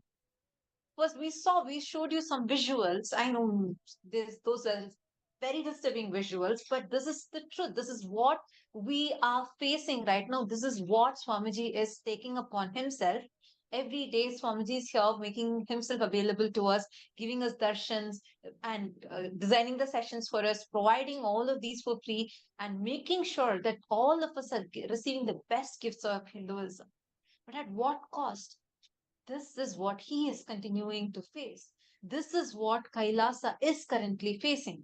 And when we are mentioning about Kailasa Trishulam, I just wanted to ask Nithya Bhaktikananda, like, since this particular place, you have been associated with it for last so many years, right? Like, because as this place belonged to your grandmother, and out of deep gratitude, your grandmother wanted to offer this to Swamiji. Do you want to share a few words about it? Definitely, Ma. I'm here to share this with the viewers specifically today because this Kailasa property in Trishulam is actually, it was placed at Bhagavan's feet way back in 2007. by my pre-monastic grandmother, Annapurniyachi. And she requested Swamiji as her last wish. She was in her 70s by then. She requested Swamiji that he build a temple there in worship of him as Paramashiva. And Swamiji told her that he will take care that it is fulfilled. That was how this whole thing started. And not only that, she also requested him to liberate her, be there physically by her side when she leaves her body and liberate her, which also Swamiji fulfilled in 2013. So this property is from a deep gratitude of a devotee to Bhagavan, who revered him as Paramashiva. And Bhagavan, for the one word that he gave to this one devotee, has endured 13 years of persecution in Trishulam. Every time these deep state elements thrash the property to the ground, Swamiji would once again restore it completely, just to continue to fulfill the one word that he gave to my grandmother. I have so many times I have felt and I have asked Swamiji, when there is so much of life threat and there's so much of attack on you, Swamiji, this one property, I can always tell them, because they're also seeing the attacks, continued attacks, they will definitely understand. Why don't we just stop the services, because it is going beyond control. If the legal system is not being followed, then there is nothing else stopping them, and they're too powerful. But Swamiji has, every time he has told me that it is not such a small picture as you think. There is a cosmic picture. I have given word as the living manifestation of Paramashiva to a devotee, and only that can happen. I cannot stop it. Whatever it is, it will be towards making that word happen. And suddenly, when I woke up to how large a picture he's seeing all the time, his word given to one devotee, and in spite of the continued attacks, what you saw is just a one attack in the year 2017 and the latest attack now that happened on the August 15th, when they completely crushed the compound wall using the JCB machine. It was done on the Independence Day of India, 15th of August. It was a national holiday, but the deep state elements decided to function on that day, and they brought the JCB along with them, and they completely crushed our entire compound wall. In spite of attacks as recent as now. Yes. Just one thing I want to highlight here to all of you watching. You may be wondering, why is this happening? What is the reason for continuous relentless persecution that keeps happening against Hindus? And why specifically against Swamiji? If you see, this is not an independent, isolated incident. This keeps repeating different ways, different tactics are used, different conspiracies are hatched each time to somehow stop this work. But one, understand, it is only Swamiji in the entire 2 billion Hindu population, I will say in the last few hundred centuries, it is only Swamiji who has voiced the Hindu Holocaust in a global platform. Okay, tell me one thing. How many of you heard the word Hindu Holocaust for the first time only after meeting Swamiji? Can I request all of you to post in chat? For how many of you this persecution on Hindus, or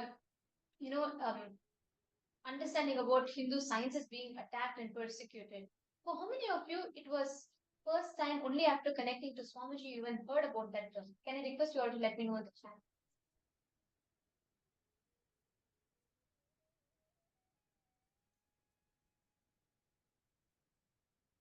Yes, I'm seeing so many people putting yes in the chat. Please understand, it is because Swamiji is standing at the forefront and he is voicing on behalf of all of us, the people, the indigenous traditions that are living all across the globe, the Hindu traditions that are living. Today, those traditions, all of them are dying. And today, there's no way people are not having a clear access to any of the platforms to voice out the struggles, the persecutions that they're going through. Like even recently, a 400-year-old mutt was destroyed, and The reason that was given was it is encroaching. Come on, 400-year-old mud, which is way older than even the country's independence itself, is being demolished under the name of encroachment. This is happening in broad daylight, but who knows about it? This Hindu Holocaust, what our ancestors have suffered for the last 5,000 plus years, is unvoiced. Nobody knows about it. And only because Swamiji is voicing this to the international platform, he is making people aware. He is making so many people around the globe aware of this persecution. Swamiji is being aimed, targeted, and persecuted because Swamiji is still not going down to any of these attacks. He is not getting bogged down by any of these targeted attacks. And that becomes all the more reason for continuous persecution that is happening against Hinduism itself and continuously happening against Swamiji. And this is a very, very important point to note, actually. Like, as we are talking, even though such a brutal way that uh, the whole Kailasa is facing the attack, the brutal way that Kailasa Trishulam, and how through that, how Swamiji is facing the attack, it's something unimaginable. The whole persecution starting from Kailasa Trishulam only. Just this one, it's not a property dispute. This is way beyond that. Actually, this particular area that we are talking as Kailasa Trishulam, in the last 3 decades, it has become almost a ecosystem of anti-Hindus, atheists, and casteist terrorists. These people have been converted from Hinduism to other religions and have been groomed as anti-Hindu forces so they can go and attack any other Hindu ecosystems. So, especially in such a very dangerous environment, a dangerous ambience, when the Kailasa Trishulam started flourishing. When we say flourishing, really, like whether doing the pujas, the homas, cow pujas, like go pujas, worship, and homas, annadan happening, abhishekams happening, everything where the activities, the Hindu empowerment activities were taking place, it became almost a threat for them. Because Kailasa Trishulam stood at the forefront, serving the community around, reviving the traditions, the Hindu sampradayas around, be it performing Abhishek, be it performing homas. You all can see the deities, these huge deities. Lifestyle deities, that too. And reviving this whole temple. It was in this exact place that you're all seeing that there was a huge temple. Actually, that whole area around was part of a huge temple ecosystem. And this exact temple ecosystem, the Trishulanada temple, was what was destroyed over time. And there so many different colonies and so many different communities had come up. And Swamiji is reviving this temple ecosystem and serving the communities around through Kailasa Trishul, through free food distribution, another through free healing services, to performing various different activities, enriching activities. And the whole community around were being greatly benefited by these activities that were happening. And there was so much of awareness about Hinduism, the principles of Hinduism that was getting revived.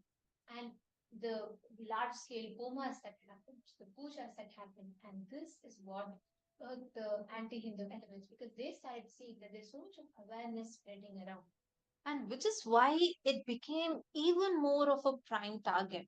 We had shared earlier in the previous program, and especially when the attacks had started happening on the 15th of August, we had come and shared with all of you about the history of this place and how the kind of activities Swamiji was doing. And just to keep with that one commitment he had given to one of his devotees, saying that, yes, I will make a Paramashiva temple happen for you. We also shared with all of you about how the anti-Hindu elements who had already encroached the properties around this place and were looking for this property, were eyeing on this property for their spice jet project. And they tried blackmailing Swamiji, they tried threatening Swamiji, and Swamiji said, "No, I will not interfere between my devotees' wish. If you want, you can directly approach to her. I don't have any personal liking or not wanting, nothing to do with this property or anything to do with money. It is the commitment I have given to the devotee. If you want, you can directly approach the devotee. It is hers and her wish and her commitment to Paramashiva. I will not interfere in that."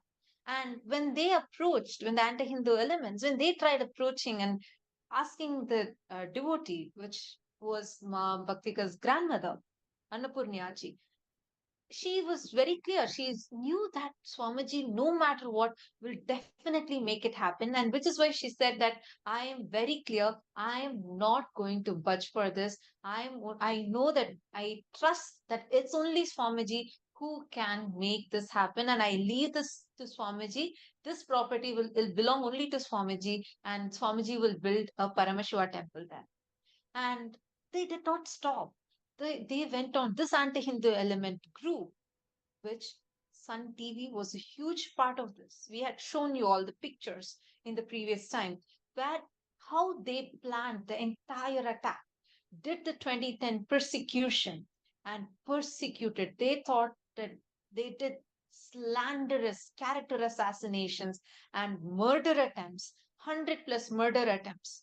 And till this date, this is continuing, and continuing. We want to show all of you some. Here are some pictures, like you can see right here how the anti-Hindu elements, the deep state elements, are here in Kailasa Trishulam, and they are excavating the land, demolishing the land. This is within our temple premises. Illegal structures within the Kailasa campus, exactly where the High Court of Madras had given a clear statement saying that there had to be status quo, which means there should not be any activities or any construction that is carried out on this place. And here the deep state elements, in a brazen mockery of the court's order, has been here constructing illegal structures within the Kailasa Trishula campus. I mean, how can they do that? Right? Like, it's in broad daylight. If they are able to directly go against the High Court orders, then see the level that Hindu phobia is real. Understand who will have the guts. How can deep state elements have the audacity and guts that they come into our campus, they come into our property, where clearly the High Court has ordered saying that no, they cannot enter our campus and do any of these illegal activities. When the High Court has very clearly given these orders and have warned them, even last time they had warned, the High Court had warned them for conducting such illegal activities when they demolished our buildings last time. Not just buildings, they demolished our temples.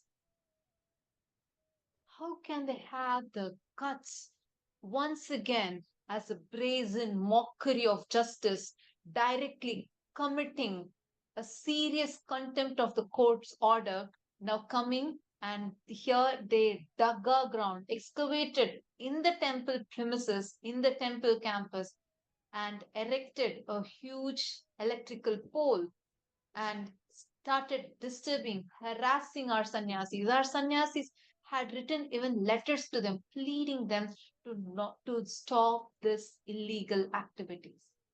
Here is a letter that was written by our sannyasis, pleading, saying that please stop. What you're doing is illegal. The court has already clearly ordered for a status quo. The court has passed a stay order. So they begged them, requested them to not do these illegal activities, to not demolish our Hindu ecosystems. But you know what happened? Just a day after this incident, in a big political meeting that was happening, one of the deep state elements, you all can Google, you can go to Twitter, Google and see, because this is a trending news right now. He is making a statement. He makes a statement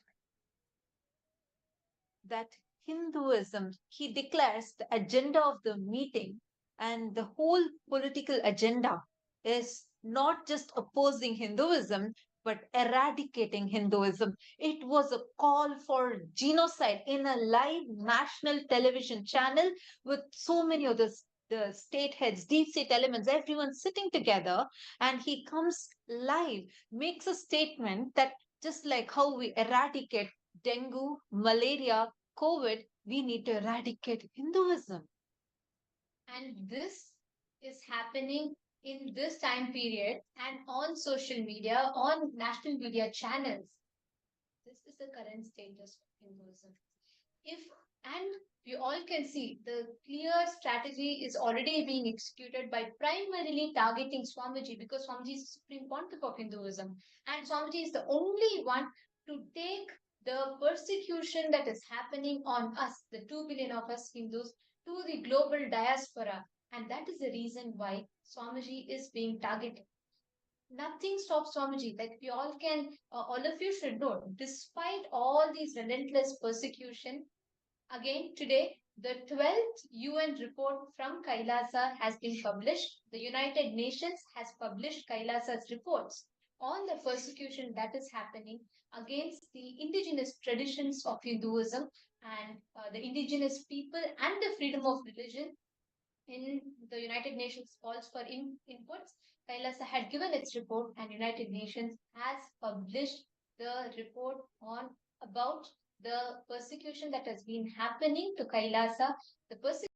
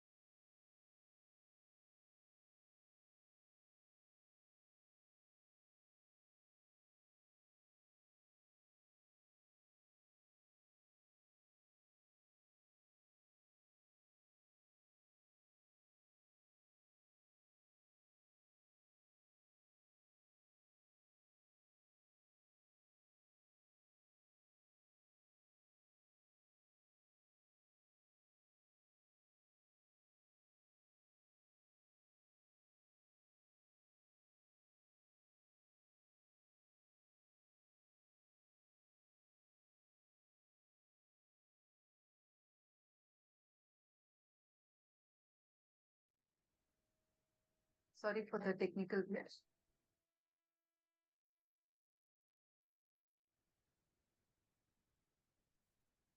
We were just mentioning to all of you about how even despite of what was happening, despite of this attack happening to Swamiji, despite of this persecution that was going on, Swamiji did not stop, did not budge for any of these attacks. Understand? Today, how many of you here, like as many of you shared even earlier, how many of us were even aware about Hindu persecution that's happening? I request all of you to take a moment and share with us. Understand? It's very, very, very important that unless all of us are here today together and we all last lamp for Hinduism. Understand? And nobody knows about this Hindu genocide, and no one has ever taken this to the international forum. It was only Swamiji who took this to the international forum, and that is why now we have the 12th report from Kailasa, which has been the 12th report on the Hindu persecution that is published by Kailasa, which has been published by the UN. Here we can see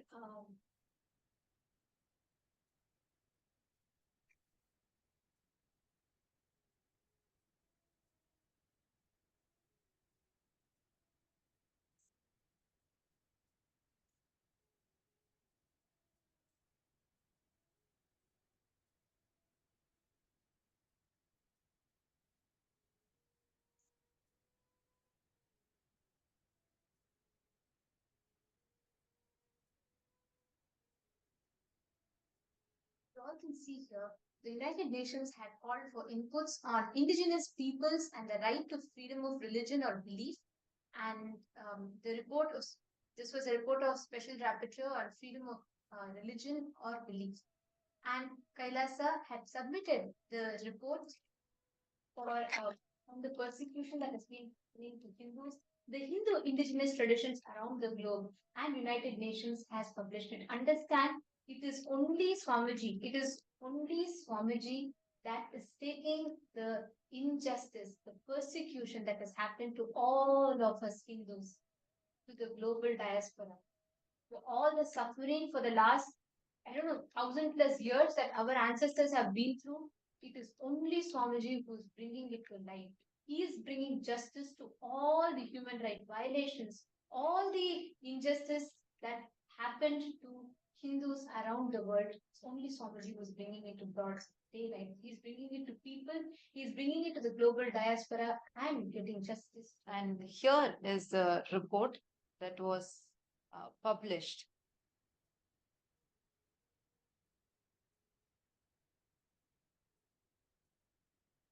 The report that was published directly, like what Kailasa had submitted, the UN had published the report.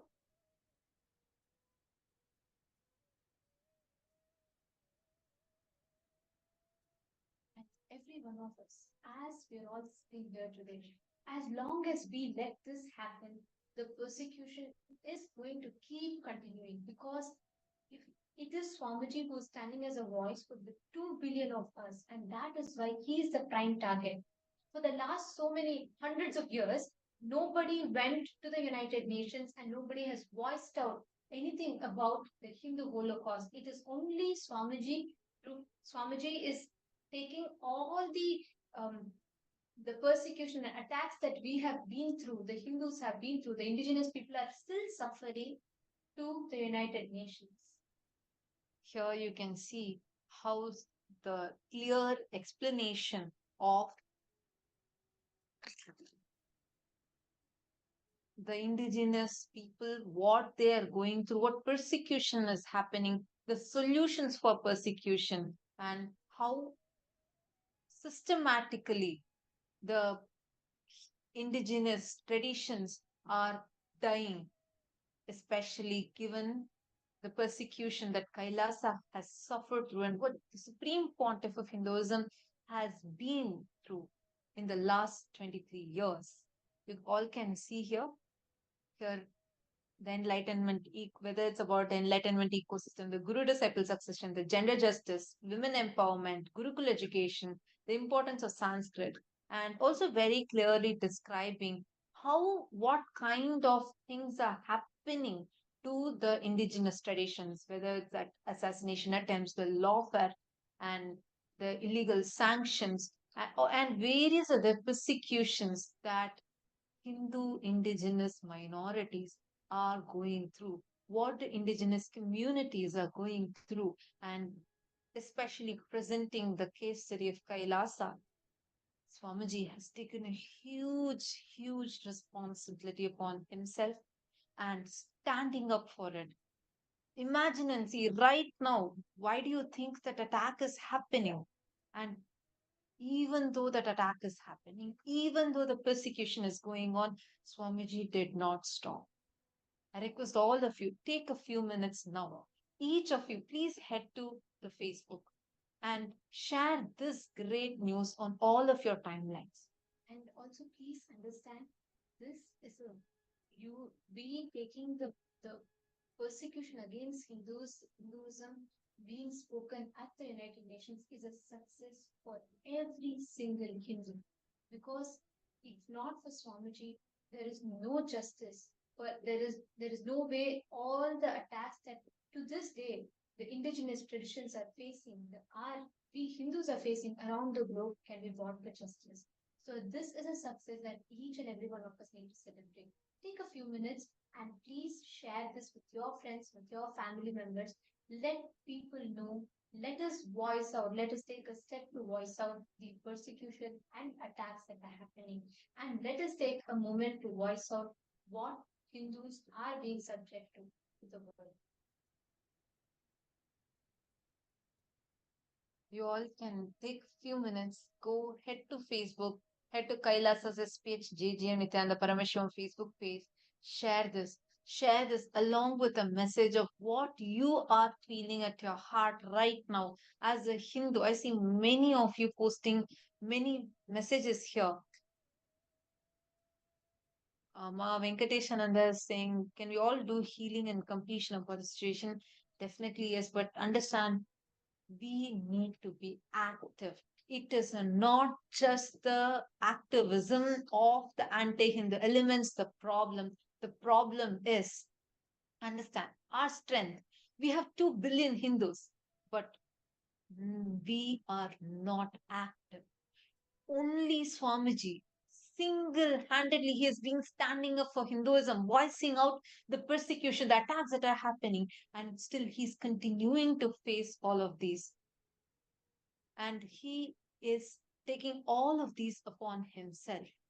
It is the criminal negligence, the inactivism of the good people. That's the problem. Take a few minutes, share this, go to Twitter, and I request every single one of you to tweet what you are feeling inside right now. What do you feel about this crime against humanity that is going on right now? And go and also share this great news of how the report has been published. Kailasa's report has been published by the United Nations. Now, for every one of us sitting here, this is a moment to celebrate, to share that we, United Nations, on a global platform like United Nations, the persecution that is happening to all of us Hindus is being spoken. And let us all also take a moment to remember that it is only Swamiji who, as supreme pontiff of Hinduism, that all of us, 2 billion of us Hindus, are pinning our hopes on. It is only Swamiji who is standing at the forefront and voicing out all these persecutions and attacks that we are going through and taking it to a global platform. Now,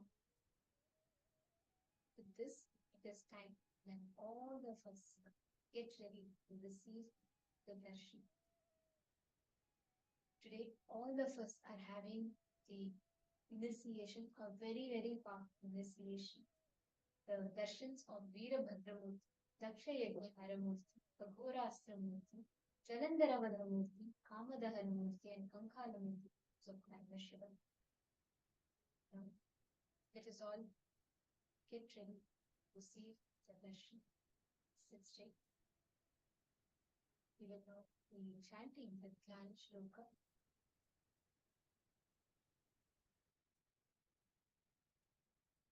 Let us all meditate on the form of Veerabhadramurti, Aghorastramurti forms of Paramashivam, that all of us are going to be receiving the Bhavasamani darshan of him. Vishvaghoranoratyantadvoshagna Krishnavarnabha Vyalabhaddha-jatajuta Kapaladalamanditāha Surapingne-kranotyantam Svedadamsham samanditaha Chandrachudo Vishalasyo Nagayajñopavitavan Mahakayo Mahadamshri Pinkin-mera-samyutaha Mahashulagrasamprokta Mahasuravinasanaha Khatyakhethadhanurbana Muktapakadashakrit Varabhayakapalahi Pashaprasagadakarah Tam Shredve Kila Nivyate Vaktragre Ishane Site Swasena Rakshako Nityam Parasena Bhayakkaraha Vaidhi Prayukta Karmagha Sarva Vyadhi Nivarakah Sarva Dosha Vinashotu Samartho Bhakta Vatsalah.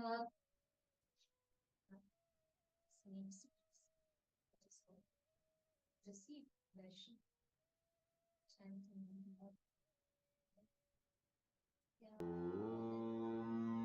Nithyananda Paramashivoham. Nithyananda Paramashivoham.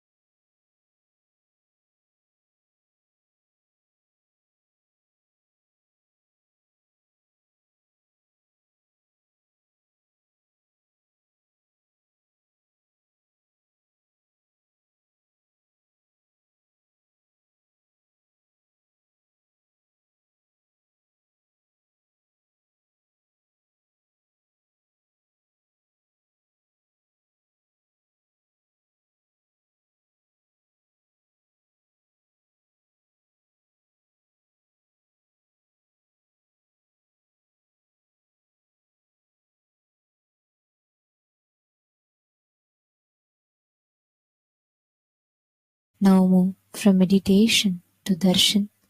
Slowly, very slowly, please open your eyes. உச்சிவானம் கொந்தளிக்க காற்றும் பிசு பிசுங்க சூளமுகம் காட்டிக்கிட்டு வாரா வாரா தனிலுறையும் நித்யானந்த பரம்பொருளே ஓம் நித்யானந்த பரமசிவோகம் ஓம் நித்யானந்த பரமசிவோகம் ஓம் நித்யானந்த பரமசிவோகம் ஓம் நித்யானந்த பரமசிவோகம்.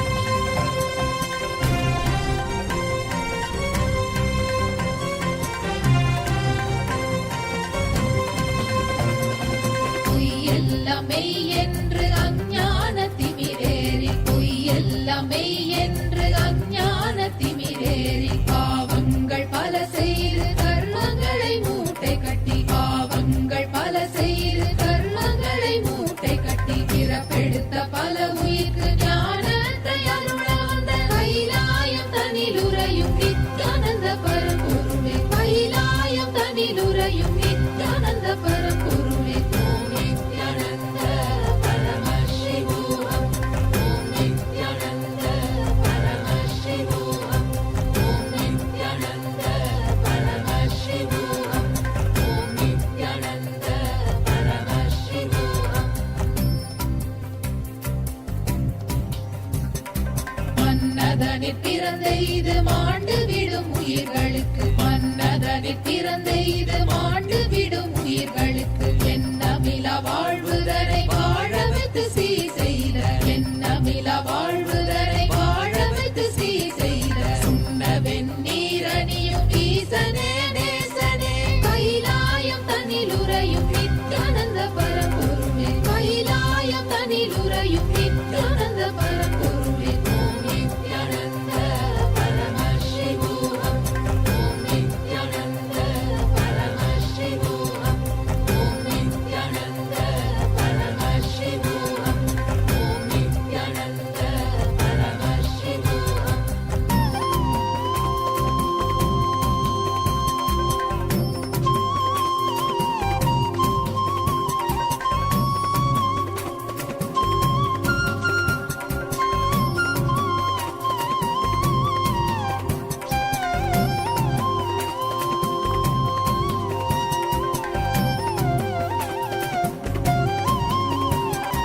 அஞ்ஞான பஞ்சத்தால் வாழ்விழக்கும் மாந்தர்க்கு கீதையின் பாதையை வழுவாமல் இடித்துரைக்கும் அஞ்ஞான பஞ்சத்தால் வாழ்விழக்கும் மாந்தர்க்கு கீதையின் பாதையை வழுவாமல் இடித்துரைக்கும் பாரத போர் நடத்திய மாதவன கேசவனே பாரத போர் நடத்திய மாதவன கேசவனே கைலாயம் தனிலுறையும் நித்யானந்த பரம்பொருளே ஓம் நித்யானந்த பரமசிவோகம் ஓம் நித்யானந்த பரமசிவோகம் ஓம் நித்யானந்த பரமசிவோகம் ஓம் நித்யானந்த பரமசிவோகம்.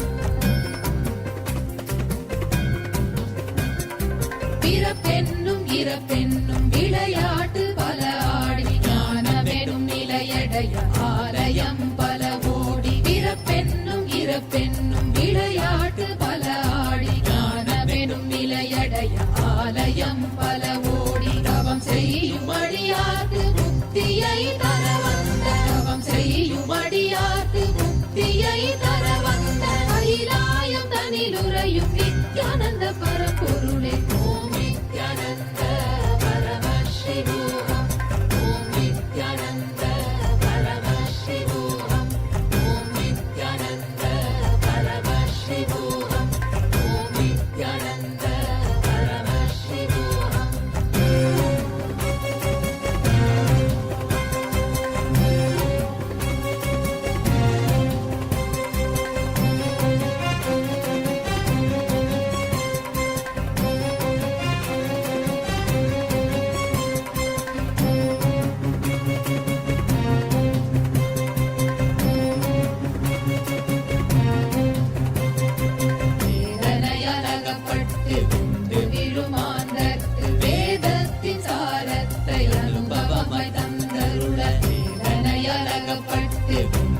பயிலும் ஆந்தற்கு வேதத்தின் சாரத்தை அனுபவமாய் தந்தருள மானுட வேடமிட்டு பூமியில் வந்திறங்கி கைலாயம் தனிலுறையும் நித்யானந்த பரம்பொருளே கைலாயம் தனிலுறையும் நித்யானந்த பரம்பொருளே ஓம் நித்யானந்த பரமசிவோகம் ஓம் நித்யானந்த பரமசிவோகம் ஓம் நித்யானந்த பரமசிவோகம் ஓம் நித்யானந்த பரமசிவோகம்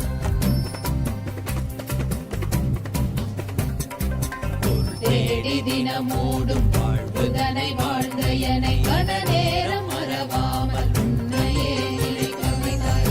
தேடி தினமோடும் வாழ்வுதனை வாழ்ந்த எனை கன நேரம் மறவாமல் The divine, with your eyes open, is darshan. Come, let us all now move. Kailayam தனிலுறையும் Nityananda பரம்பொருளே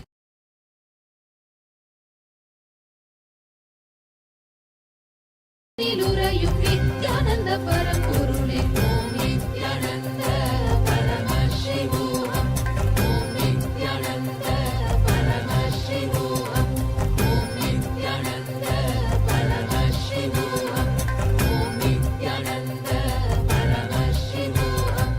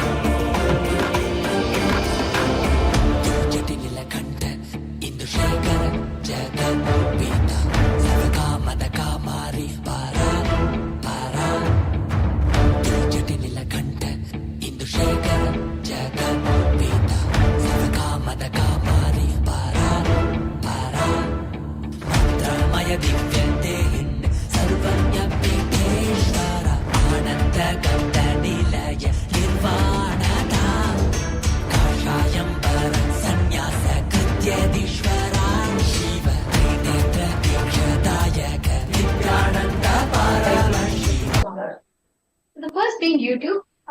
You can head to Kaila Tattva's page, Nithyananda, the official YouTube channel. Don't forget to subscribe. Go to the live video on top, and you can go to the comment section of the live video, and you can post all your blessings, requests, prayers, messages in that comment section. The next is WhatsApp. Please head to kailasa.org and you'll be prompted with the WhatsApp icon. Click on that, join the WhatsApp community and post your messages there. Next, head to twitter.com/Sri Nithyananda, Kailasa's SPH Nithyananda Paramashivam, the official Twitter account of Swamiji. Go to the topmost pinned post and click on the reply icon and use the hashtag Ask the Avatar. Post your messages of gratitude or even your questions, prayers as a tweet under this pinned tweet. The next, Instagram. You can go to Kailasa's page, Nithyananda, the official Instagram handle, and right on the profile picture, you get a notification of the live. Click that live button to get you to the live, and you can post all your messages under the comment section of Instagram live. Don't forget to follow so you get the latest update. And next is Kailasa's page, Nithyananda, the official Facebook page of Swamiji. Please head to the Facebook page, and you don't forget to like and follow the page. And you all can post the prayers, blessings requests, wounds requests, all of that as messages under the comment section of the Facebook video. And for getting the best of the darshan and the initiations, make sure to attend the whole day of the program. And with this, now let's all continue to enjoy this auspicious darshan of Paramashiva.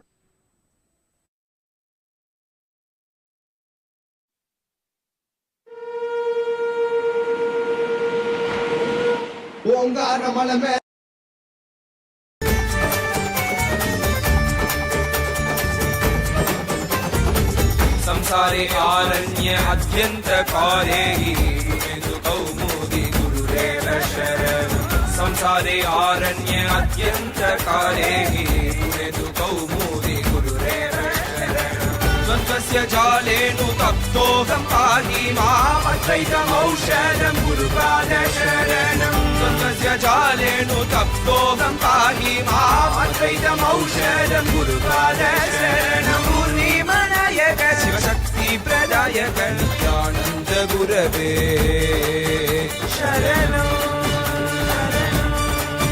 शरणं शरणं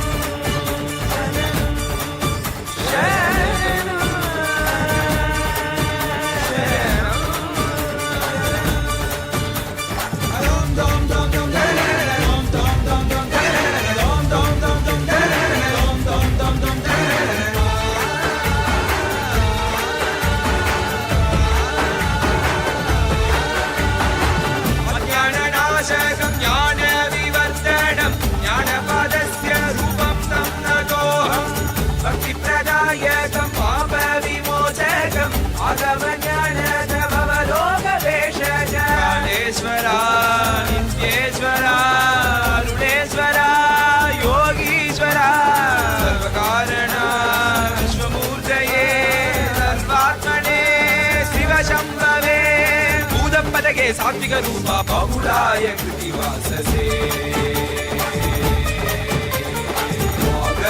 स्वागतं स्वामित्ते स्वागतम् अस्माकं हृदये वो सुस्वागतं ते स्वागतं स्वागतं स्वामित्ते स्वागतम् अस्माकं हृदये वो सुस्वागतं ते ब्रह्मस्वरूपं शिवशक्तियैक्यं डमरुककरतिरुशूलम् आह्वानमस्तम् काषाय वस्त्रं राजसन्न्यासं वन्देहं Paramhans Nityanand सद्गुरुम् Madguru Shri Jagadguru Shivaguru Sami Bhumiya Nivana Ekumarata Alitara Pora Ulaga Murudu Vachiyala Pora Sarvakara Shri Vivara Shivayagi Aichira Pora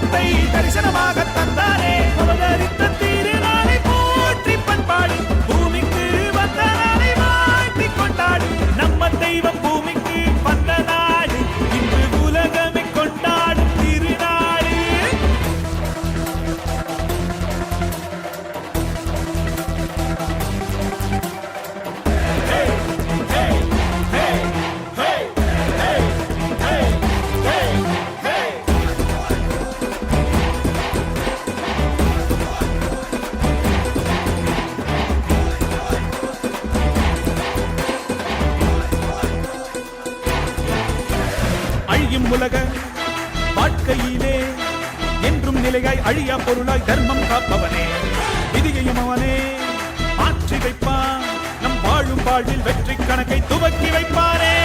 உலகம் எங்கும் பாதம் வைத்து சக்தி தந்தானே, பல உள்ளங்களின் குறைகள் போக்கி வாழ்வு தந்தானே. உலகம் எங்கும் பாதம் வைத்து சக்தி தந்தானே, பல உள்ளங்களின் குறைகள் போக்கி வாழ்வு தந்தானே. வெயில்மழையும் கடன்மலையும் ஐயன் நானே கடங்கிடுமே, அவன் புகழை தினம் தினமும் பாடி பாடி மகிழ்வோமே. வெயில்மழையும் கடன்மலையும் ஐயன் நானே கடங்கிடுமே, அவன் புகழை தினம் தினமும் பாடி பாடி மகிழ்வோமே. நம்ம தெய்வம் பூமிக்கு வந்த நாள் இன்று உலகமே கொண்டாடும் திருநாள். கையிலே இருக்கும் கடவுளும் கண்கள் முன்னே வந்தானே, ஹரியும் சிவனும் ஒன்றாகி நித்யனாகி நின்றானே. சக்தி என்னும் ரூபத்தை தரிசனமாக தந்தானே. அவதரித்த திருநாளை போற்றி பண்பாடி பூமிக்கு வந்த நாளை வாழ்த்தி கொண்டாடு. நம்ம தெய்வம் பூமிக்கு வந்த நாடு இன்று உலகமே கொண்டாடும் திருநாடு.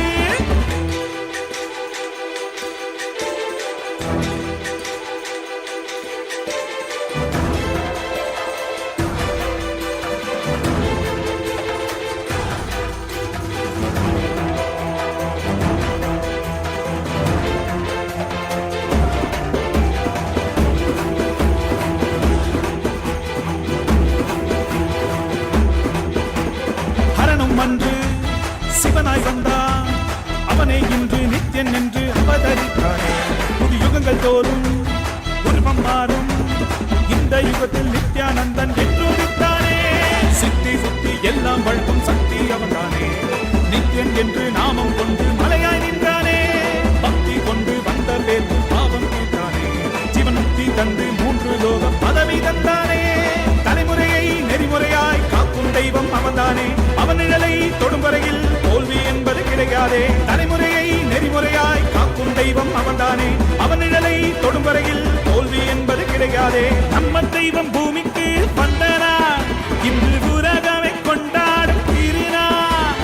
கையிலே இருக்கும் கடவுளும் கண்கள் முன்னே வந்தானே, ஹரியும் சிவனும் ஒன்றாகி நித்யனாகி நின்றானே. சக்தி என்னும் ரூபத்தை தரிசனமாக தந்தானே. அவதரித்த திருநாளை போற்றி பண்பாடு பூமிக்கு வந்த நாளை வாழ்த்தி கொண்டாடு. நம்ம தெய்வம் பூமிக்கு வந்த நாடு இன்று உலகமே கொண்டாடும் திருநாளே.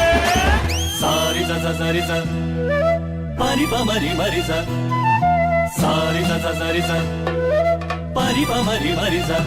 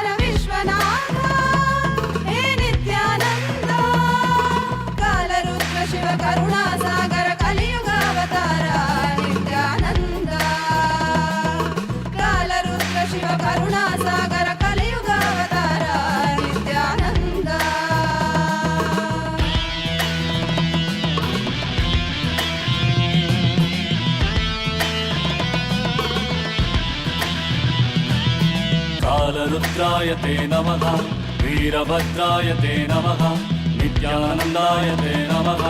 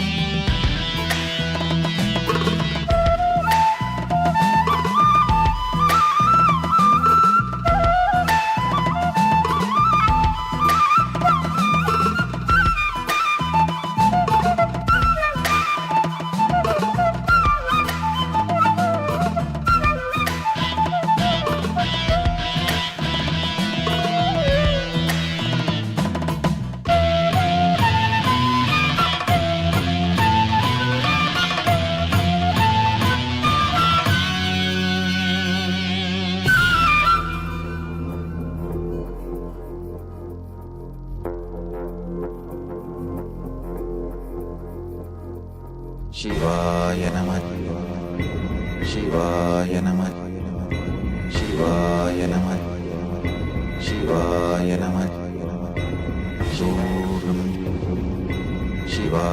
நம சிவாய நம சிவாய நம சிவாய நம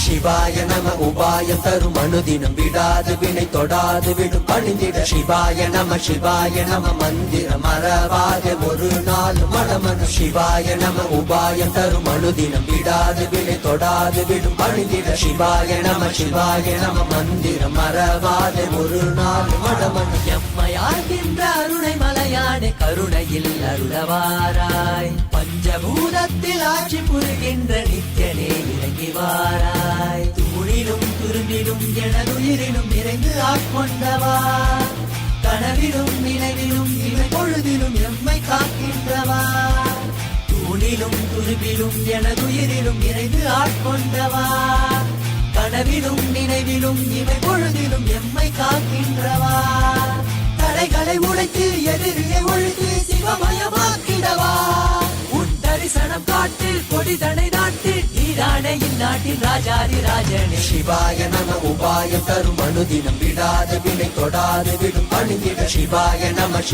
நம மந்திரம் மறவாத ஒரு நாள் மனமனு சிவாய நம உபாயம் தரும் அனுதினம் விடாது வினை தொடாது விடும் பணிந்திட சிவாய நம மந்திரம் மறவாத ஒரு நாள் மனமனு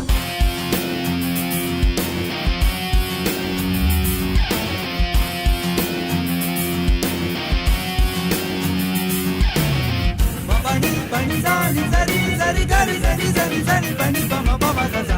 Pani pani sani sari sari gari sari sari sari pani pama pama gama pama pama pama pani pama pama gama pama pama pama pama gaza. Gama pama pama pama pani pama pama gama pama gama gari gari sari sari sari pani sani sari sari sari sari sari pani sani sari sari sari sari pani sani sari sari sari sari sari pani sani sari sari sari sari மண்ணிலே மாண்டு போகும் நோய்களில் வீழ்ந்து போகும் எண்ணிலா பிறப்பெடுத்து துதிக்கின்றோம் கண்ணிலே நீர் வடிந்து தன்னிலை தேற்றி வந்து எல்லையில்லா உன் வடிவை துதிக்கின்றோம் மனம் காற்றாய் அலைந்தோடும் எனும் போதும் கைவிட மாட்டோம் இடைவிண்ணை தொடும் நேரம் நீயே பார்த்துக்கொள் மனம் காற்றாய் அலைந்தோடும் எனும் போதும் கைவிட மாட்டோம் இடைவிண்ணை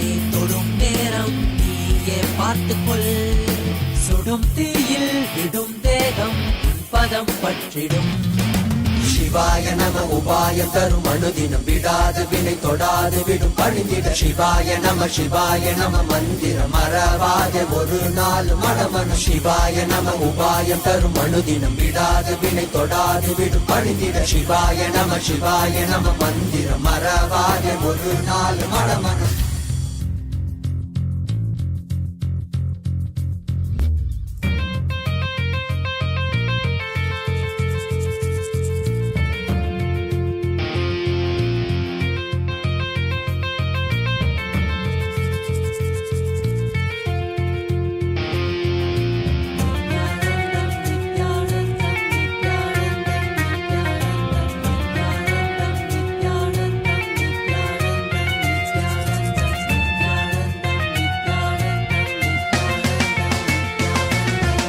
காணலீரிந்த உலகம் என்னிலையாது தடைகளில் தேங்கி நின்றேன் வழி தெரியாது காணலீரிந்த உலகம் என்னிலையாது தடைகளில் தேங்கி நின்றேன் வழி தெரியாது என்னுள் வினா எழுகின்ற போது உன்னில் விடை இருந்திடும் அல்லவா வானம் மழை தருகின்ற போது சேரும் மழை உடைத்திடும் அல்லவோ தடை நீக்கி வழியாக்கி உன்னை நோக்கி வந்திட அருள் தடை சிவாய நம உபாயம் தரும் அனுதினம் விடாது வினை தொடாது விடும் பணிந்திட சிவாய நம மந்திரம் மறவாத ஒரு நாள் மனமனு சிவாய நம உபாயம் தரும் அனுதினம் விடாது வினை தொடாது விடும் பணிந்திட சிவாய நம மந்திரம் மறவாத ஒரு நாள் மனமனு எம்மையாகின்ற அருணை மலையானே கருணையில் அருளவாராய் பஞ்சபூதத்தில் ஆட்சி புரிகின்ற நித்யனே இறங்கி வாராய் தூணிலும் துரும்பிலும் எனதுயிரிலும் இறைந்து ஆட்கொண்டவா கனவிலும் நினைவிலும் இமை பொழுதிலும் எம்மை காக்கின்றவா தூணிலும் துரும்பிலும் எனதுயிரிலும் இறைந்து ஆட்கொண்டவா கனவிலும் நினைவிலும் இமை பொழுதிலும் எம்மை காக்கின்றவா தடைகளை உடைத்து எதிரியை ஒழித்து சிவமயமாக்கிடவா உன் தரிசனம் காட்டு கொடிதடை நாட்டு நீரானே இந்நாட்டின் ராஜாதி ராஜனே சிவாய நம உபாய தரும் அனுதினம் விடாத வினை தொடாது விடும் பணிந்திட சிவாய நம மந்திரம் மறவாத ஒரு நாள் மனமனு சிவாய நம உபாய தரும் அனுதினம் விடாத வினை தொடாது விடும் பணிந்திட சிவாய நம மந்திரம் மறவாத ஒரு நாள் மனமனு சிவாய நம உபாய தரும் அனுதினம் விடாத வினை தொடாது விடும் பணிந்திட சிவாய நம மந்திரம் மறவாத ஒரு நாள் மனமனு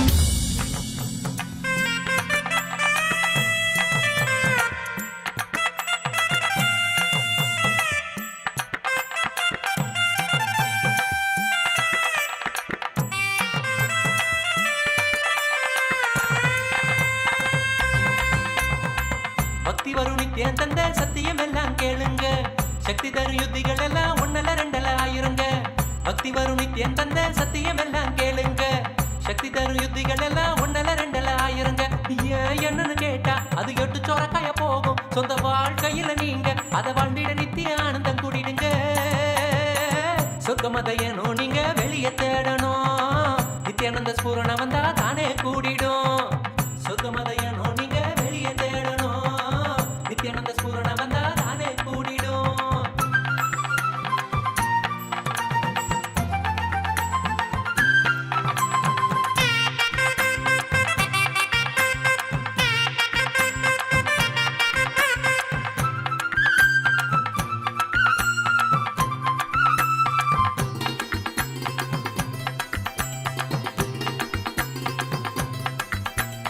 உள்ளலோட மனம் இருந்தா தூசி கூட ஆயுதம் தோல்வி கூட தோள் கொடுக்கும் குருவனவே தோன்றிடும்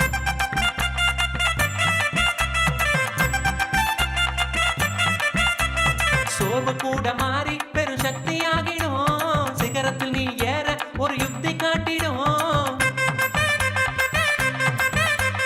சோர்வு கூட மாறி பெரும் சக்தியாகிடும் சிகரத்தில் நீ ஏற ஒரு யுக்தி காட்டிடும் நித்யானந்த சொன்ன இந்த வார்த்தை எல்லாம் வேதந்தா வழி நடந்தா நித்யானந்த மடியில வழி யோகந்தா தயக்கம் எதுக்கு களத்தில் இறங்கி தியானம் பண்ணுங்க வாழ்வ வெல்லுங்க தெய்வீக வாழ்வ வெல்லுங்க நித்யானந்த வாழ்வ வெல்லுங்க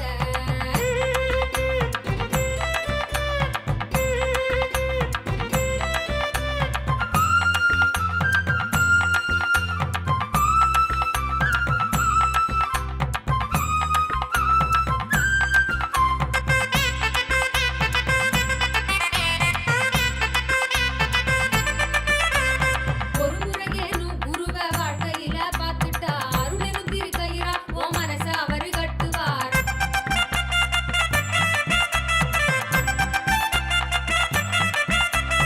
எப்படியும் ஒன்ன அவர் பக்கம் சேர்த்திடும் அப்பொழுதே வாழ்வில் ஆனந்தம் சொல்லிடும் எப்படியும் ஒன்ன அவர் பக்கம் சேர்த்திடும் அப்பொழுதே வாழ்வில் ஆனந்தம் சொல்லிடும் தத்குருவா எங்களுக்கு நித்யானந்த வந்தானே சத்தியத்தை ஞானமெனும் யுக்தியாக தந்தானே ஓம் ஓம் ஓம் ஓம் ஓம். As the ultimate manifestation of Paramashivas, Veerabhadramurti, Dakshayagnaharamurti, Agorastramurti, Jalandaravadamurti, Kamadahanamurti, Kankalamurti, I bless you all with Paramadvaita.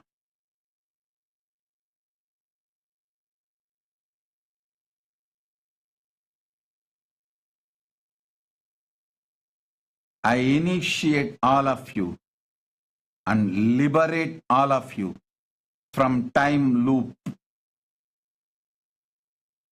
I give you anupaya, anavupaya, shaktupaya, sambhavupaya. Purification of body, purification of mind, purification of consciousness. All the three you will all manifest now. The power of materialization and teleportation. Om.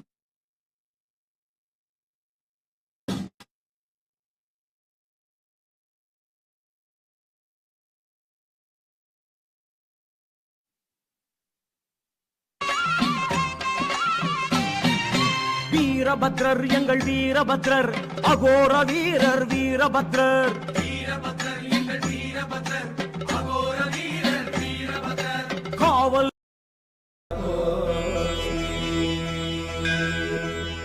ஔஷதம் தந்தருளும் சதாசிவா போற்றி பர்வதம் நிற்கின்ற பரமேஸ்வரனே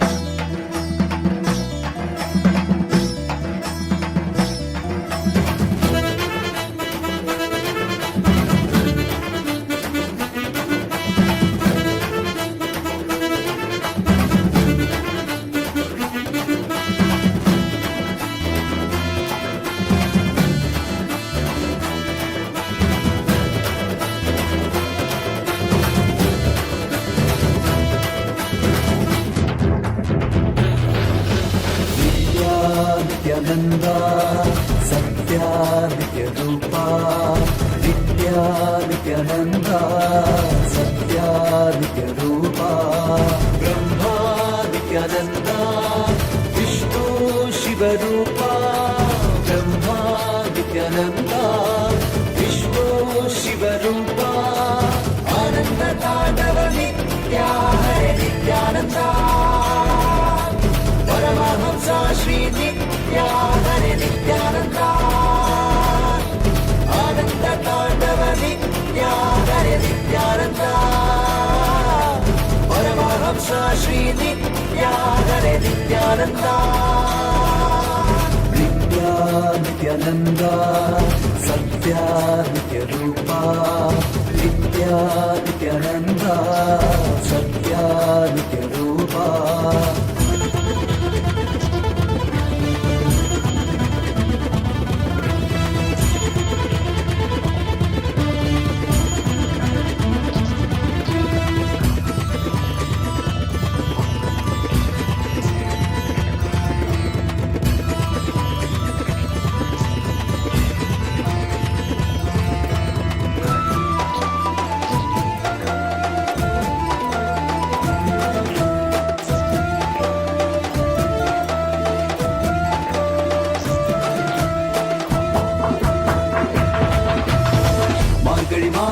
பிறந்தாய் ஐயா நித்யா, திருவண்ணாமலையில் உதித்தாய் ஐயா, மனித உருவெடுத்த தெய்வம் ஐயா, இந்த உலகை காக்க வந்த ஞானி ஐயா, ஞானத்தொடுதல் மூலமாக எங்கள் நோயை கரைய வைத்தாய் ஐயா, புனிதமான உங்கள் பாதத்தால் தலையெழுத்தை மாற்றிய ஐயா, பாதை காக்கும் பரமனுமே, பாதம் தொடவே அருளனுமே, வேதம் எல்லாம் உன்னுருவம் வரும், வெற்றி எல்லாம் உன்படிவம், தெய்வம் என்றால் நீ மட்டும் தான் ஐயா, தெய்வமே நீ தேன் சொட்டுதான், கற்றதெல்லாம் உனை மட்டும் தான் ஐயா, காண வேண்டும் தினமுனை தான், நித்யா நித்யானந்தா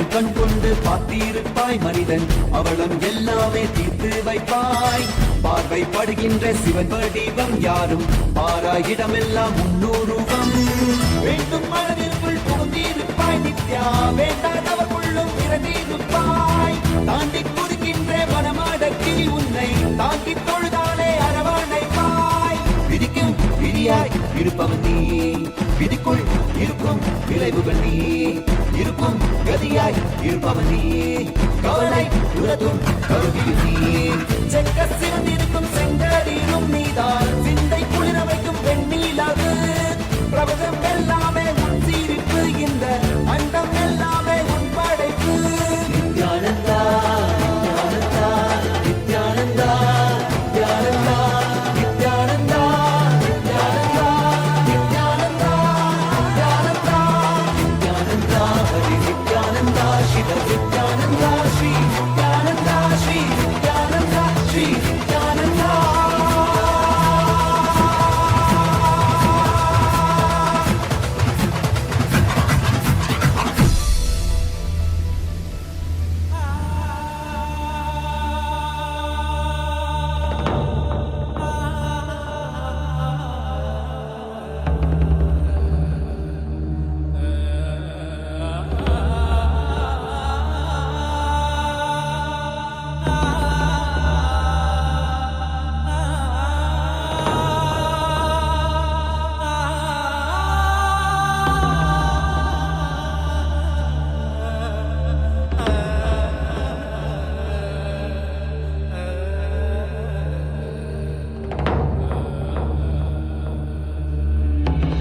मृत्युञ्जयाय रुद्राय नीलकण्ठाय शाम्भवे अमृतेशाय सर्वाय महादेवाय ते नमः मृत्युञ्जयाय रुद्राय नीलकण्ठाय शाम्भवे अमृतेशाय सर्वाय महादेवाय ते नमः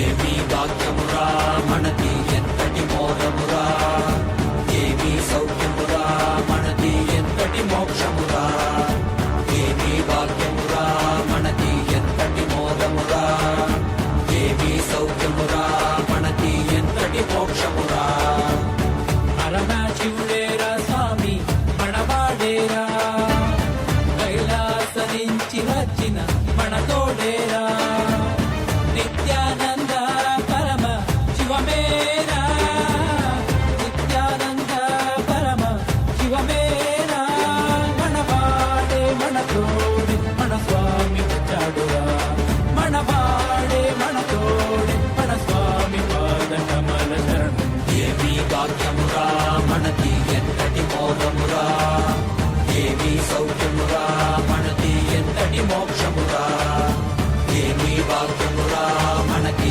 ఎంతటి మోరమురా ఏమీ సౌఖ్యమురా మనకి ఎంతటి మోక్షమురా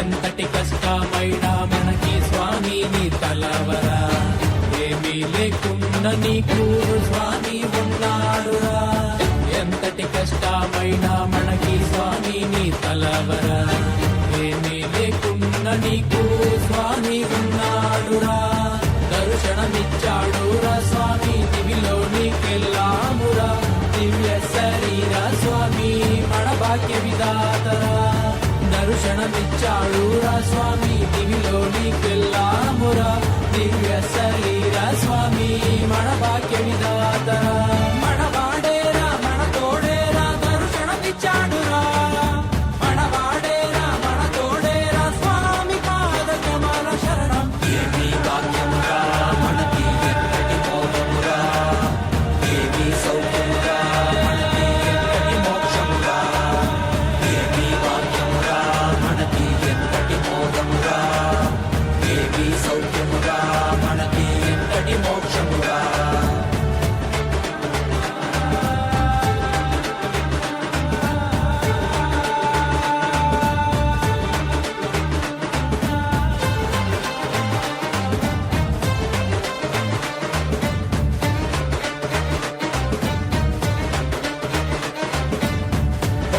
తెలుపుతోటి స్వామి శక్తికిచ్చాడురా భూమిలోని అంతరికి శక్తికిచ్చాడురా ఒక్క తెలుపుతోటి స్వామి శక్తికిచ్చాడురా భూమిలోని అంతరికి శక్తికిచ్చాడురా మనకి శక్తినిచ్చి మనతో అందరికీ ఇచ్చాడురా స్వామి దీక్షతో పుట్టివాడు చూసేనురా మనకి శక్తినిచ్చి మనతో అందరికీ ఇచ్చాడురా మన స్వామి దీక్షతో పుట్టివాడు చూసేనురా ప్రపంచమంతా సంతోషమే పరాశక్తి ఆవిష్కరణమే ఏమీ భాగ్యమురా మనకి ఎంతటి మోదమురా ఏమీ సౌఖ్యమురా మనకి ఎంతటి మోక్షమురా ఏమీ భాగ్యమురా మనకి ఎంతటి మోదమురా ఏమీ సౌఖ్యమురా మనకి ఎంతటి మోక్షమురా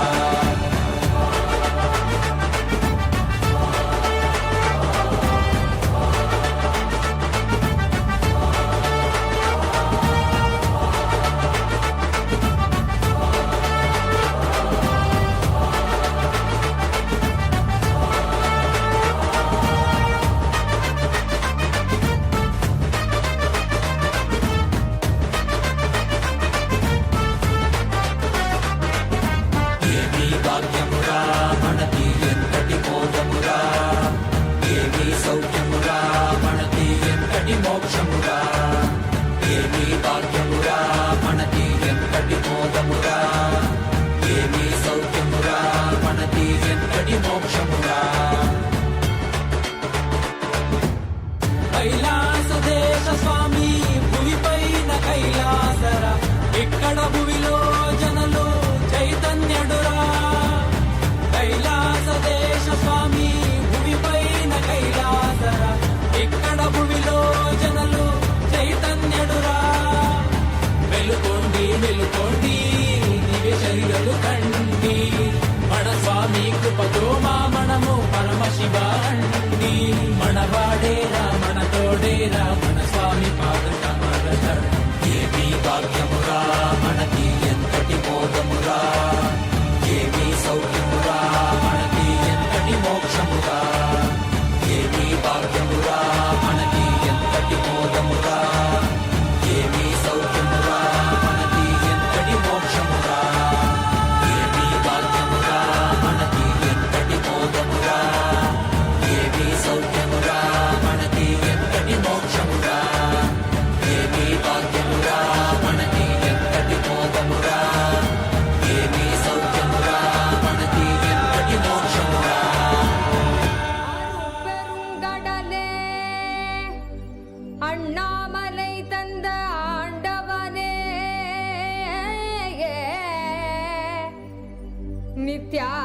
நித்யானந்த புரிதனிலே அருளாட்சி செய்யும் நித்யானந்தனே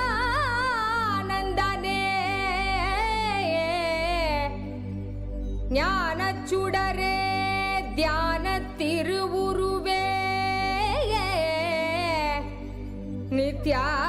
நித்யானந்தனே சத்குருநாதனே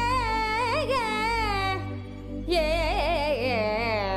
அருள் தாரும் நித்யானந்தனே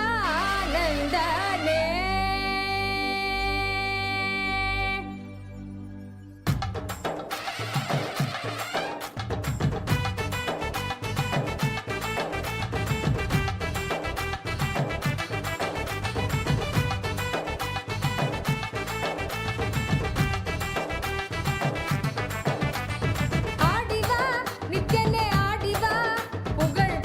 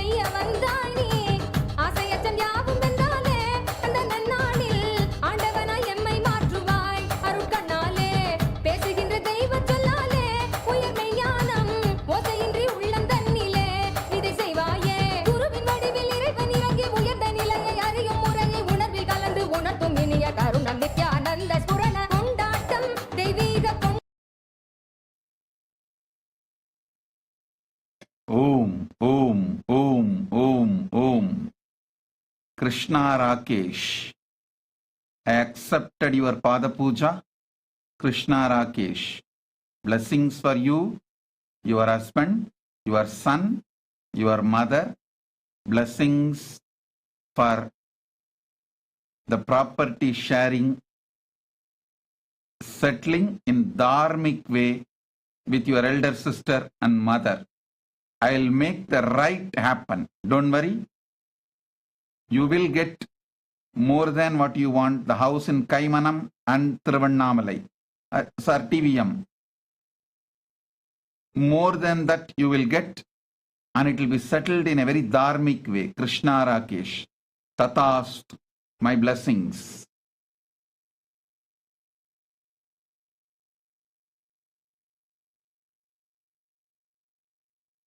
Om. Sharmila Rajendran. You are asking me to bless some presidential candidate. Did you do even a basic homework of enriching him first and reaching out to him first? Even if he wins, is he going to support Hindus and Kailasa? Did you do any basic homework? Don't take me for granted and abuse my presence. If you can't do the groundwork, your homework, don't bring it to me and abuse me. Don't take me for granted. Stop taking me for granted. Just because I'm in front of you, don't ask for stupid things. First do your homework, then bring it to me. Otherwise, the boon you are asking, he winning may harm you. Go and first find out whether it is not going to be harmful for you. Then come to me.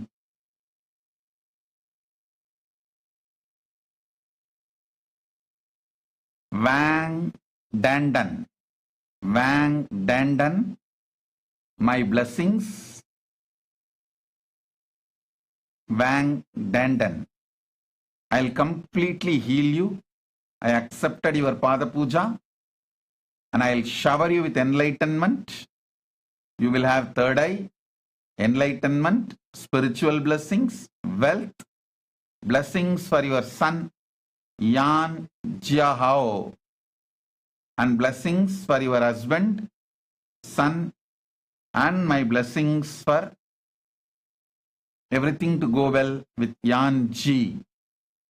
And your spiritual name will be Jnana Swarupini. Jnana Swarupini, Nitya Jnana Swarupini is your spiritual name. Wang Xiao Yan. Wang Xiao Yan. My blessings.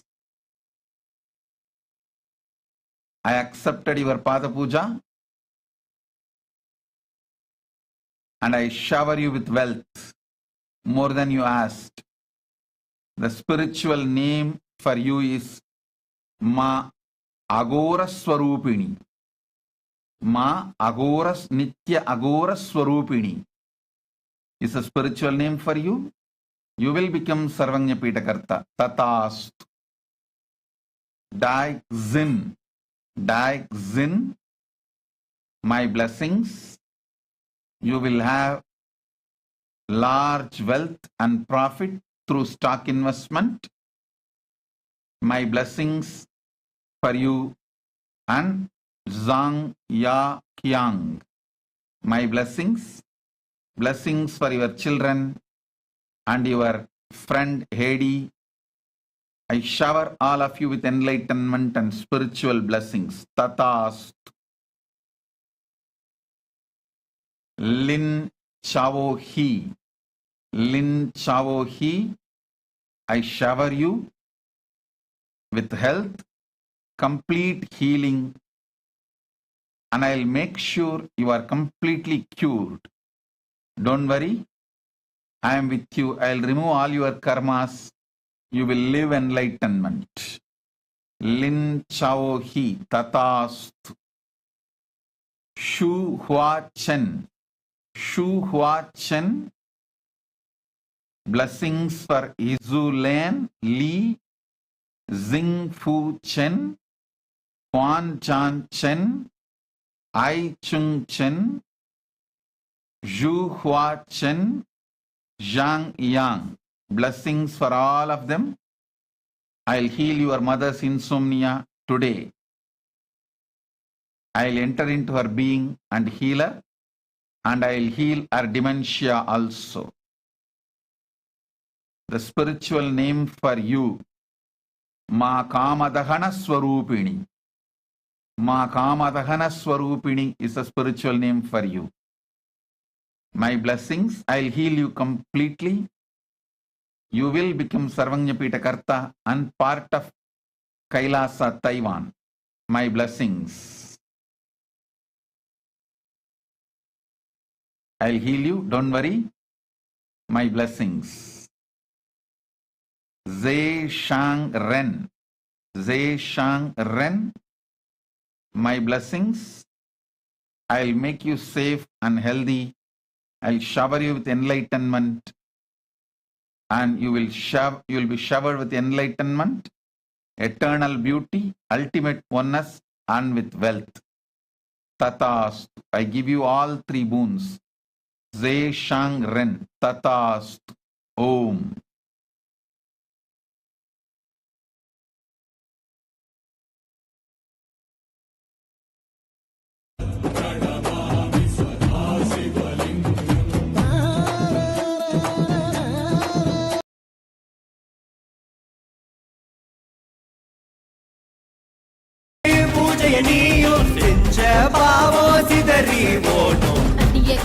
பட்ட கஷ்டமெல்லாம் போதும் நித்யானந்த சாமி கிட்ட கை கூப்பி போவோம் காத்து கருப்பு அண்டினாலும் தன்னால ஓடும் பில்லி சூன்ய பேயெல்லாம் மாயமாகி போகும் ஹிஞ்சாமி கிட்ட எழுந்திருச்சு வாக்கா குலசாமி தொட்டா எதிர்கால ஷோக்கா வாய கட்டி வைத்த கட்டி பொழைச்சாலும் கூட தாய போல தாங்கி நிற்கும் நித்யானந்த சாமி காவரசா போலாம் தினசா வாழ்வா பெறலாம் நித்யா சாமி நமக்கு நெஞ்சில்தானே இருக்கு ஆசாவே உன்னை கை கூப்பி தொழுதோம் ராகத்தால் புது பாட்டொன்னு படிச்சோம் ஊரெல்லாம் ஒன்னாகி கும்மாலும் அடிச்சோம் உன் பார்வப்பட்டதால சக்திகளை அடைஞ்சோம் நெற்றி கண்ணால் இந்த உலகத்தை பார்த்தோம் உன் கையாயிருந்து நோய்களை தீர்த்தோம் சாதிசனம் பிரிவின்றி ஒன்னாக குவிஞ்சோம் தீட்சையினால் சிவ சமுதாயம் படைச்சோம் சிவனே குருவாய் வந்தாய் மழையாய் அருளை தந்தாய் பாதம் பணிந்து தொழுதோம் ஜீவன் முக்தி அடைவோம்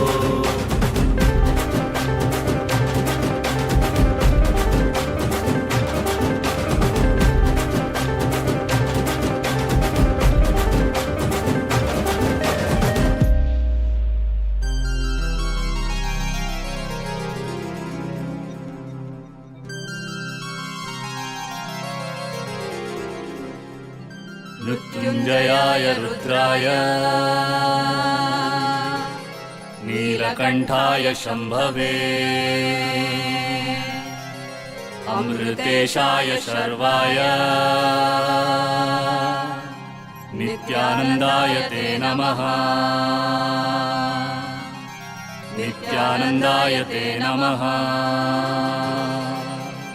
नित्यानन्दाय ते नमः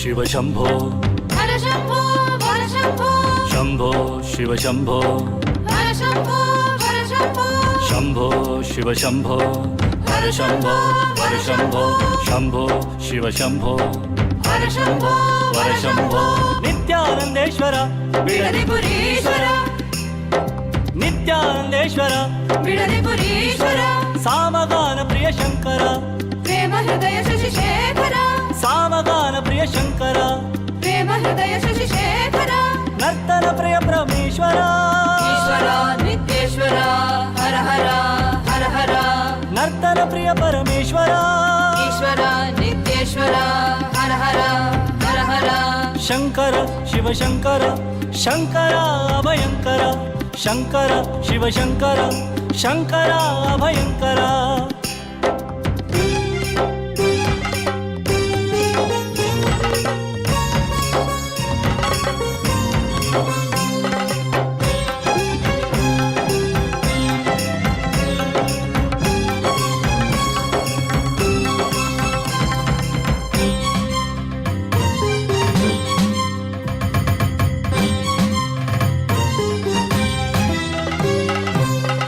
शंकर सांब सदा शिव हर हर शंकर सांब सदा शिव जय जय शंकर सांब सदा शिव हर हर शंकर सांब सदा शिव नंदी वाहन नमः शिवाय नागाभरण नमः शिवाय नंदी वाहन नमः शिवाय नागाभरण नमः शिवाय नरजन पालक नमः शिवाय नमो नमो नित्यानंदाय नरजन पालक नमः शिवाय नमो नमो नित्यानंदाय शंकर शिव शंकर शंकर अभयंकर शंकर शिव शंकर शंकर अभयंकर शंभो शिव शंभो हर शंभो हर शंभो शंभो शिव शंभो हर शंभो हर शंभो शंभो शिव शंभो हर शंभो हर शंभो शंभो शिव शंभो हर शंभो हर शंभो शंभो शिव शंभो हर शंभो हर शंभो शंभो शिव शंभो हर शंभो हर शंभो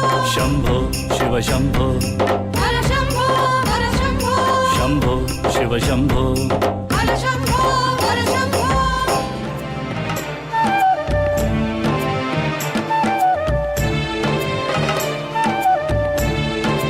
अवतरण अवतरण दिव्यावतरण भव्यावतरण अनन्यावतरण अवतरण अवतरण दिव्यावतरण भव्यावतरण अनन्यावतरण लो आया वेदांत केसरी बजाओ डमरू और बांसुरी लो आया वेदांत केसरी बजाओ डमरू और बांसुरी कष्ट दुख के लिए ये है चेतावनी अब तू ना टिकेगा तो मिट्टी तो है आंधी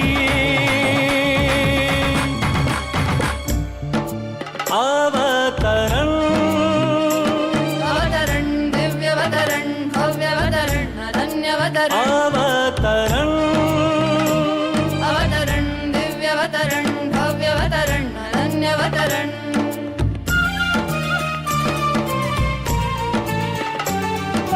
सदाशिव रूप की ये अवतरण नित्यानंद की ये अवतरण अवतरण अवतरण दिव्यावतरण भव्यावतरण अनन्यावतरण अवतरण अवतरण दिव्यावतरण भव्यावतरण अनन्यावतरण अवतरण अवतरण दिव्यावतरण भव्यावतरण अनन्यावतरण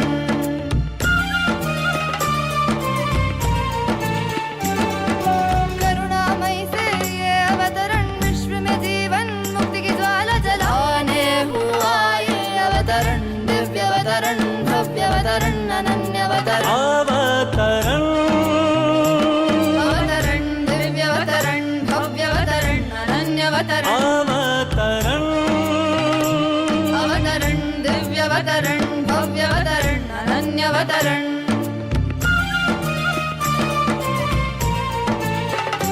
माया जाल में डूब न जाए इस दुनिया को बचाने हुआ है अवतरण अवतरण दिव्यावतरण भव्यावतरण अनन्यावतरण अवतरण अवतरण दिव्यावतरण भव्यावतरण अनन्यावतरण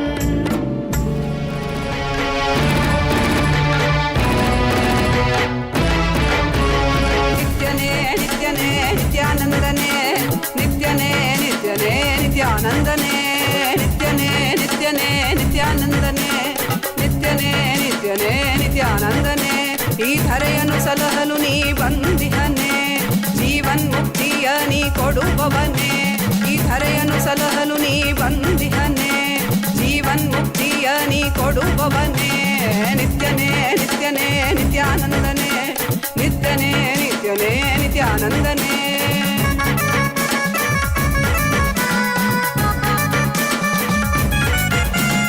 ಅರಿಯದ ಮನಸ್ಸಿನ ದ್ವಂದ್ವವ ತೊಲಗಿಸಿ ಅರಿಯದ ಮನಸ್ಸಿನ ದ್ವಂದ್ವವ ತೊಲಗಿಸಿ ದಿವ್ಯ ಜ್ಞಾನವ ನೀ ತಂದೆ ದಿವ್ಯ ಜ್ಞಾನವ ನೀ ತಂದೆ ನಿತ್ಯನೇ ನಿತ್ಯನೇ ನಿತ್ಯಾನಂದನೇ ನಿತ್ಯನೇ ನಿತ್ಯನೇ ನಿತ್ಯಾನಂದನೇ ನಿತ್ಯನೇ ನಿತ್ಯನೇ ನಿತ್ಯ. Not only I'll heal you, I'll manifest yogic body for you. Tatast. Om. You will be healed right now. Before even the darshan ends, you will be completely healed. Om. Om. Om.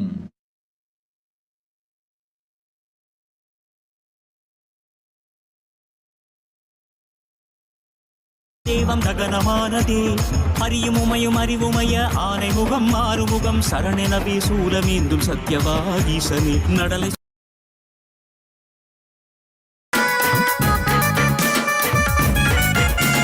ಚಂದದಿ ಕಾಣುವ ಮಾಯೆಯ ಮುಸುಕನು ತೆರೆಯುವ ಬುದ್ಧಿಯ ನೀ ತರುವೆ ಚಂದದಿ ಕಾಣುವ ಮಾಯೆಯ ಮುಸುಕನು ತೆರೆಯುವ ಬುದ್ಧಿಯ ನೀ ತರುವೆ ನಿತ್ಯನೇ ನಿತ್ಯನೇ ನಿತ್ಯಾನಂದನೇ ನಿತ್ಯನೇ ನಿತ್ಯನೇ ನಿತ್ಯಾನಂದನೇ ನಿತ್ಯನೇ ನಿತ್ಯನೇ ನಿತ್ಯಾನಂದನೇ ನಿತ್ಯನೇ ನಿತ್ಯನೇ ನಿತ್ಯಾನಂದನೇ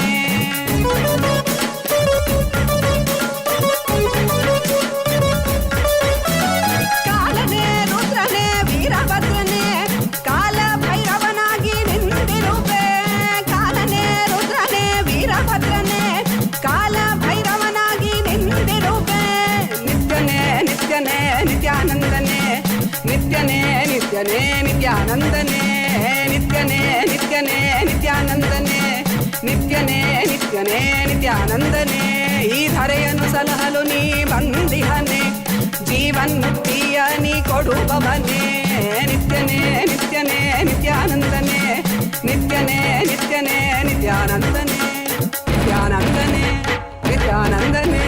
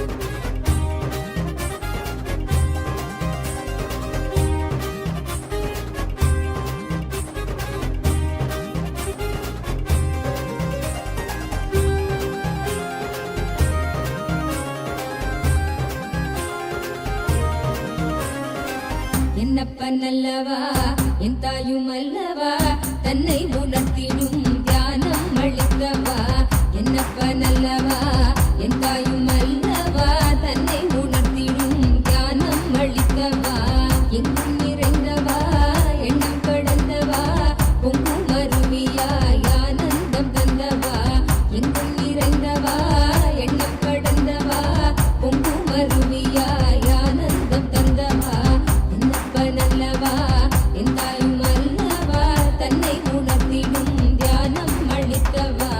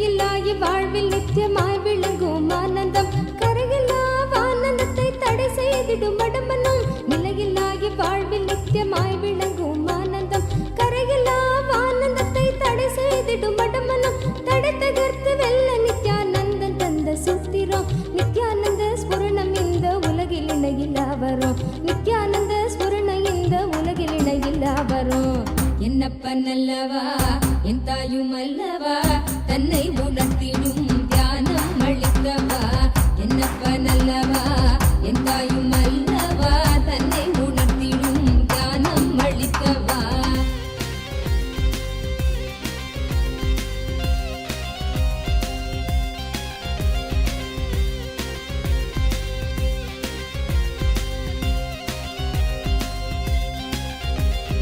ஆழியாய் விருந்து நிற்கும் கர்ம நிலை சஞ்சிதம் ஆழியாய் விருந்து நிற்கும் கர்ம நிலை சஞ்சிதம் வாழும் ஜென்மத்தோடு கொண்டு வந்த பிராரப்தமா சேருகின்ற ஆசைகளால் கூடிடும் ஆகாமியம் சேருகின்ற ஆசைகளால் கூடிடும் ஆகாமியம் வீழும் மூன்று கர்மம் நித்யானந்தன் வழி சென்றிட வீழும் மூன்று கர்மம் நித்யானந்தன் வழி சென்றிட என்னப்பன் அல்லவா என் தாயும் அல்லவா தன்னை உணர்த்திடும் தியானம் அளித்தவா என்னப்பன் அல்லவா என் தாயும் அல்லவா தன்னை உணர்த்திடும் தியானம் அளித்தவா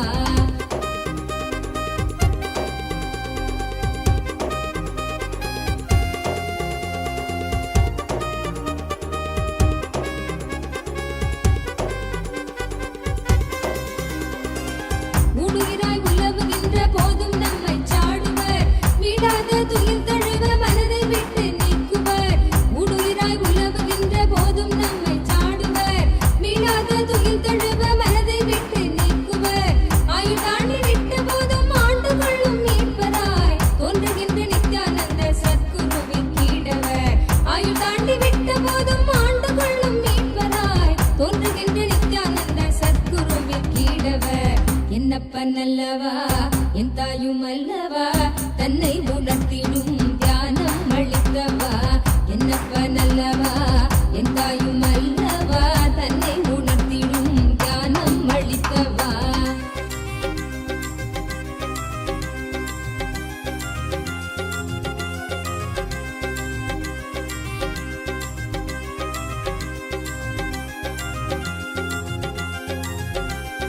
தந்தை தாயும் ஆன போதும் திட்டமிட்ட சொந்தம்தான் கொண்ட வந்த மக்கள் யாவும் தீர்வில்லாத நோய்களாம் தந்தை தாயும் ஆன போதும் திட்டமிட்ட சொந்தம்தான் கொண்ட வந்த மக்கள் யாவும் தீர்வில்லாத நோய்களாம் ஈடு காட்டில் இட்ட பின்பும் முக்தி தந்து ஏற்றிடும் ஈடிணை இல்லாத ஒரே சொந்தம் குரு நித்யனாம் ஈடிணை இல்லாத ஒரே சொந்தம் குரு நித்யனாம் என்னப்பன் அல்லவா என் தாயும் அல்லவா தன்னை உணர்த்திடும் தியானம் அளித்தவா என்னப்பன் அல்லவா என் தாயும் அல்லவா தன்னை உணர்த்திடும் தியானம் அளித்தவா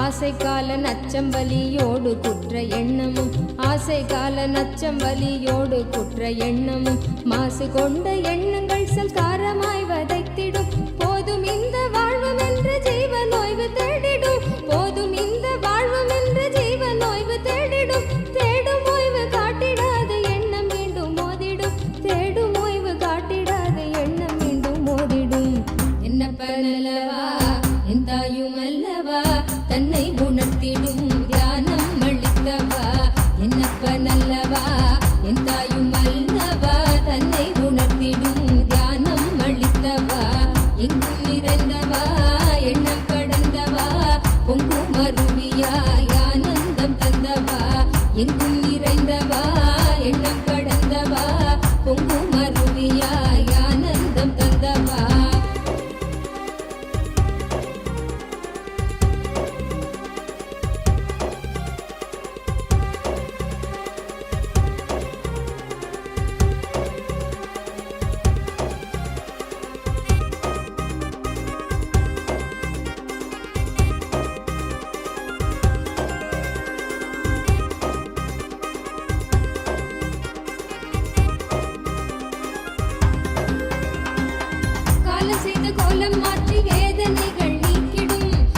வெள்ளமாய் திரண்டு கொண்ட எண்ணம் மாய்த்திடும் காலம் செய்த கோலம் மாற்றி வேதனைகள் நீக்கிடும் கருணை வெள்ளமாய் திரண்டு கொண்ட எண்ணம் மாய்த்திடும் காலம் வரும் நேரம் காட்சி தந்த கரை சேர்த்திடும் சீலனித்தின் தந்த நித்யானந்த ஸ்மரண சூத்திரம் காலம் வரும் நேரம் காட்சி தந்த கரை சேர்த்திடும் சீலனித்தின் தந்த நித்யானந்த ஸ்மரண சூத்திரம் என்னப்பனல்லவா எந்தாயும் அல்லவா தன்னை உணர்த்திடும் தியானம் அளித்தவா என்னப்பனல்லவா எந்தாயும் அல்லவா தன்னை உணர்த்திடும் தியானம் அளித்தவா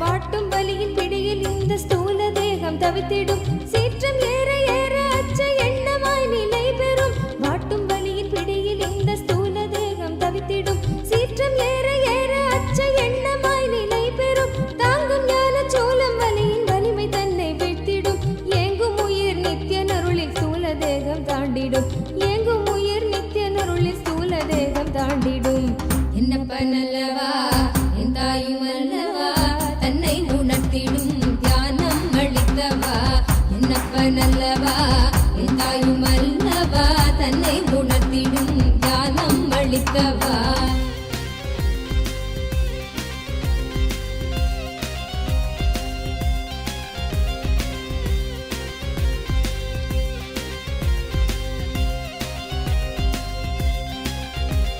பிராணதேகம் காம மோகத்தீனில் உழன்றதே பிராணதேகம் காம மோகத்தீனில் உழன்றதே ஆசை கடலின் அலைகள் தன்னை கட்டுண்டே பின் மூழ்குதே காத்து கொள்ளும் நோக்கினோடு நித்தியன் பாதம் நாடுதே காத்து கொள்ளும் நோக்கினோடு நித்தியன் பாதம் நாடுதே நித்யானந்த ஸ்புரணம் தரும் யுக்தி தன்னை வேண்டுதே நித்யானந்த ஸ்புரணம் தரும் யுக்தி தன்னை வேண்டுதே என்னப்பனல்லவா என் தாயும் அல்லவா தன்னை உணர்த்திடும் தியானம் அளித்தவா என்னப்பனல்லவா என் தாயும் அல்லவா தன்னை உணர்த்திடும் தியானம் அளித்தவா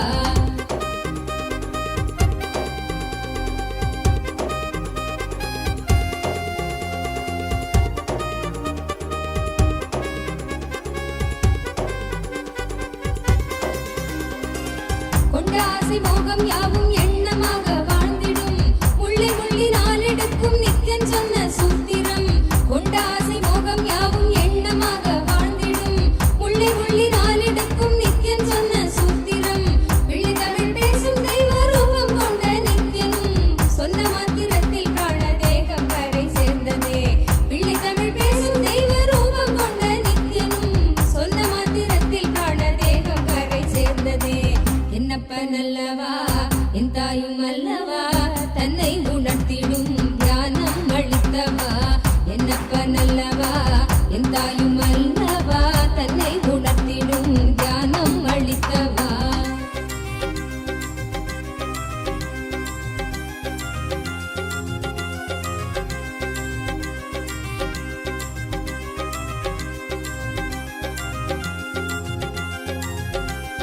குற்றமாய் உணர்வு கொள்ளும் எண்ண மனதை வாட்டிடும் சற்றும் தெளிவில்லாத நிலை தன்னை தானே காட்டிடும் குற்றமாய் உணர்வு கொள்ளும் எண்ண மனதை வாட்டிடும் சற்றும் தெளிவில்லாத நிலை தன்னை தானே காட்டிடும் சுற்றம் கொஞ்சம் சாற்றும் சுயமாக கொஞ்சம் ஏற்றிடும் கற்ற வித்தை ஏதும் கை கடங்கிடாது போகிடும் கற்ற வித்தை ஏதும் கை கடங்கிடாது போகிடும் என்னப்பனல்லவா என் தாயும் அல்லவா தன்னை உணர்த்திடும் தியானம் அளித்தவா என்னப்பனல்லவா என் தாயும் அல்லவா தன்னை உணர்த்திடும் தியானம் அளித்தவா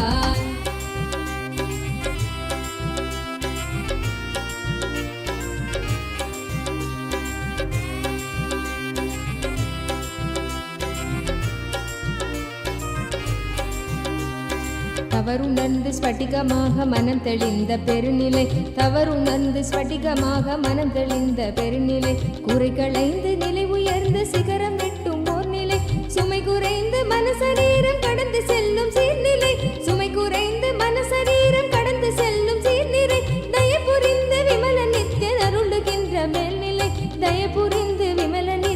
அருளுகின்ற மேல்நிலை. என்னப்பன் அல்லவா என் தாயும் அல்லவா தன்னை உணர்த்திடும் தியானம் அளித்தவா. என்னப்பன் அல்லவா என் தாயும் அல்லவா தன்னை உணர்த்திடும் தியானம் அளித்தவா. எங்கும் நிறைந்தவா எண்ணம் கடந்தவா பொங்கும் அருவியாய் ஆனந்தம் தந்தவா. எங்கும் நிறைந்தவா எண்ணம் கடந்தவா பொங்கும் அருவியாய் ஆனந்தம் தந்தவா.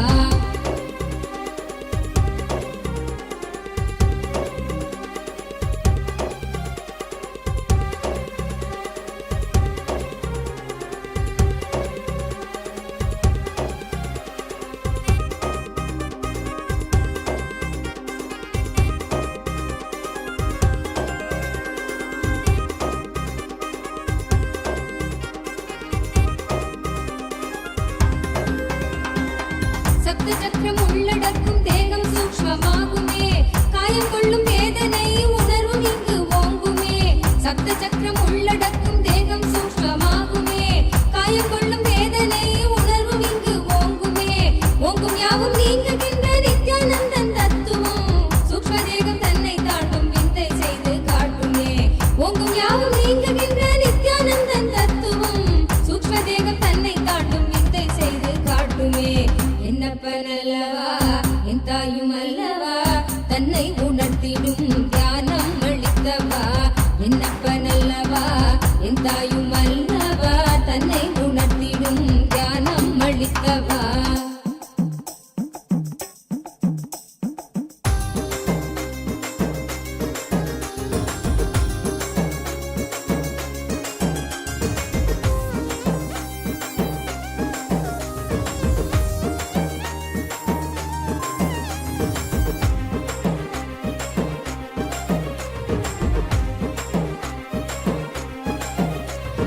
ஆழ்ந்த நித்திரைக்குள் காணும் காரண சரீரமும் சூழும் சொப்பனத்தை மெய்யென்றெண்ணியே தவித்திடும். ஆழ்ந்த நித்திரைக்குள் காணும் காரண சரீரமும் சூழும் சொப்பனத்தை மெய்யென்றெண்ணியே தவித்திடும். மீளுகின்ற சூத்திரம் அருள் செய்யும் நித்யானந்தனால் காரண சரீரம் தன்னை பூர்ணமாய் கடக்கிறோம்.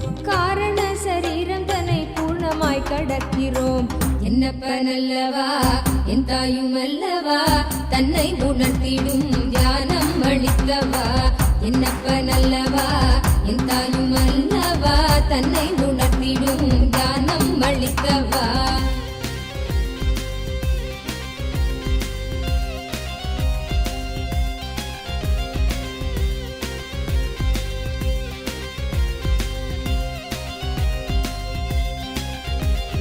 அற்பமான வஸ்து மீது கொள்ளும் மோக எண்ணமே. அற்பமான வஸ்து மீது கொள்ளும் மோக எண்ணமே. ஸ்வர்க்கமாய் தெரிந்து ஆன்ம தேகம் தன்னை ஆளுமே. விற்பனை பொருட்கள் மீது கொள்ளுகின்ற பற்றலாம். விற்பனை பொருட்கள் மீது கொள்ளுகின்ற பற்றலாம். சொற்பமாய் சுகம் அளிக்கும் போகம் விளைவிக்குமே. சொற்பமாய் சுகம் அளிக்கும் போகம் விளைவிக்குமே. என்னப்பன் அல்லவா என் தாயும் அல்லவா தன்னை உணர்த்திடும் தியானம் அளித்தவா. என்னப்பன் அல்லவா என் தாயும் அல்லவா தன்னை உணர்த்திடும் தியானம் அளித்தவா.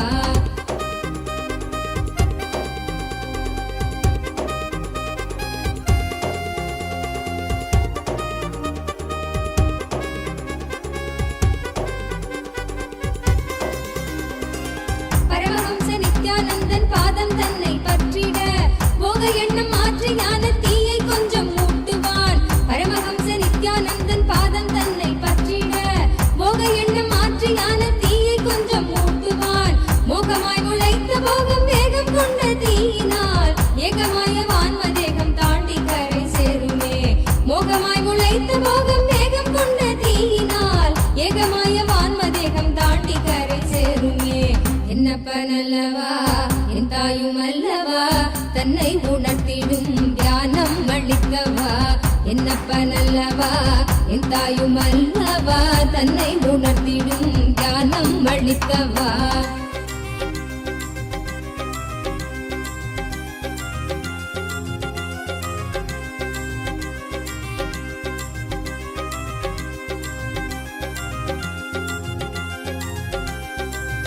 கசிந்து இதயம் தாண்டி இயம்புகின்ற நன்றியும் கணத்தில் கொண்ட காயம் நீக்கும் துயரில்லாமல் போக்கிடும். மனம் கசிந்து இதயம் தாண்டி இயம்புகின்ற நன்றியும் கணத்தில் கொண்ட காயம் நீக்கும் துயரில்லாமல் போக்கிடும்.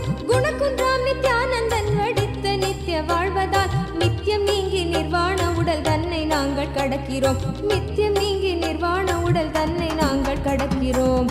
என்னப்பன் அல்லவா என் தாயும் அல்லவா தன்னை உணர்த்திடும் தியானம் அளிக்கவா. என்னப்பன் அல்லவா என் தாயும் அல்லவா தன்னை உணர்த்திடும் தியானம் அளிக்கவா.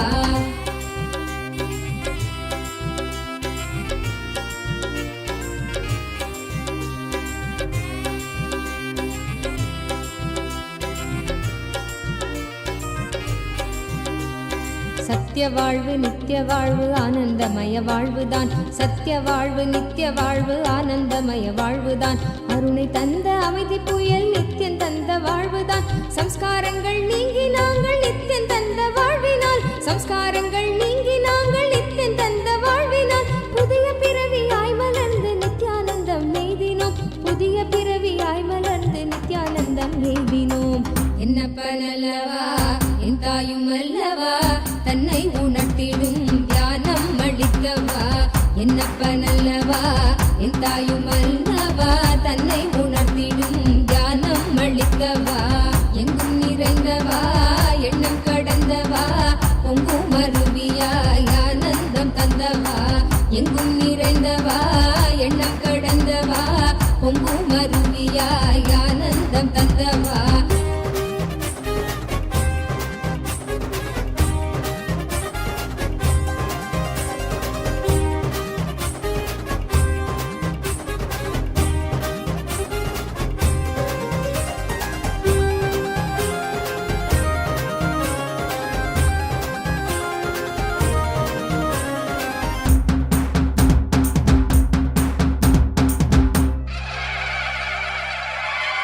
என்னப்பனே என்னையனே நித்யானந்த நித்ய காருண்யனே.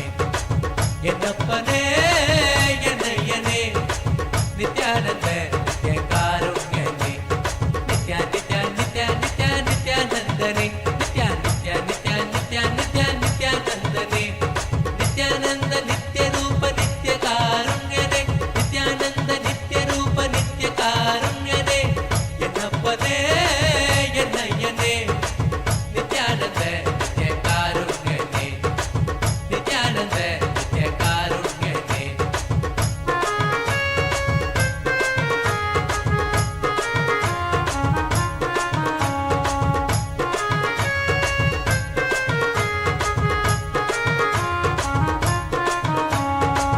பன்னிருகை நித்ய குருநாதனே. பன்னிருகை குருநாதனே. பன்னிருகை நித்ய குருநாதனே. பன்னிருகை குருநாதனே. பக்தர்களுக்கு அனுகூலனே. பக்தர்களுக்கு அனுகூலனே. நித்யா நித்யா நித்யா நித்யா நித்யானந்தனே. நித்யா நித்யா நித்யா நித்யா நித்யா நித்யானந்தனே. நித்யானந்த நித்ய ரூப நித்ய காருண்யனே. நித்யானந்த நித்ய ரூப நித்ய காருண்யனே. என்னப்பனே என்னையனே நித்யானந்த நித்ய காருண்யனே. என்னப்பனே என்னையனே நித்யானந்த நித்ய காருண்யனே.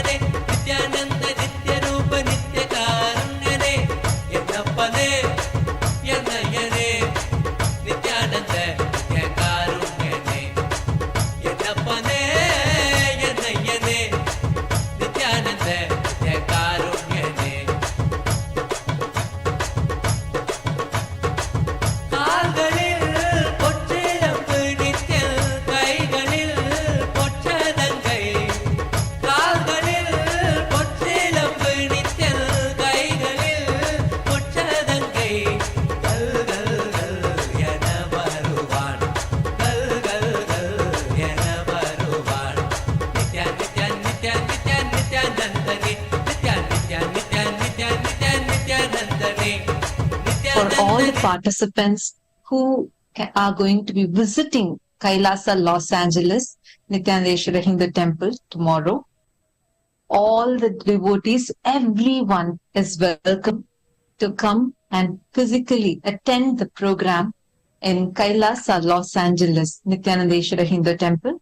At 1 p.m. Eastern Standard Time tomorrow, there is going to be a very special Kalpataru Darshan where Swamiji, the Supreme Pontiff of Hinduism, is going to be blessing all our prayers. All the participants who will be attending the Kalpataru program will receive special boons, and Swamiji is going to be giving Kalpataru Darshan for all those participants. This Darshan will be live on all the social media platforms, but exclusive Kalpataru Darshan is only for the participants attending from Kailasa, Los Angeles Temple tomorrow. Do not miss, and every one of you that are here tomorrow, we are having this very, very special darshan. Of course, all the devotees, everyone world over, you all can join us through the social media platforms and enjoy the darshan at 1 p.m. Eastern Standard Time.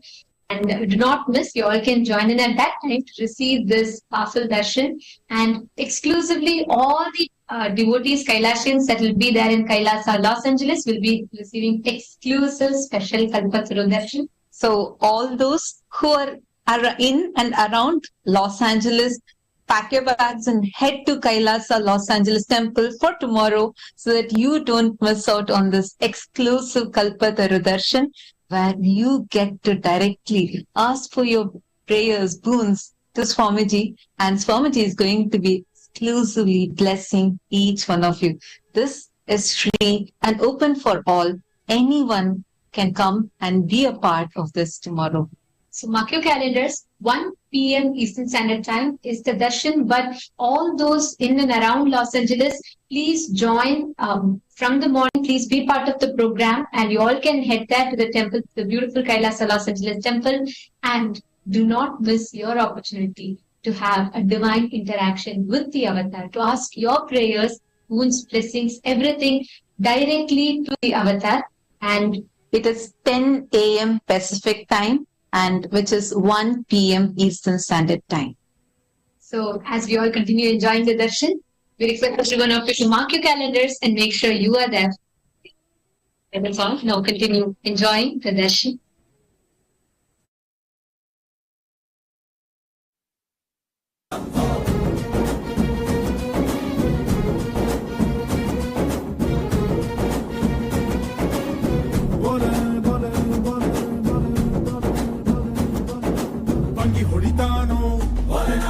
ಹೆಂಡ ಕುಡಿತಾನೋ ತೇಲ ಆಡುತ್ತಾನೋ ಸುಮ್ಮನೆ ಕುಣಿತಾನೋ ಊರ ಸುತ್ತಾನೋ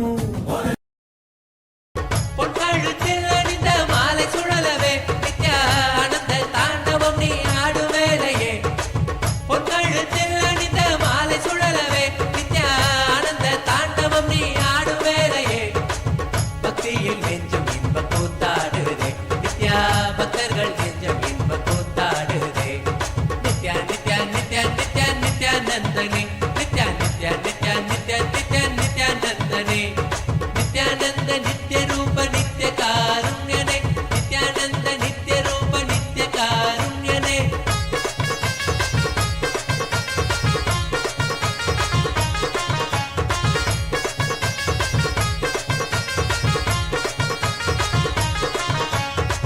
என்னப்பனே என்னையனே நித்யானந்த நித்ய காருண்யனே என்னப்பனே என்னையனே நித்யானந்த நித்ய காருண்யனே நித்யா நித்யா நித்யா நித்யா நித்யானந்தனே நித்யா நித்யா நித்யா நித்யா நித்யா நித்யானந்தனே நித்யானந்த நித்ய ரூப நித்ய காருண்யனே நித்யானந்த நித்ய ரூப நித்ய காருண்யனே பன்னிருகை நித்ய குருநாதனே பன்னிருகை குருநாதனே பன்னிருகை நித்ய குருநாதனே பன்னிருகை நித்ய குருநாதனே நித்யானந்த நித்ய காருண்யனே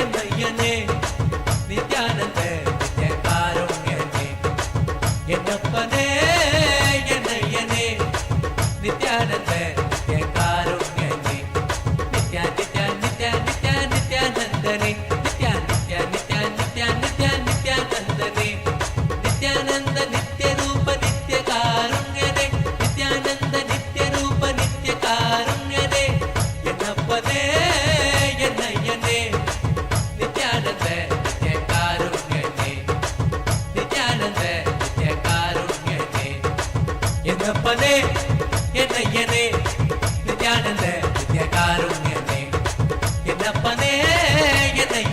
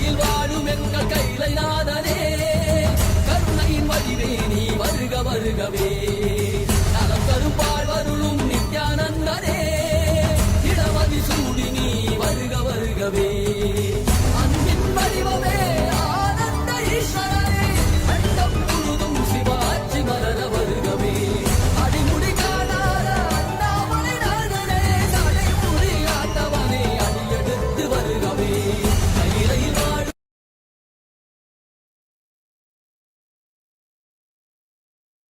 Om.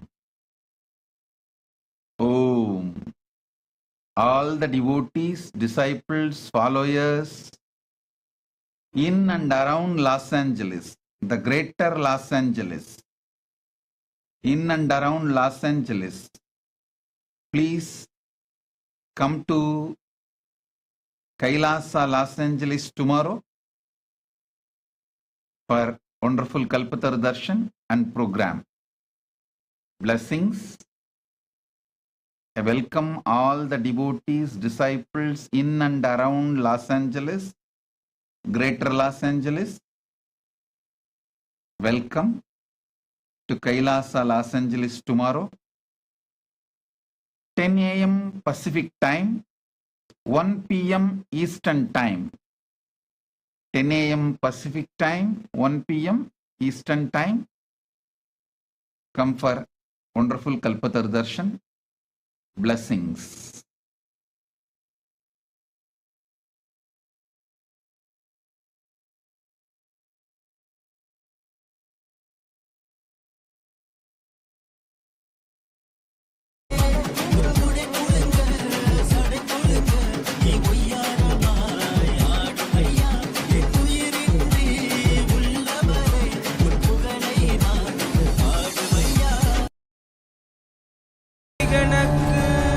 ஆத்ம ஞானம் அளிப்பாய் குருநாதா நித்யானந்தா ஆத்ம ஞானம் அளிப்பாய் Nithya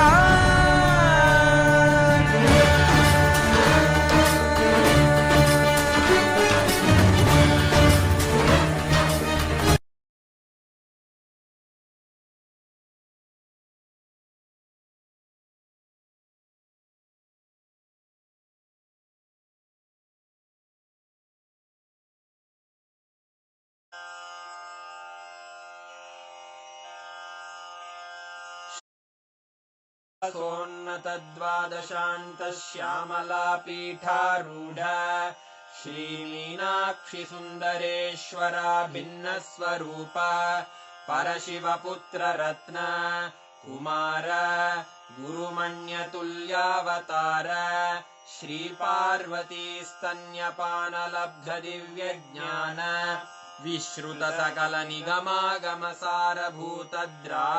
विश्रुतसकलनिगमागमसारभूतद्राविडवेदप्रवक्त्रे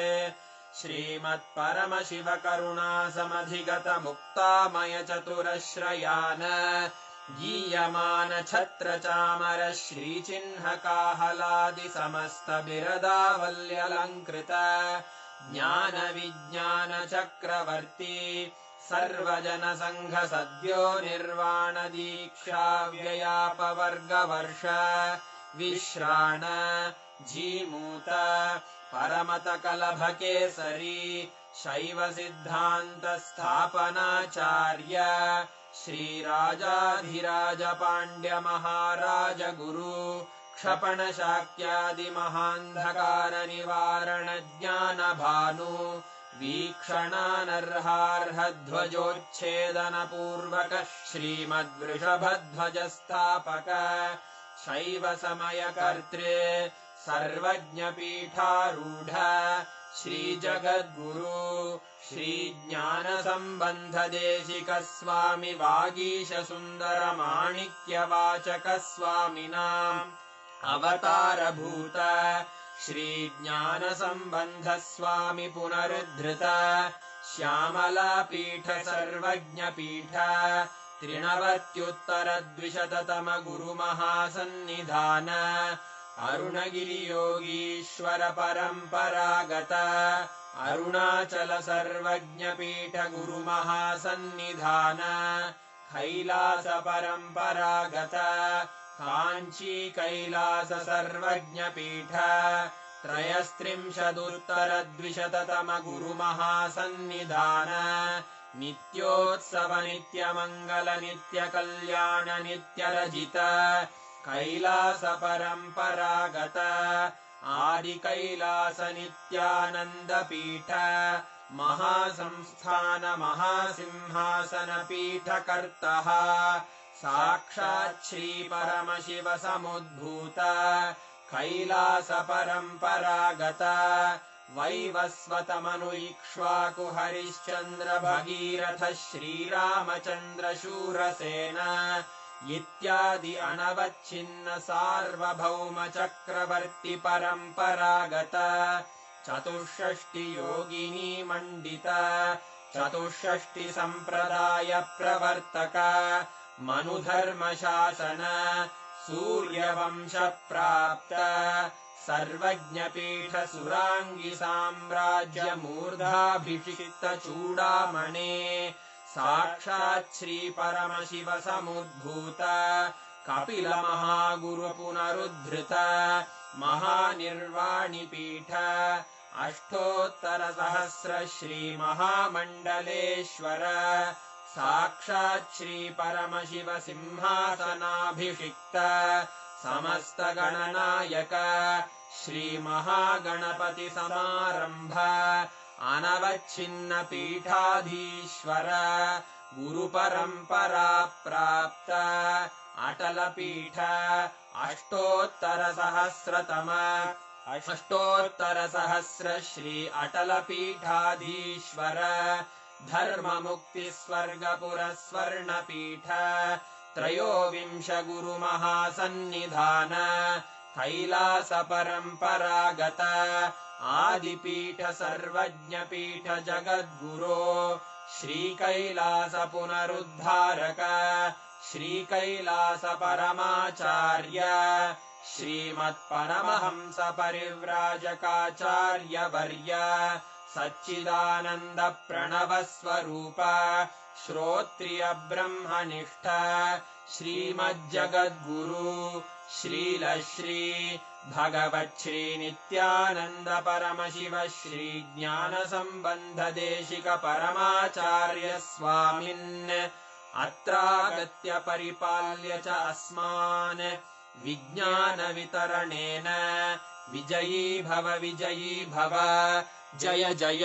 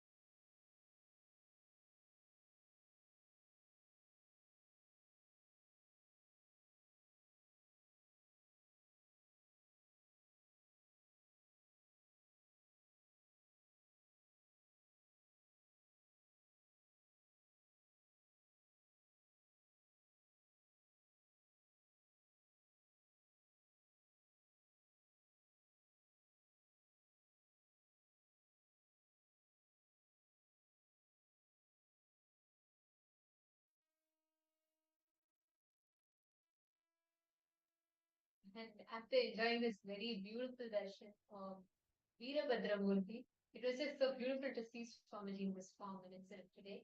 And what an amazing darshan all of us just had, and a great blessing. We also have an important announcement. The program starts at 8 a.m. Eastern Standard Time for the Kalpataru participants who will be attending tomorrow. It will start at 8 a.m. Pacific Time and 11 a.m. Eastern Standard Time. So I request everyone to gather at the temple Kailasa, Los Angeles for, like how Swamiji said, a beautiful and a wonderful Kalpataru Darshan tomorrow by 8 a.m. Pacific time and 11 a.m. Eastern Standard Time. The darshan itself will be at 1 p.m. Eastern Standard Time, which is 10 a.m. Pacific time. So do not forget 8 a.m. Pacific time. Please be there in Los Angeles, Kailasa. So 8 a.m. to 12 noon is the time. Do not miss. Please be there. And this is on the occasion, this is a very special Kalpataru Darshan at Kailasa, Los Angeles. This whole space, the preparation is happening on for marking the occasion of Krishna Janmashtami celebration. And please do not miss, be there and 8 a.m. And especially all those in and around Los Angeles, the greater Los Angeles, like Swamiji said, please make sure you're going there on time to enjoy this powerful darshan. Kalpataru is always very, very special, very close to our hearts, right? So don't miss it. And now in the darshan, Swamiji has blessed all with a very powerful initiation to manifest the powers of mentalization and potential. And it was every one of you to take a few minutes and just sit in that space of gratitude. You will just see how the whole manifestation of this power happens in you.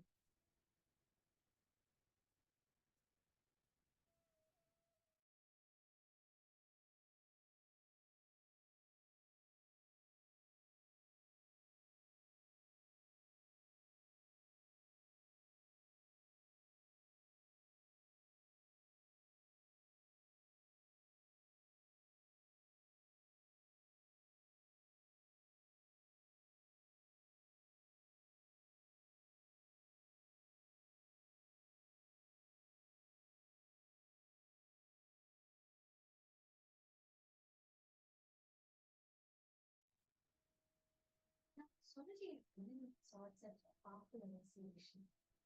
Please sit now. Connect intensely. In this space, manifest beautifully. You will see how the whole power manifestation will start happening in you so beautifully and easily. Sit, connect this focus on intensity. You will be able to see anything that you want, transcending the parameters of time and space. Even materializing is transcending the time, and you're going beyond the time dimension, your ability to manifest something as reality. Now, just connect to Swamiji,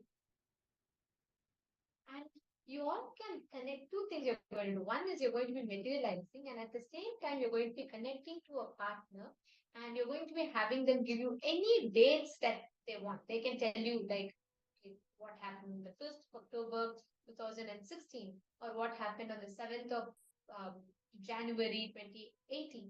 So they can give you any dates that they want, something that they know, something that has a significance in their life. And you can scan and identify what happened on that date in their life. So we request all the participants, every one of you, to please start right after this initiation. This is the best space to manifest powers and connect to your partners now. We request every one of you to start manifesting him as a power. Chant the Mahavakya.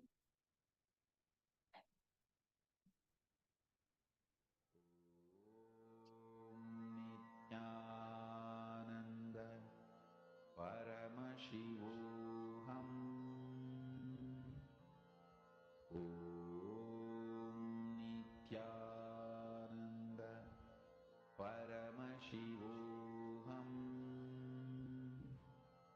Om Nithyananda Paramashivoham Om Nithyananda Paramashivoham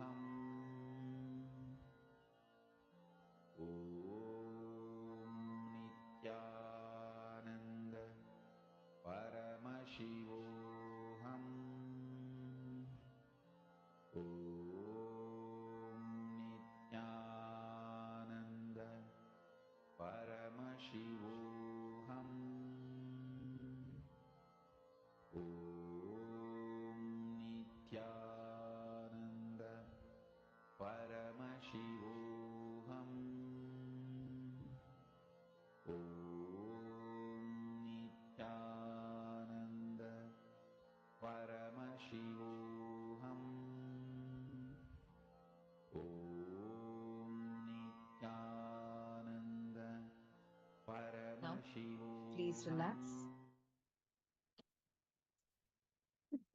How many of you were able to identify the details rightly?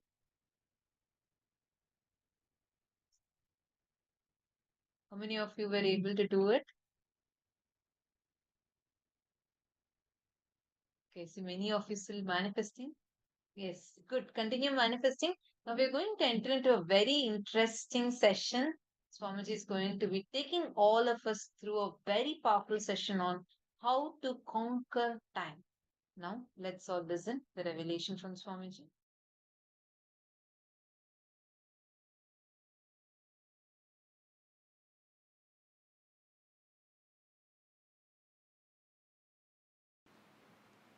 Few basic truths.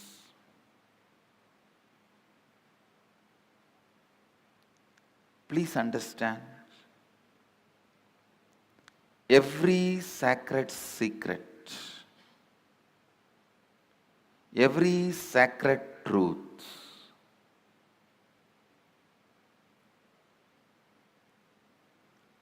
I am uttering,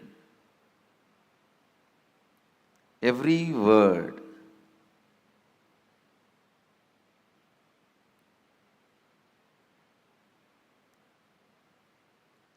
need to be internalized and internalized. Do not sit with the intellectual tiredness. Usually people have this pattern. Tell us finally what we should do. No, things don't work like that. Please understand.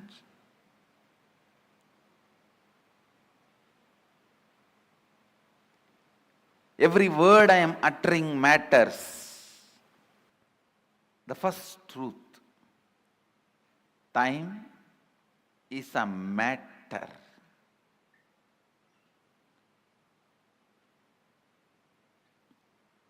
And it does not matter.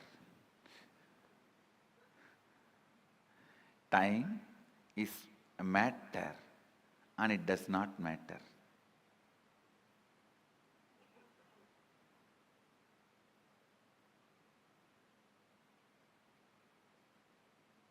You can manipulate it as you can manipulate your body. Understand? You can make your body big or small with certain practices, diet control. You can manipulate it. You can play with it. Same way, you can play with time. You can play with time. How? We will see next. But some of the basic truths, you can play with it. Please listen. It was such powerful click for me.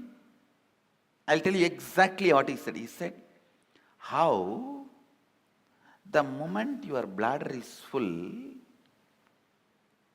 your brain can create the restroom which is not there and give you the comfortable feeling you are protected, safe, you are in a proper place, please relieve yourself. Only after that signal goes to the body, the internal organs decide to relieve and relieves itself.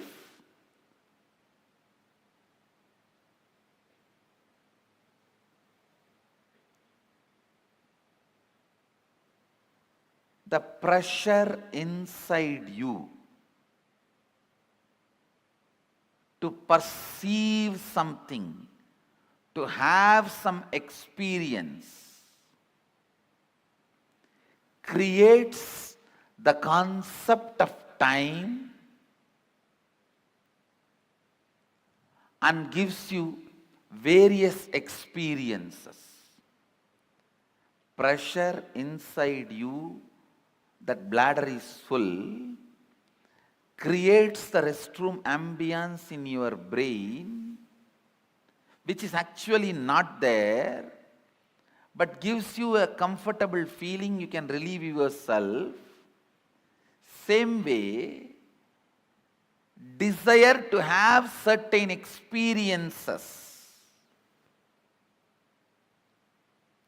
that pressure inside you creates time which is not there and gives you various experiences. I'll try to convey much deeper the same truth further. Now you understand this much. The whole idea of time is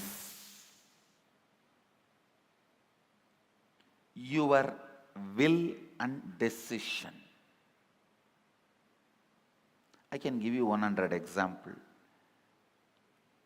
When you are sitting with somebody whom you like or doing something which you like, your passion, you don't know how the time passes. Time gives you a different experience about you, about life, about world. But when you are sitting with somebody whom you don't like, or when you are doing something about which you are forced, time gives you different experience about yourself, world and life. This one small example I have seen in my own life. Morning 5 o'clock, early morning 5 o'clock to night 11 o'clock, I'll be sitting with Arunagiri Yogeshwara. I don't know how the sun rises and sun sets, but at night, few hours when I need to be in the house, away from him, I'll move the clock 10 times, thinking that it is not moving, it has stopped.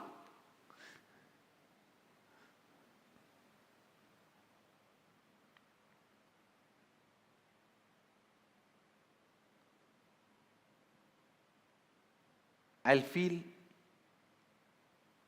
why the nights are so long. Time is slow when you wait. Time is fast when you are late. Time is deadly when you are sad. Time is short when you are happy. Time is endless when you are in pain. Time is long when you feel bored. Every time, time is determined by your feelings and psychological conditions, not by clocks. So learn to have nice time always.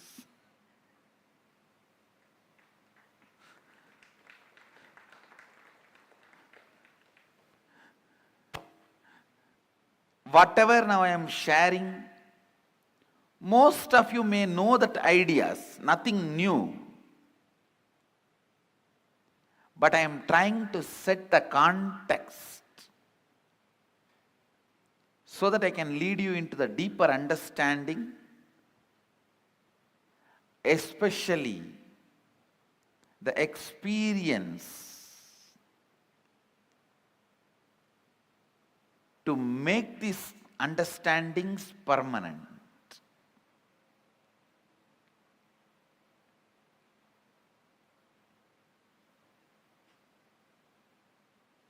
Time is a matter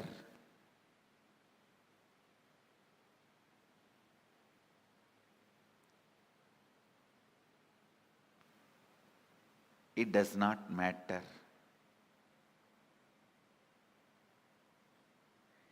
It can be manipulated as you want. You can play with it as you want. one more understanding I received from Arunagiri Yogeshwara about time. Listen carefully.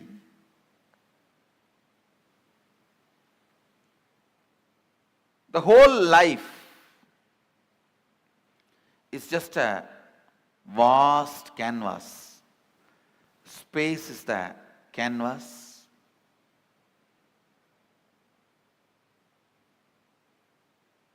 Imagine 200-mile length canvas on which lot of paintings are there. The paintings which you already perceived is called past. The painting you are perceiving is present. The painting you are going to perceive is future.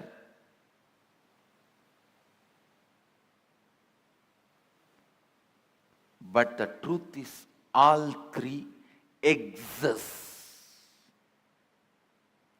All three exist.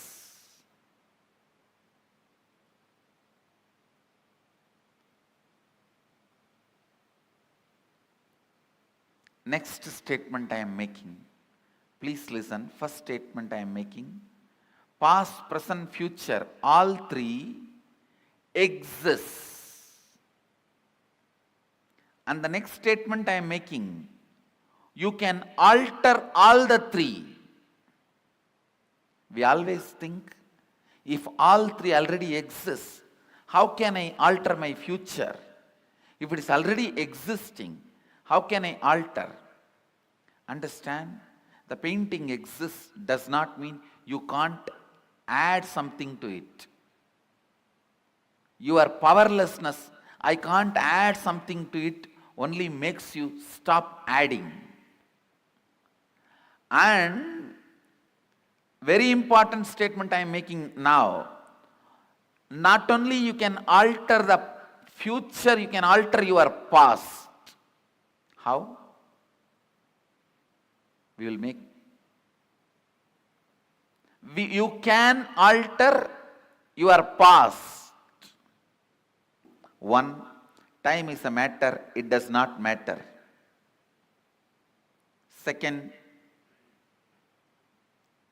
your psychological ups and downs, physiological ups and downs are not you.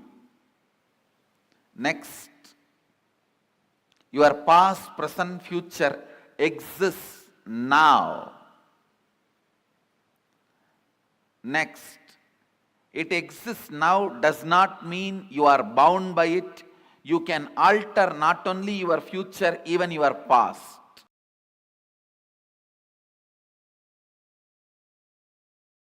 I had a fortune of meeting a great Paramahamsa. His name was Sundananda Swami. He was from Ramakrishna order in Mangalore. Now he is no more, he left the body. In his room he will have 25 clocks. One will show 8:30, one 9:10, another one 1:30, another one 2:40, like this 25 different times. I used to ask him, Maharaji, why this is an elderly person. Maharaji, why like this? So many clocks with so many time. What is actual time? He will say, hey, Koka. Koka means in Bengali, small boy. He'll say, hey, Koka, whatever time I want, I'll keep that clock as a real time. It was very shocking. And he was head of the monastery where so much need to happen as per the chronological clock. But he was always making everything happen. The absolute freedom from time. Listen. Consider this line, straight line, as present moment. Now. every thought happens between past and future. Please listen. Actually, from morning I am giving you different truths about time. Now all those zigzag puzzles will fall in place if you just grasp this one. All thoughts, it can be as simple as feeling like having a cup of tea, or as complicated as politically strategizing for some victory. It can be as simple as wanting to have a cup of coffee, or as complicated as political strategizing for some victory. Any thought,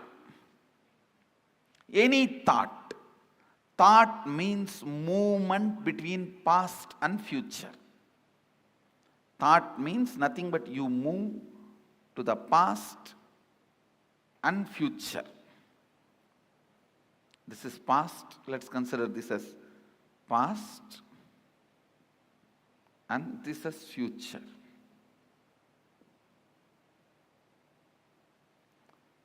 The center moment, present, where the present meets the past and future. That moment is now. This is that now. Present.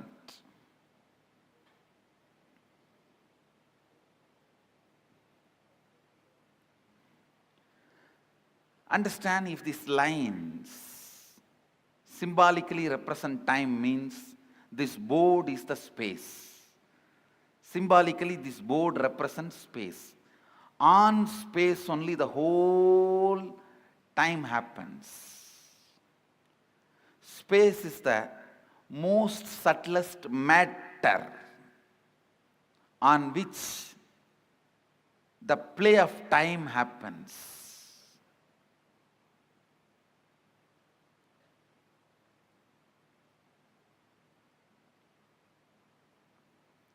Just understand this example. Your movement between past and future is thought. Like you jump from here to there to here, here to there to here, here to there to here. That is what I call your perception about you, life, your existence. Your existence is nothing but the movements. Because till you know your real reality, as on now, whatever you know about you is nothing but your thinking. Am I right? Is there anything you know about you more than your thinking? Anybody? If you know something more about you, more than your thinking, this seat is for you. See, whatever you know about you is all based on your thinking. So, I can very comfortably assume your thinking is your reality, as on now. Am I right? So, it is all about you jumping into the past and future, past and future, past and future. That's all is your thinking. That's all is your, what you call as you. See, what I call as you is much beyond than what you call as you. So now I am talking about what you call as you. It's all about movements between the past and future. And I want you to know, it has a direct utility in your life's balance sheet. So please don't think it is some philosophy, it is some metaphysics, it is some intellectual stuff. Allow every word to enter into you. It can increase your everyday balance sheet. Double. It can increase your everyday balance sheet. So allow this understanding to set into your system. I can make you alive.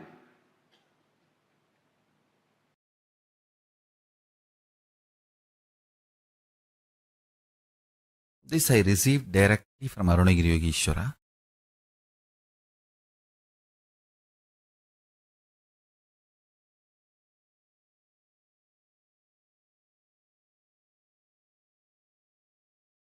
Listen carefully. Your inner space.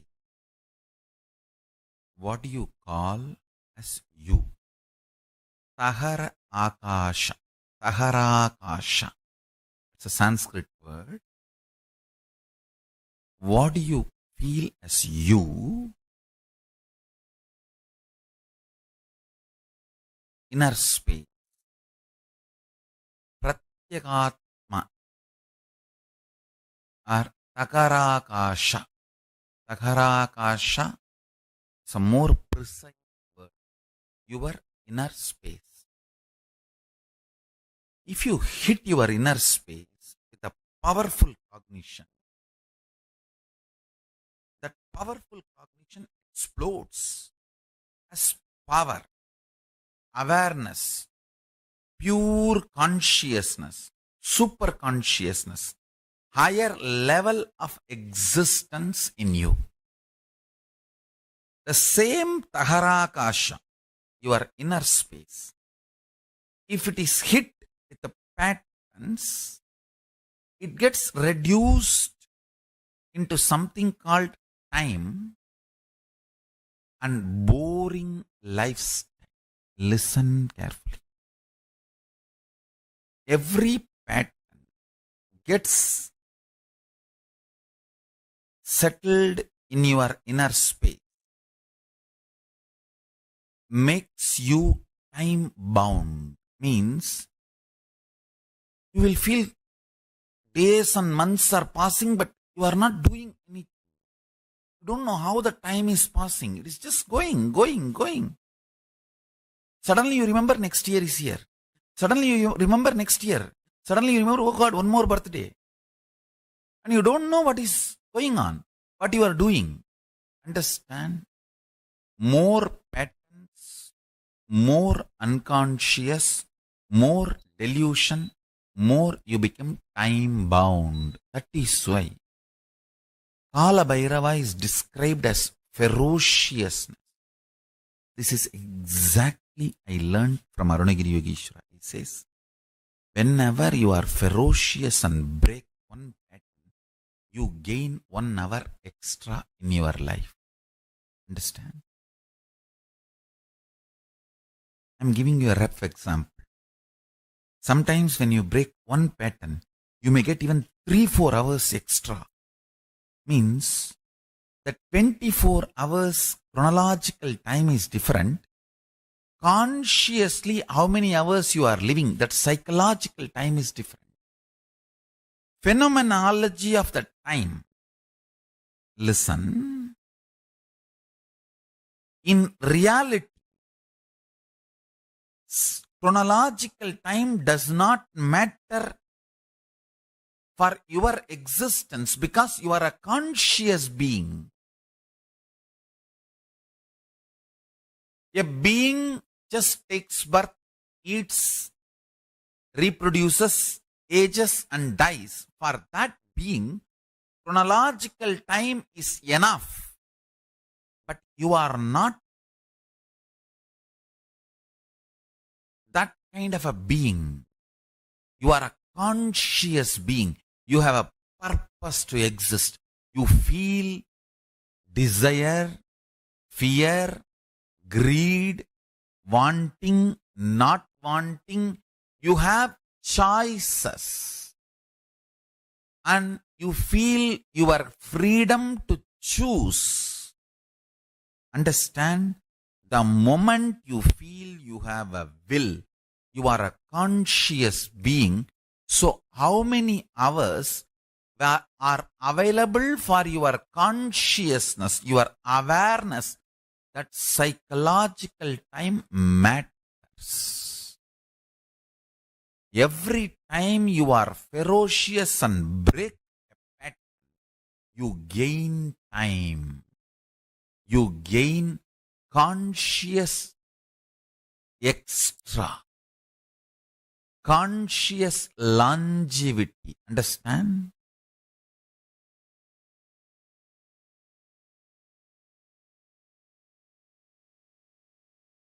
In Hindu tradition, we have two. One, increasing the physical longevity. Another one, increasing the conscious longevity. Veda, Ayurveda. Ayurveda is all about increasing the physical longevity. Body functioning with health for long period. Veda is all about consciousness functioning more. Understand? Every time you break a pattern, you have more psychological time available to you.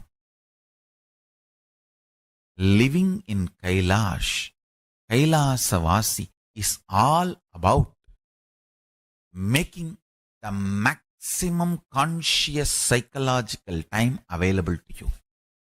Of course, I do work on your body, detoxification, giving you the best organic food, and make your body also live long.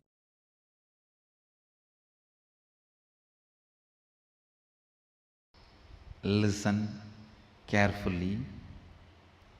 Whatever intention you have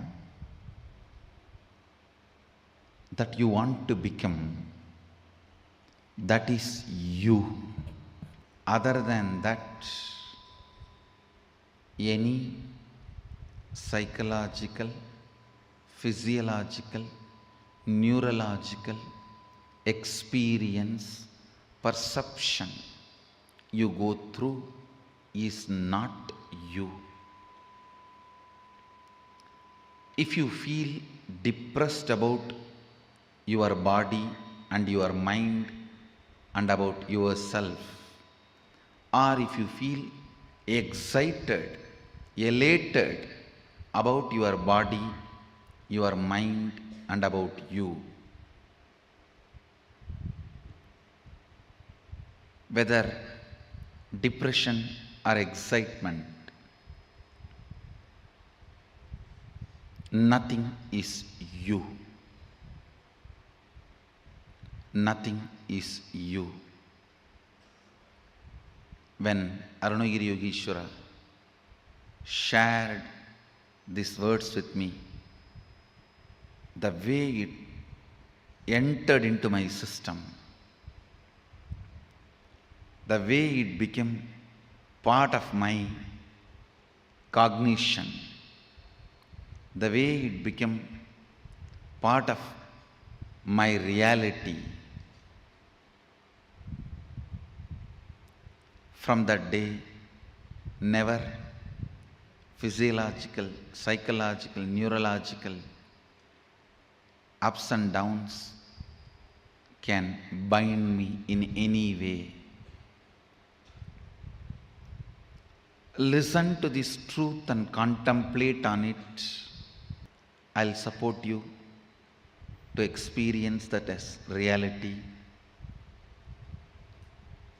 I still remember you are sitting in this very posture, Sukhasana, having hand on my shoulder, and said the exact words uttered in Tamil. மெயின் நினைவாலோ உயிர் நினைவாலோ மூளையாலோ உணர்பவை உள்ளது அல்ல.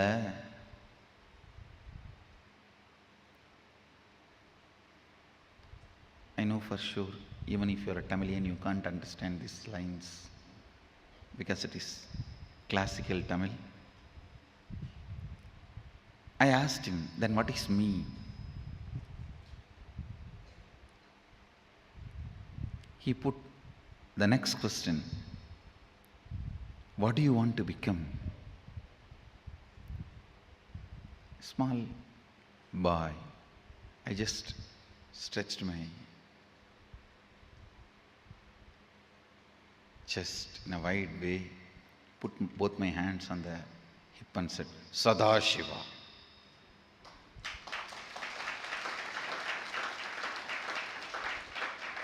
Whatever I heard from the temple lectures, satsangs, pravachans, books, that is what I know as ultimate. So I put both my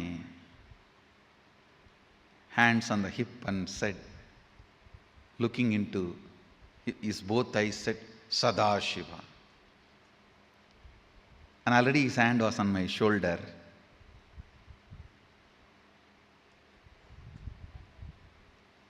The one more reason I put both my hands on my hip, I just want to give him more space so that he will not take his hands off.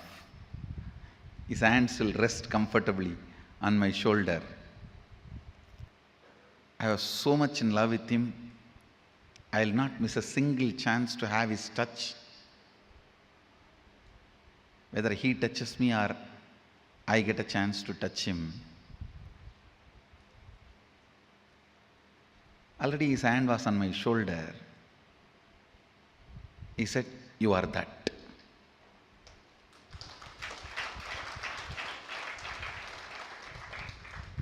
It was so clear, I can see.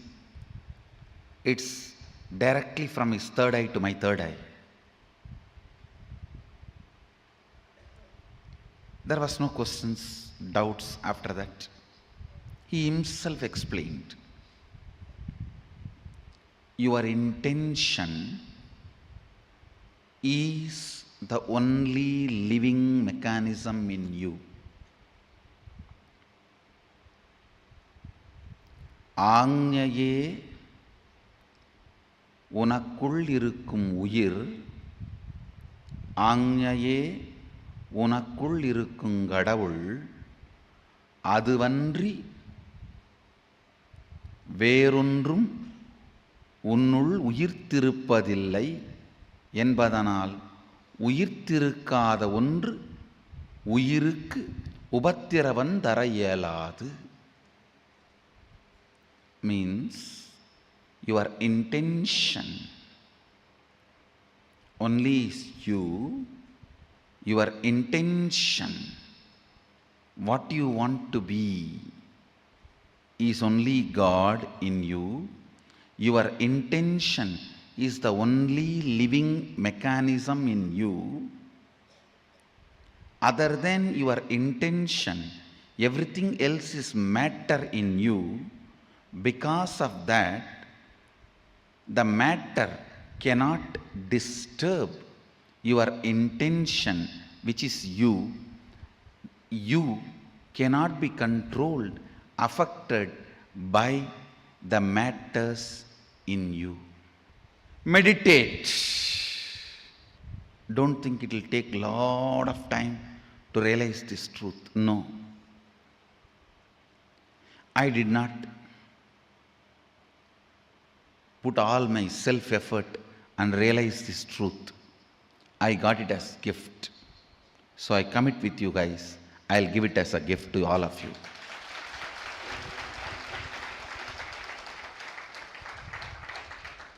Ultimately, I received it as a gift. Because I received as a gift, I am bound to give it as a gift. That is the way I show gratitude to my gurus.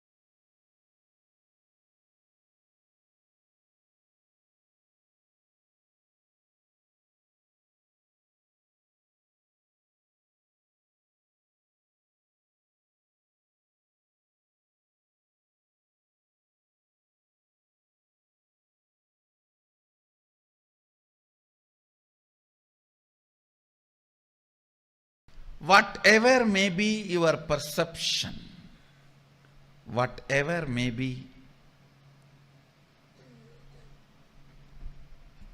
the way life occurs to you, don't try to find reason now. Please understand, I only asked you to pen down how life is occurring to you. I have not asked you to find your reason. No. All your reasons. I always tell people, your reason should be reasonable. The reasons you find should be reasonable. It should be useful for you. It should be about future. I am giving you an example. Somebody is suffering with depression. If you want him to get healed, the very diagnosis and the context with which diagnosis is done itself should be towards the goal of curing, healing, completion. The way life is occurring to you now, please understand, the second secret I want you to know from this program is right method of diagnosing your problems. Diagnosis should be done from the angle of future possibility, not from the aspect of how you can dump the responsibility on the past. The why should be attended from future. That is, only then it will become zest, or it will be cut. If you try to deal the why from the past, it will be just cut, crass. Only if you deal it from the future, it can become zest. Listen, always attend the why to make not to dump as crass X.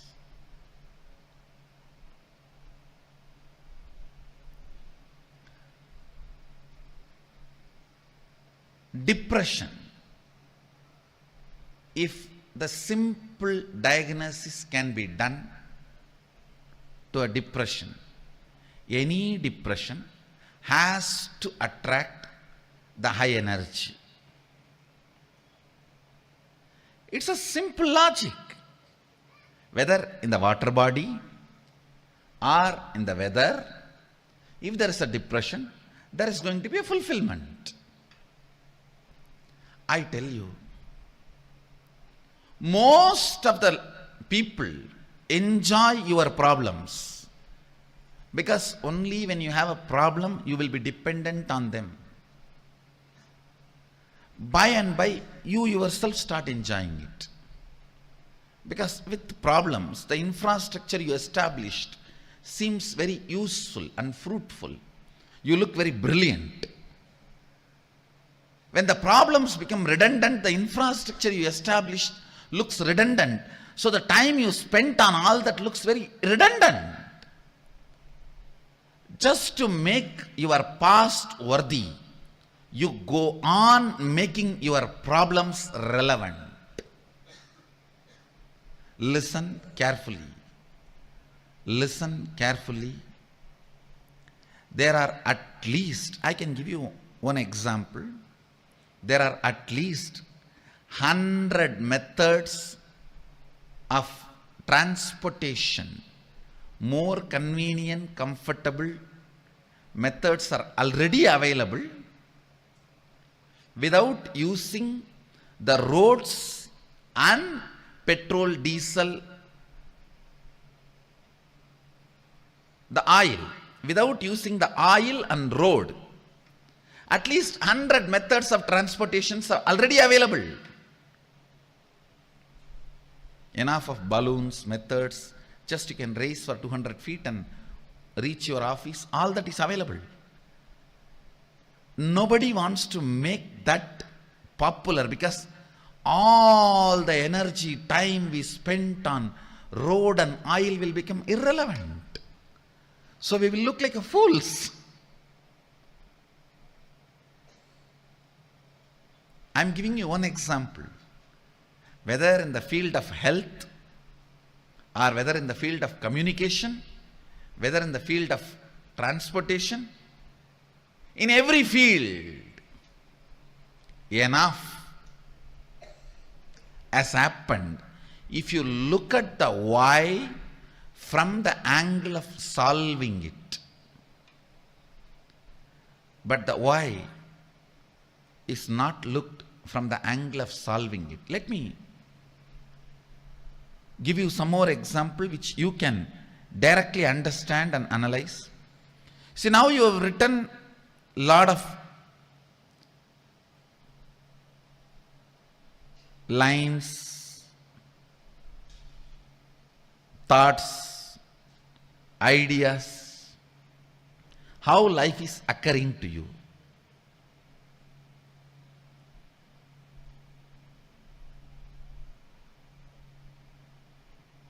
You always think, I know the problem, I know the solution, only I don't know how to execute it. Please understand, if you don't know how to make it into reality, at least be very clear, you don't know the solution. Don't have this half understanding. No, I know the solution. I only don't know how to make it happen. No.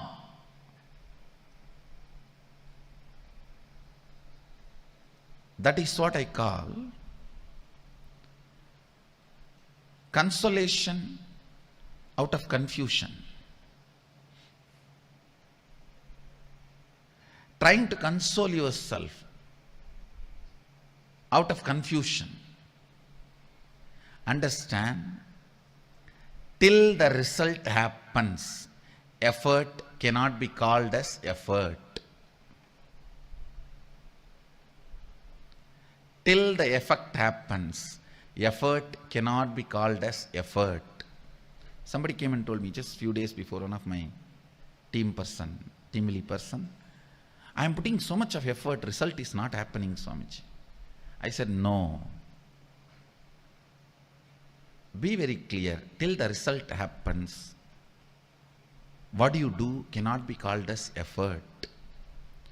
Don't have the wrong diagnosis, wrong reasoning. Wrong reasoning is delusion. Wrong reasoning is suicidal. Wrong reasoning makes you feel you are stuck in the life. The first step, seeing how life is occurring. The second step, next step, always look at the life, perceive the life, understand the life, reason with the life from the context of making it as you want, making it as a reality as you want, not dumping the responsibility or playing the blame game on your past, on everything. We can blame everything, including ourselves, and say, this is the way it is, what can be done? No. That is what I call suicidal.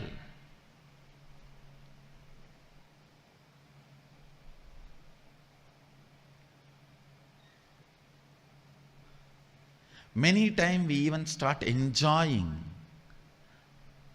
our belief that we are only capable of this much. This is the way it is.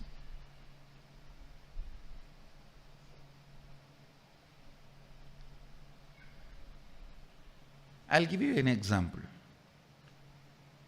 You want to be healthy, you want to wake up early morning 4:30 and do yoga every day and healthy. Is there anybody putting you in prison and tying you with chains on your bed at 4:30? No. But you enjoy. I can't get up at 4:30, you see. I tried my best. I had enough of alarms, yoga mats, shoes.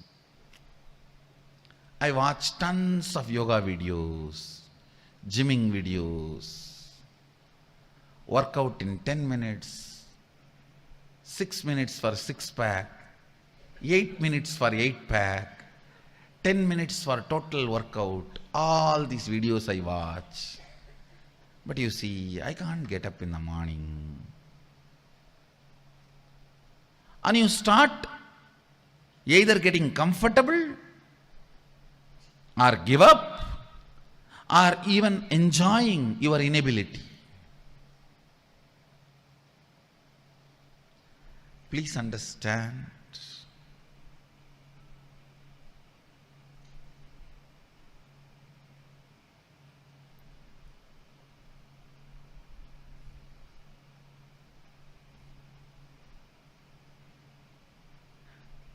I am not even saying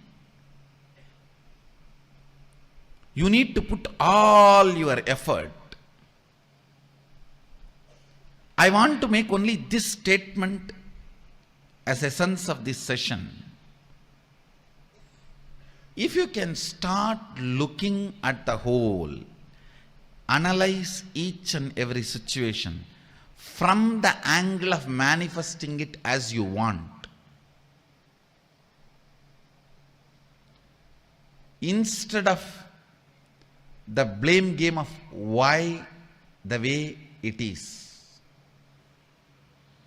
See,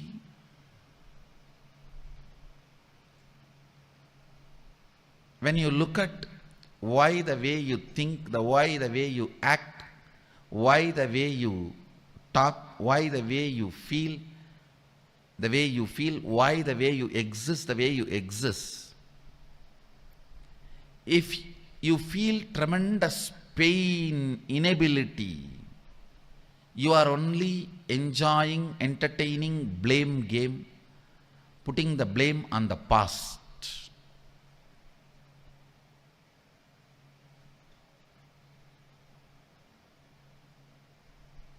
Now it is time.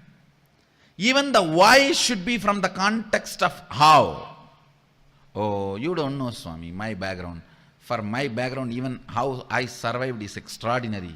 No one else other than me would have survived in my background, the way I grew up or the place I was in. If you are interested in that, you will never find solution. You will never find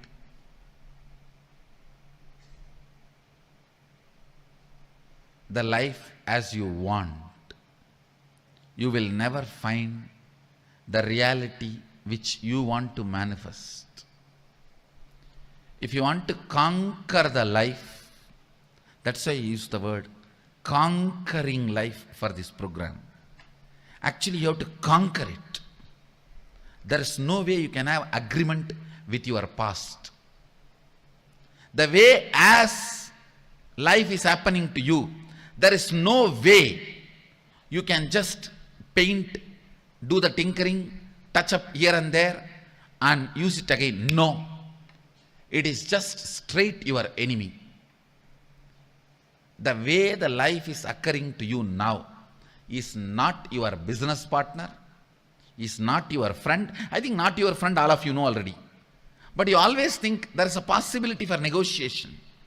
I'll do little negotiation and just do this touch up and that touch up, little lipstick and little combing and little painting here and there, little tinkering, polishing. No. Only if you understand Your past should become redundant, and you should not expect inspiration from your past. You should generate a mechanism in you as a source of inspiration and make the whole redundant.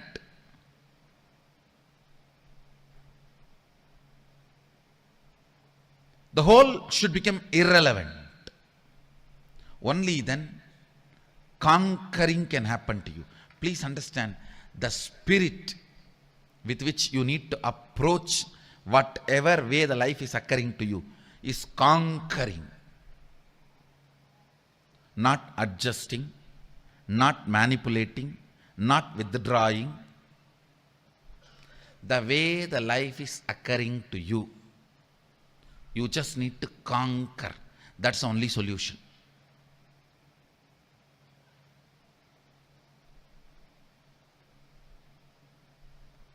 As long as you have the light, soft corner and sympathy for you, and justification about the way you exist, conquering is not possible. I am not asking you to be angry with your past. No. I am asking you to be ferocious with your past. Be ferocious with the way your life is occurring to you. The way you approach your life should be the attitude of conquering. Not angry, but ferocious. Not angry, but ferocious.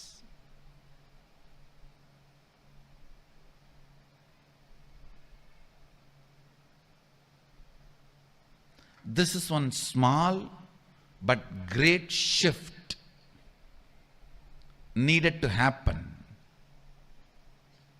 The way you look at the life, the way you diagnose your life, the way you find the reasons why you are enjoying this thought current, the way you are enjoying, why the diseases are there the way it is there, why the relationship failures are there the way it is there, why the tiredness and boredom, irritation, all this exists in you the way it is existing. Why? Ask all the whys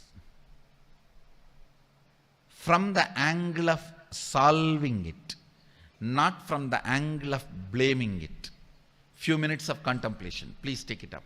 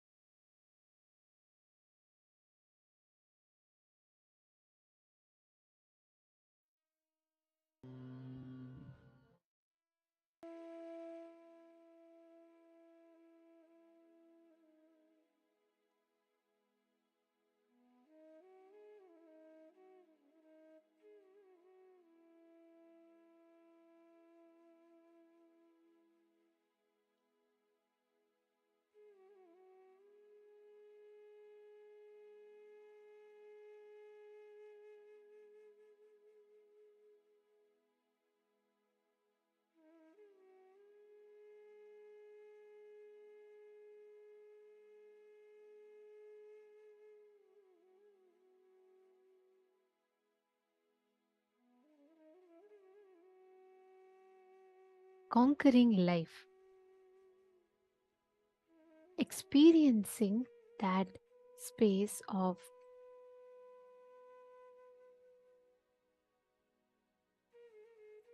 going beyond time, going beyond life. Swamiji said, you can never try to suppress, you can never try to manipulate. It's not manipulation, it's not suppression, it is not anger, it is conquering life. Purely conquering life. The way life occurs to you, bringing it under your control. It's not but it's not about manipulation, it's not trying to overpower something, it is just purely trying to conquer life. How many times have Swamiji was saying, right? Many times you try something and you decide, you say the solution does not work for you. How many of you have experienced that? Many times you feel like you have found the solution for something, you feel like you're trying, but it just doesn't happen. How many of you have experienced like that? Post in the chat.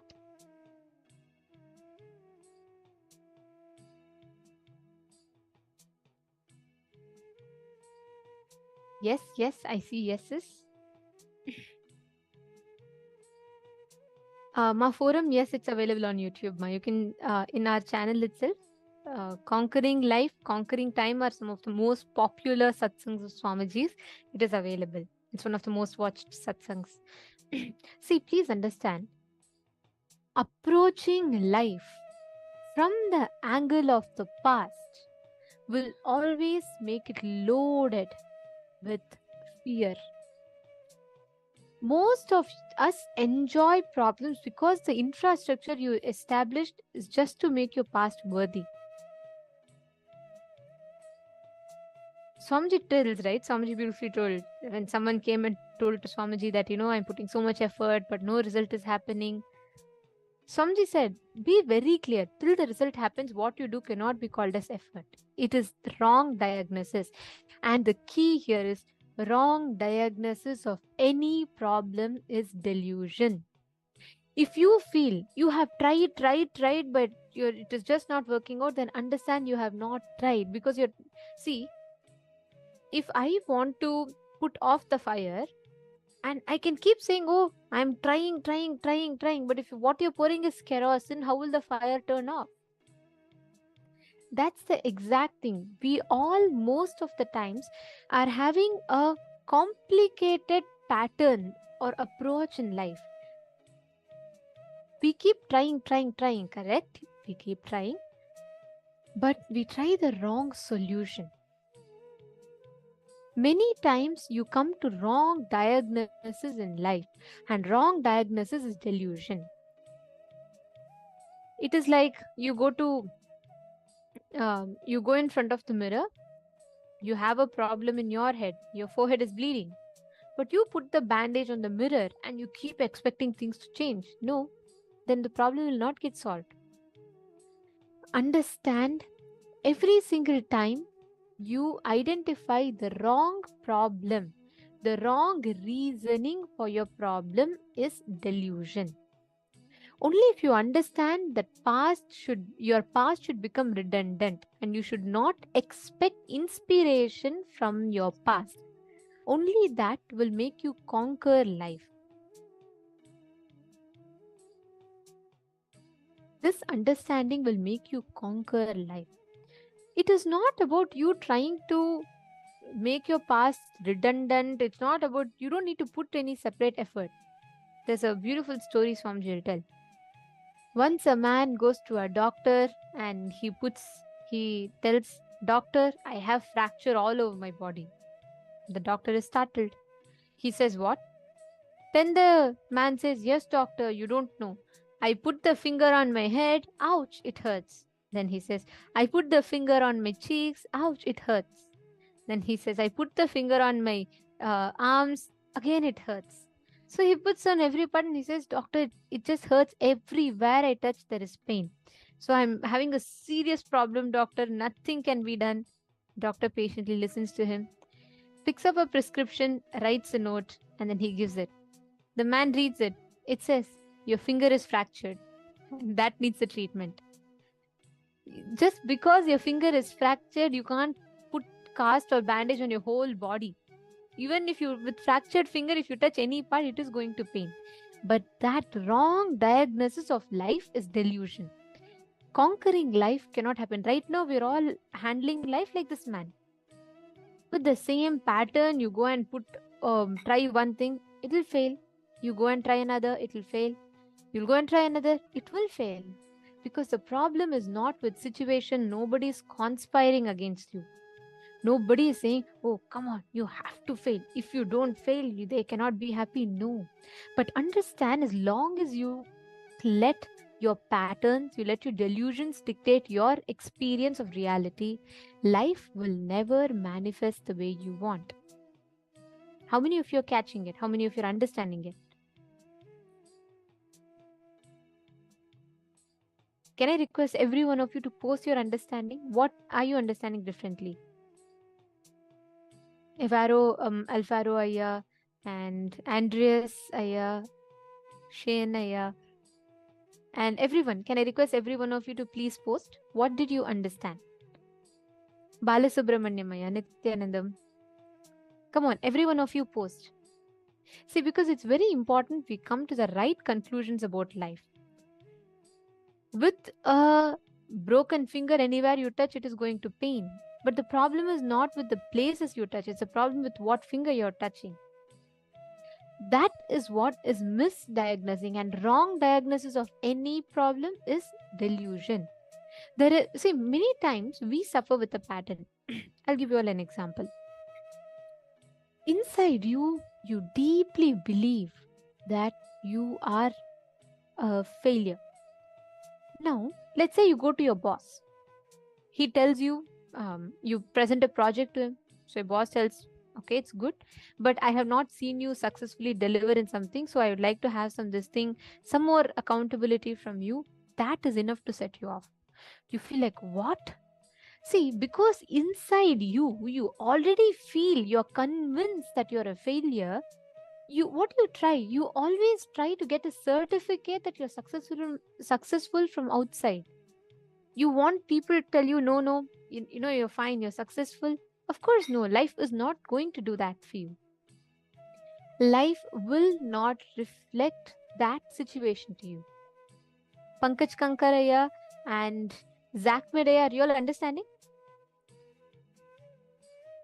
See, just put this down. You all will understand how you can conquer your life. As long as you carry these patterns inside of you, right? Where someone comes and dictates something to you, coming to wrong diagnosis of a problem.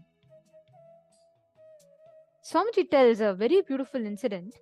A man had come to Swamiji for darshan, and he came to Swamiji and he said, Swamiji, you know what? I need very badly to divorce. Please bless me to get divorced. Swamiji was surprised. Swamiji said, look, I only bless people to form relationships, and why suddenly you're coming and asking the blessings for divorce? The man told Swamiji, no, Swamiji, you don't know. I can't live with my wife, Swamiji. What me? Nobody can live with her. My life has been too much of torture, Swamiji. Please bless me for divorce. Swamiji said, all right, let's first try to understand what the problem is, and based on that, let's conclude. This man said, no, Swamiji, my wife will even kill me. Swamiji said, okay, come on, explain to me what the issue is. He said, Swamiji, you don't know. Just today morning, she knew I was already running late to my office. When she came to give me coffee, she correctly poured coffee on me, Swamiji. It was hot. Swamiji is like surprised. Okay, she would have poured accidentally. What happened? What is it about that? No, Swamiji, she said it is accident, but you don't know. Today, if she pours coffee on me, tomorrow the same person will pour acid on me. What will happen to me? Swamiji said, he felt so bad for that person. He was in such delusion, just one simple incident. And after that, it doesn't end here. He says, Swamiji, you don't know, Swamiji, it doesn't start here. It goes back 15 years ago, Swamiji, when the marriage happened in Indian marriages. Just to give, a little bit of friendliness between the bride and the groom. They play these traditional games, like they put a ring in the water and whoever gets first, and etc. right? So this man brings up that example. He says, Swamiji, even that time when we both were trying to grab the ring, she scratched my hand.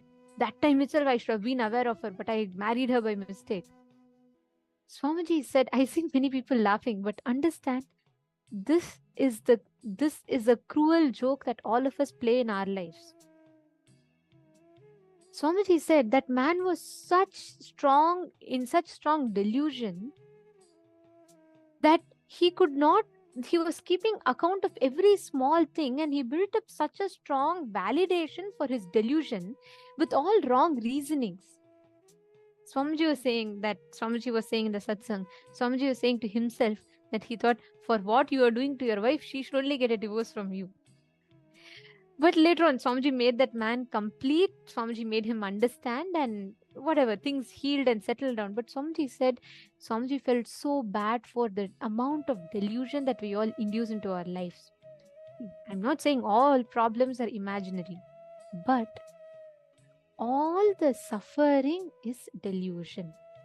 Your pain, okay, there are painful situations, but the suffering you go through because of that pain is delusion.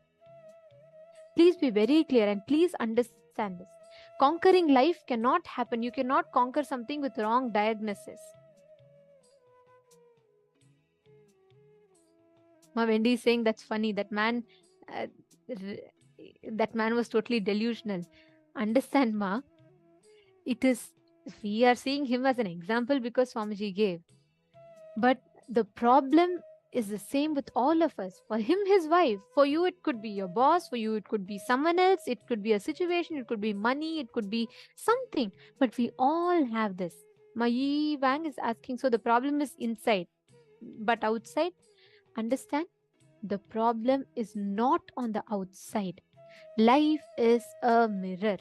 Whatever situation on the outside that you see is a reflection of your inside. If your inside is deluded, confused, angered, afraid, insecure, life will manifest only that as a result to you. If you need to conquer life, first you need to drop the wrong analysis of the problem. Wrong diagnosis of any problem, wrong remembrance of any problem is delusion. You would have tried, let's say you tried to go for gym and you decided to go to gym, like Swamiji said, you buy shoes, you buy yoga mat, you buy supplements, you buy a workout plan, you even hire a nutritionist, you do all of this, you keep it ready, you watch motivational videos, you watch all these, 10 minutes total body workout, 1 week, 6-packs challenge, all of this you watch and you're inspired, you're ready. But you go 1 or 2 days, by third day you see a special offer in your nearby Domino's and you cancel your workout plans and you go and binge eat there. What happens? You do this and you keep falling into this pattern, but you know what? 6 months later, you know what you will remember? You will say, oh, you know what? I got so many items, I tried starting workout, but it just didn't work out for me. All this yoga and all is not going to help me. Better I should just mind my own business. That is precisely wrong diagnosis of a problem. That is delusion. Ma Harleen Gomez, I would not even say it is will persistence. It is just right understanding of where the blind spot is. See, will persistence is different. That means you are taking an effort, but many places we don't address the right issue. What is the exact problem? We don't identify. That wrong diagnosis leads to delusion. Understand? It is your will. You have so much of pain associated with your will. You will tell, I used all my willpower. For 3 days I tried, it worked, but then it has failed. Then you will decide to give up on the will. No, your will is not the stick that you use for cleaning your bathroom. Your will is the stick. It's the wand that you use to create the reality. It is your royal staff with which you conquer life. Now, can I ask every one of you to write down some problems that you're really struggling with? Some problems which you feel you have never been able to come to solutions for. Can you all write it down? Just 5 minutes. Pen that down.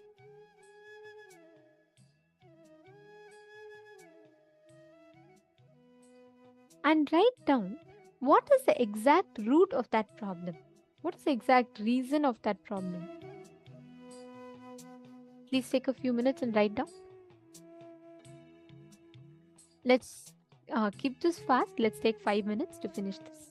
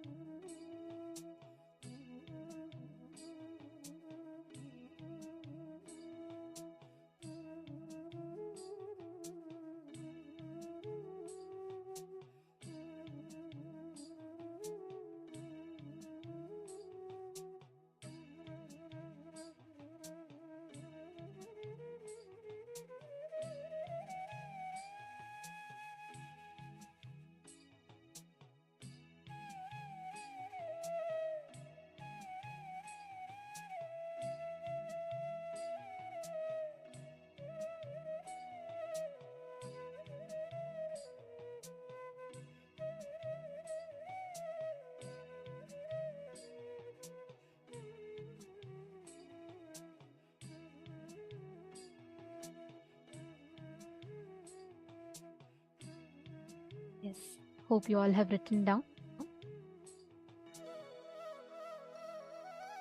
Hope all of you were able to write down. Please start with this. Start with understanding and analyzing this. If you just come to the right conclusions about things, most of the times we carry wrong judgments about past. But the moment you start looking from the angle of solving instead of the angle instead of brooding over, then you will see life will manifest the way you want, how you want, whatever you want. Now, most of the times, what happens in our inner space is we're all stuck with these impossibilities and we decide that, that's all it is. Nothing can be done. We come to the wrong conclusion, but that wrong conclusion, that pain that we carry with our will is what is called decision fatigue. And Swamiji has revealed very beautifully about decision fatigue. So, as the last session of our day, let's listen to this very beautiful truth from Swamiji.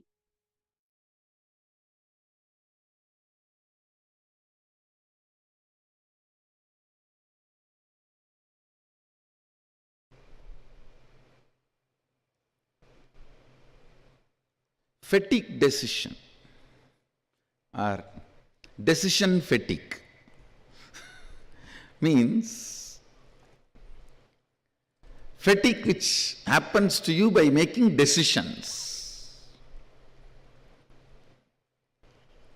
Actually, decision fatigue is fatigue decision. Listen. Decision fatigue is nothing but fatigue decision. I'll explain. When you decide to superimpose elephant on a wooden sculpture, elephant, the fear or greed or other emotions, opinions associated with elephant gets aggravated in you. When you go through that ups and downs, incompletions, you become tired. Even if buildings are happening, big buildings are happening, what you are doing is only phone call, nothing else. If you just do the postmortem and see exactly what you are doing, it's only phone call and talking and at the most signing, that's it. But you are so arrogant, you don't want to believe you are not doing anything because you are always, you thrive on pampering yourself with arrogance. Pampering yourself with arrogance is the way you thrive. So naturally, to cheat others, you start using the word, I am doing this, I am doing that. And finally, you yourself start believing and get cheated by it. You getting cheated by yourself is what I call fatigue decision or decisions of fatigue. The decision making leading to fatigue are out of fatigueness you decide to be arrogant. I tell you. Fatigueness, when you are tired, you decide to believe you are doing too big things because you need to justify to yourself you are big, you are doing something great. I can't understand people becoming tired by traveling. They say, oh, I came from Chennai to Bangalore, I am tired, I have to go and lie down. Hey, what have you done other than sitting in the AC car? It is just most cunning, arrogant way of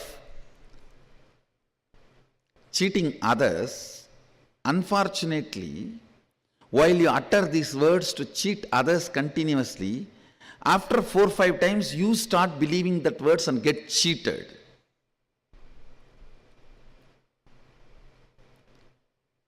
Get cheated terribly, understand? If you cheat your boss, you are doing great, you may gain some money. If you cheat yourself, you lost your very life. Anybody who cheats himself or herself loses life. You are in utter confusion, don't know what to do, don't have direction, don't have any real movement done. Tired, busy. End of the day, if you see, just blown arrogance. I am this, I am that, I am doing this, I am doing that. Actually, if you see what you are doing, nothing more than calling. Now you are standing here, holding your hands. For this, at least 100 decisions your brain has to take. To put the weight on the right leg, left leg, hold the hands together, all that. To build this whole campus, less number of decisions only your brain need to take. Actually, even for your breathing, how many decisions your brain need to take?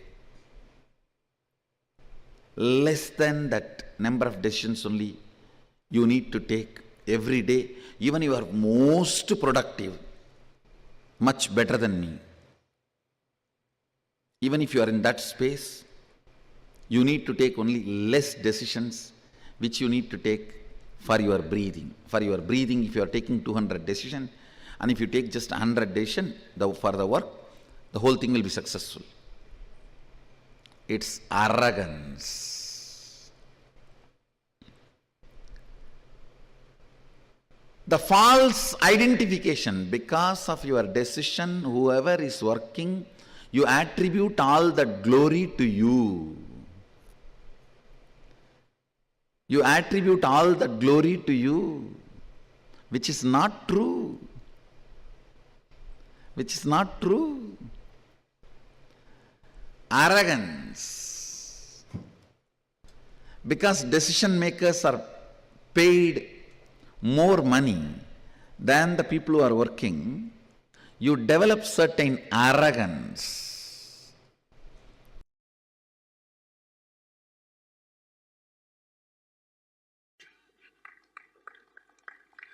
Whether it's the Balasant having pus in his ears needs healing, or somebody came and stole something in some branches, or some devotee got into accident, he needs immediate healing, I need to attend. How I sit and go on micromanaging tirelessly, almost 800 to 1000 decisions I make a day without decision fatigue. Don't think about what you did based on the result. Think only based on what you did. If you think based on the result, you will fall into decision fatigue. Decision fatigue is one of the biggest suffering of the corporate mind.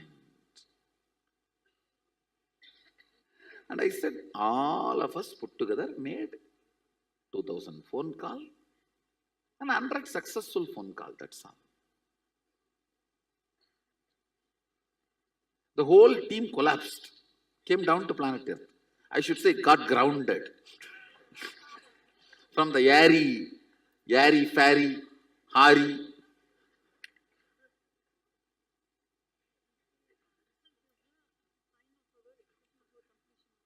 Result is the sign of our completion, but based on result, you cannot assume what you have done. When it comes to what you have done, see, feeling about what you contributed should come only from what is the effort you put. See, what I am talking is talking from the context of becoming egoistic out of air, thin air.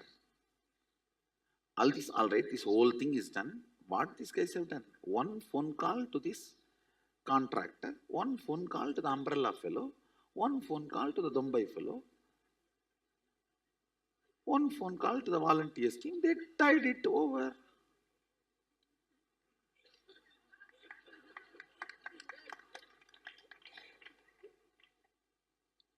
You not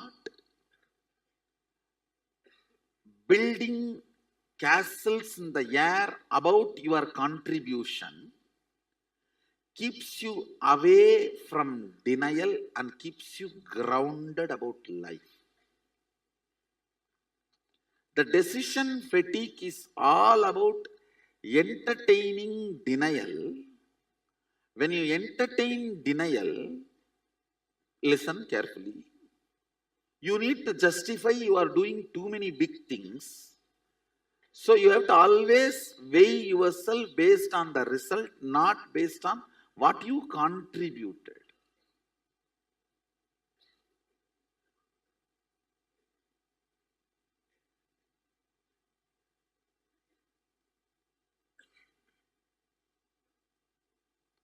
This is one of the biggest corporate problem. And I tell you, decision fatigue damages your liver and intestine. If you remove decision fatigue from your life, you will grow younger. Decision fatigue starts as delusion, ends as disease. Decision fatigue starts as delusion, grows as disorder, ends as disease.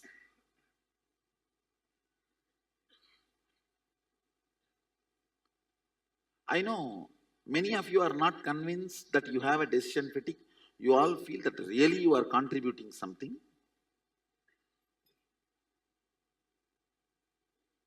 Because it is such an important, how important I am for the society and for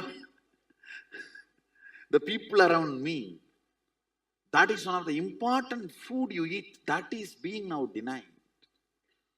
Understand, listen, you may now think how the length and this denial is connected. Whenever you decide, I will not put my energy on lawyer, engineer, multiple things, and I will put only in one. You will start seeing your efficiency to engage with life drastically comes down due to boredom attack.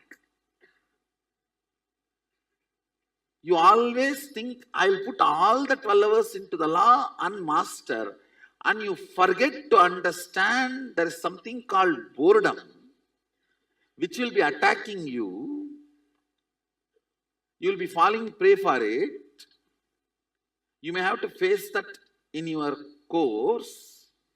You don't plan to handle, you don't have a right plan to handle the boredom. But you deny all the other entertaining aspects of your routine. When the boredom attacks, you collapse. Denial always leads to low efficiency, low engagement with life. When the engagement with life comes down, depth of the boredom increases. Depth of the boredom, denial, less engagement with life, decision fatigue is all one and the same. How many of you are catching? All these are just one and the same. Not only in your corporate life, even in your spiritual third eye life, even in manifesting Sadashivatva, you play the same stupid game.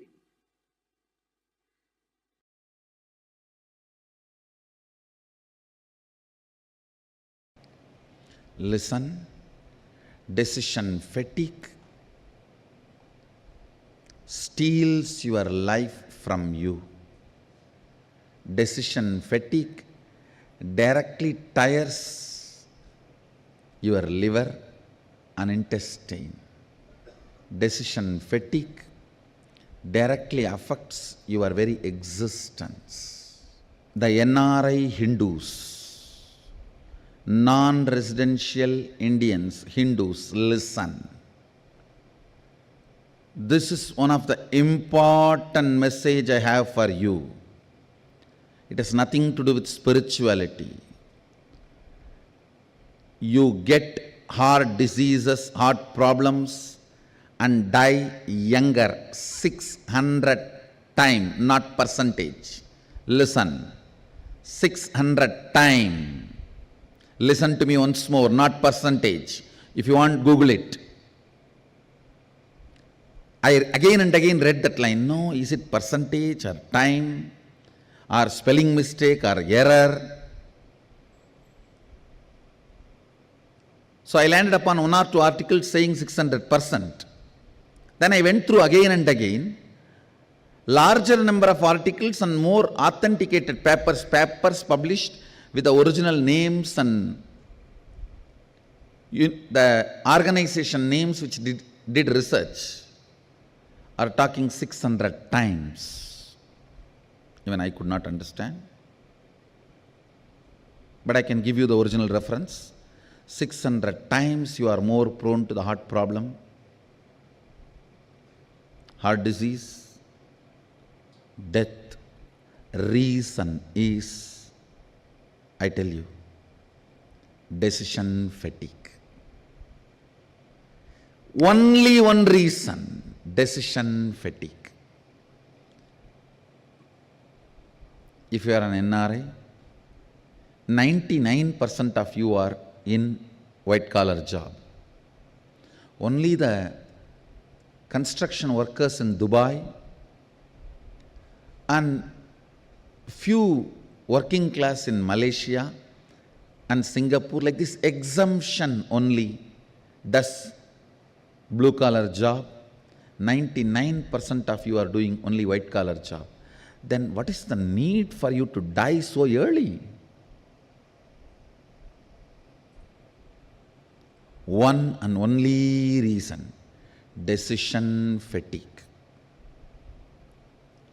If I can make NRI community understand decision fatigue from the angle of physical, physiological, psychological, not even from the angle of spiritual.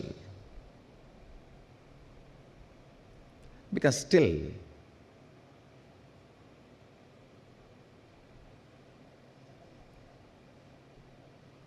the NRIs have their own matrix. Till you get out of the matrix, I can't teach you spirituality. Even from the angle of physical, physiological, psychological, decision fatigue destroys your life. Understand? If I make this one truth to the whole NRI community, if I can reach this one truth to the NRI community, I feel I have done my responsibility. Because it is very unfortunate, the NRI community is not understanding or not yet discovered the solution. They have not understood the decision fatigue can be healed just in one sitting. It does not need to be part of your life.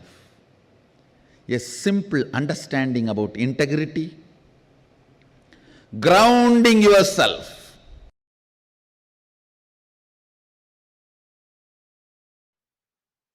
Oh, listen, listen. Understanding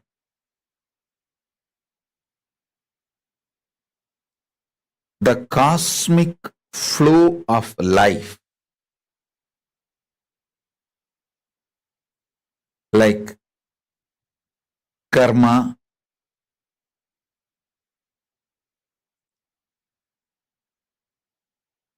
naturally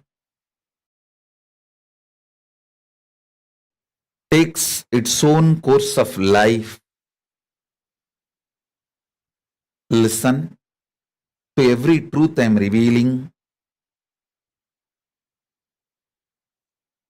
Understanding the natural flow of life means knowing people who harm you will get their karma back.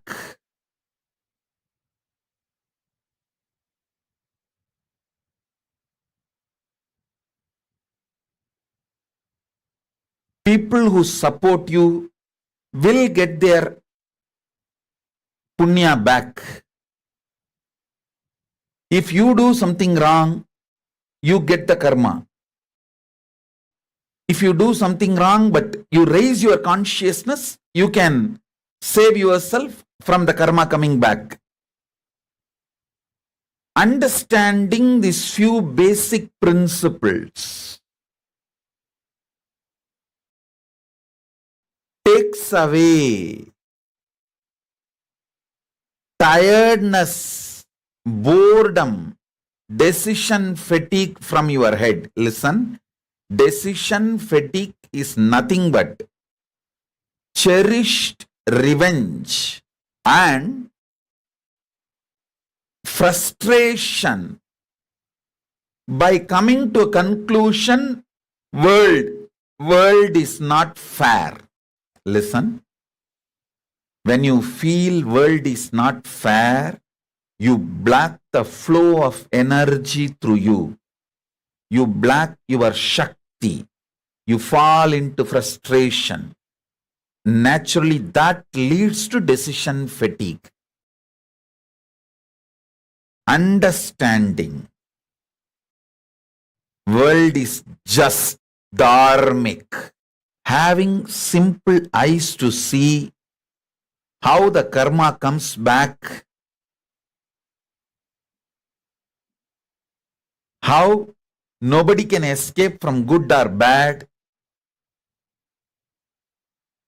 Understanding this basic truth takes away all decision fatigue, frustration, anger about life, vengeance you cherish about people and life, known, unknown, all that just taken away.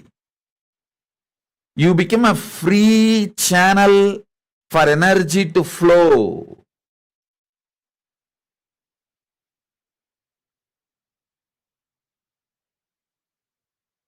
Listen.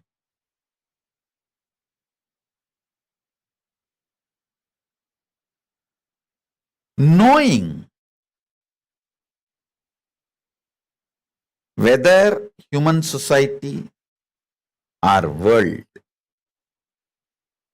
nature,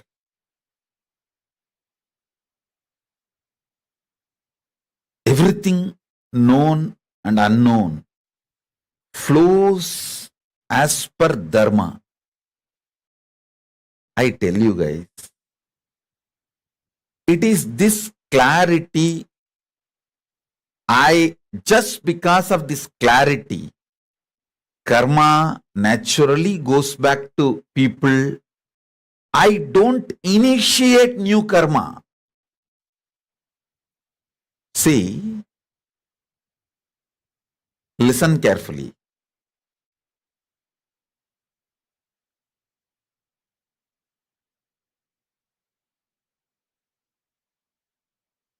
This is one of the biggest confusion, all those so-called logical brains. People try to tell, maybe, see, when I tell them, hey, don't kill the goat and eat, next janma, the goat will come as a human being and kill you and eat. They say, maybe Swamiji, last janma, the goat killed me and ate. That is why now I am killing the goat and eating. Stop initiating new karma. Then your Kundalini will be awakened. You will have the Shakti to see the flow of whole life. Stop this idiotic justification for initiating new karma. Listen carefully.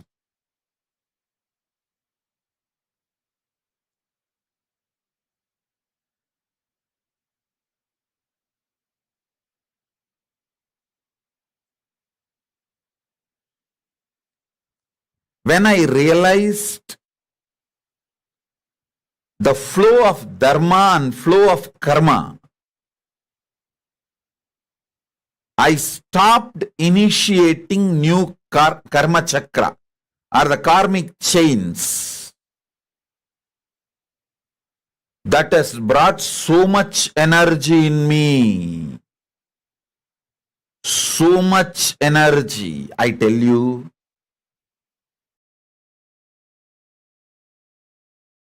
Every time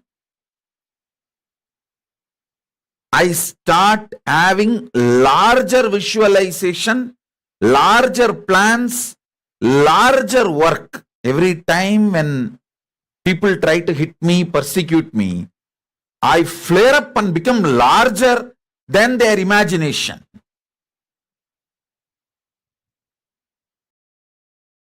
Secret of my energy is knowing the karma flow and dharma flow. I just know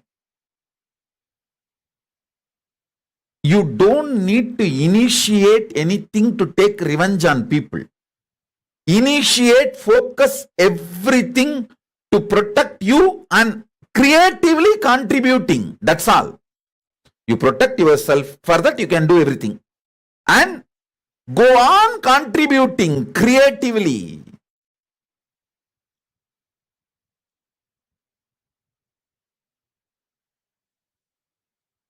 Even when I give a simple hug,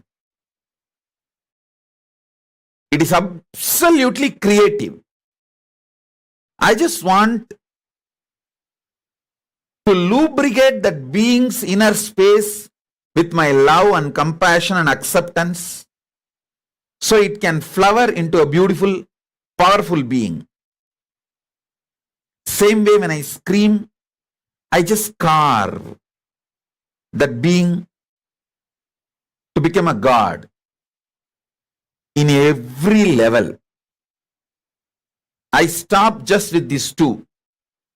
Maximum I protect myself and I go on contributing creatively because I am assured inside me experientially about the flow of the dharma, flow of the karma. I do not have a cherished vengeance, cherished anger, cherished violence. All of you should know. You may not have cherished anger towards one person, but you may have a whole against the whole system. You may have a cherished anger and violence against the whole humanity, against the whole economical system, against the whole currency system.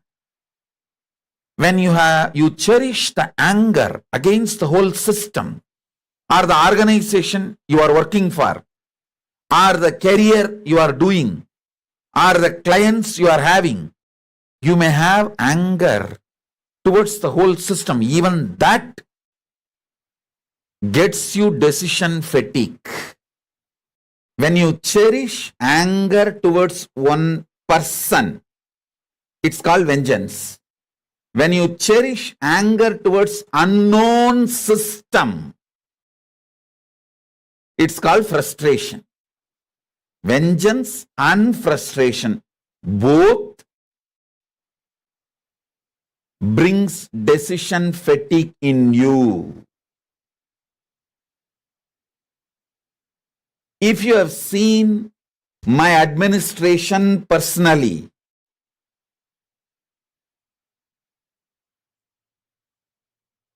you will see clearly neither known nor unknown vengeance. I'll keep myself away from people. I know the cobras. I know culinaries. I keep myself away, protect. But I will not cherish anger, vengeance or frustration and all.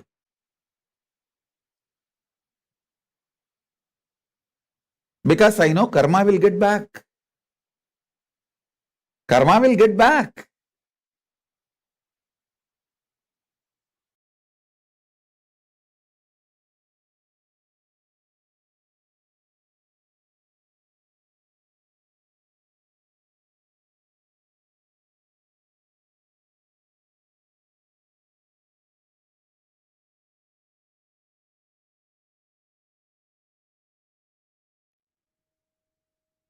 Understanding. Anyone with the right conclusions, the right understandings about art can have a breakthrough in future.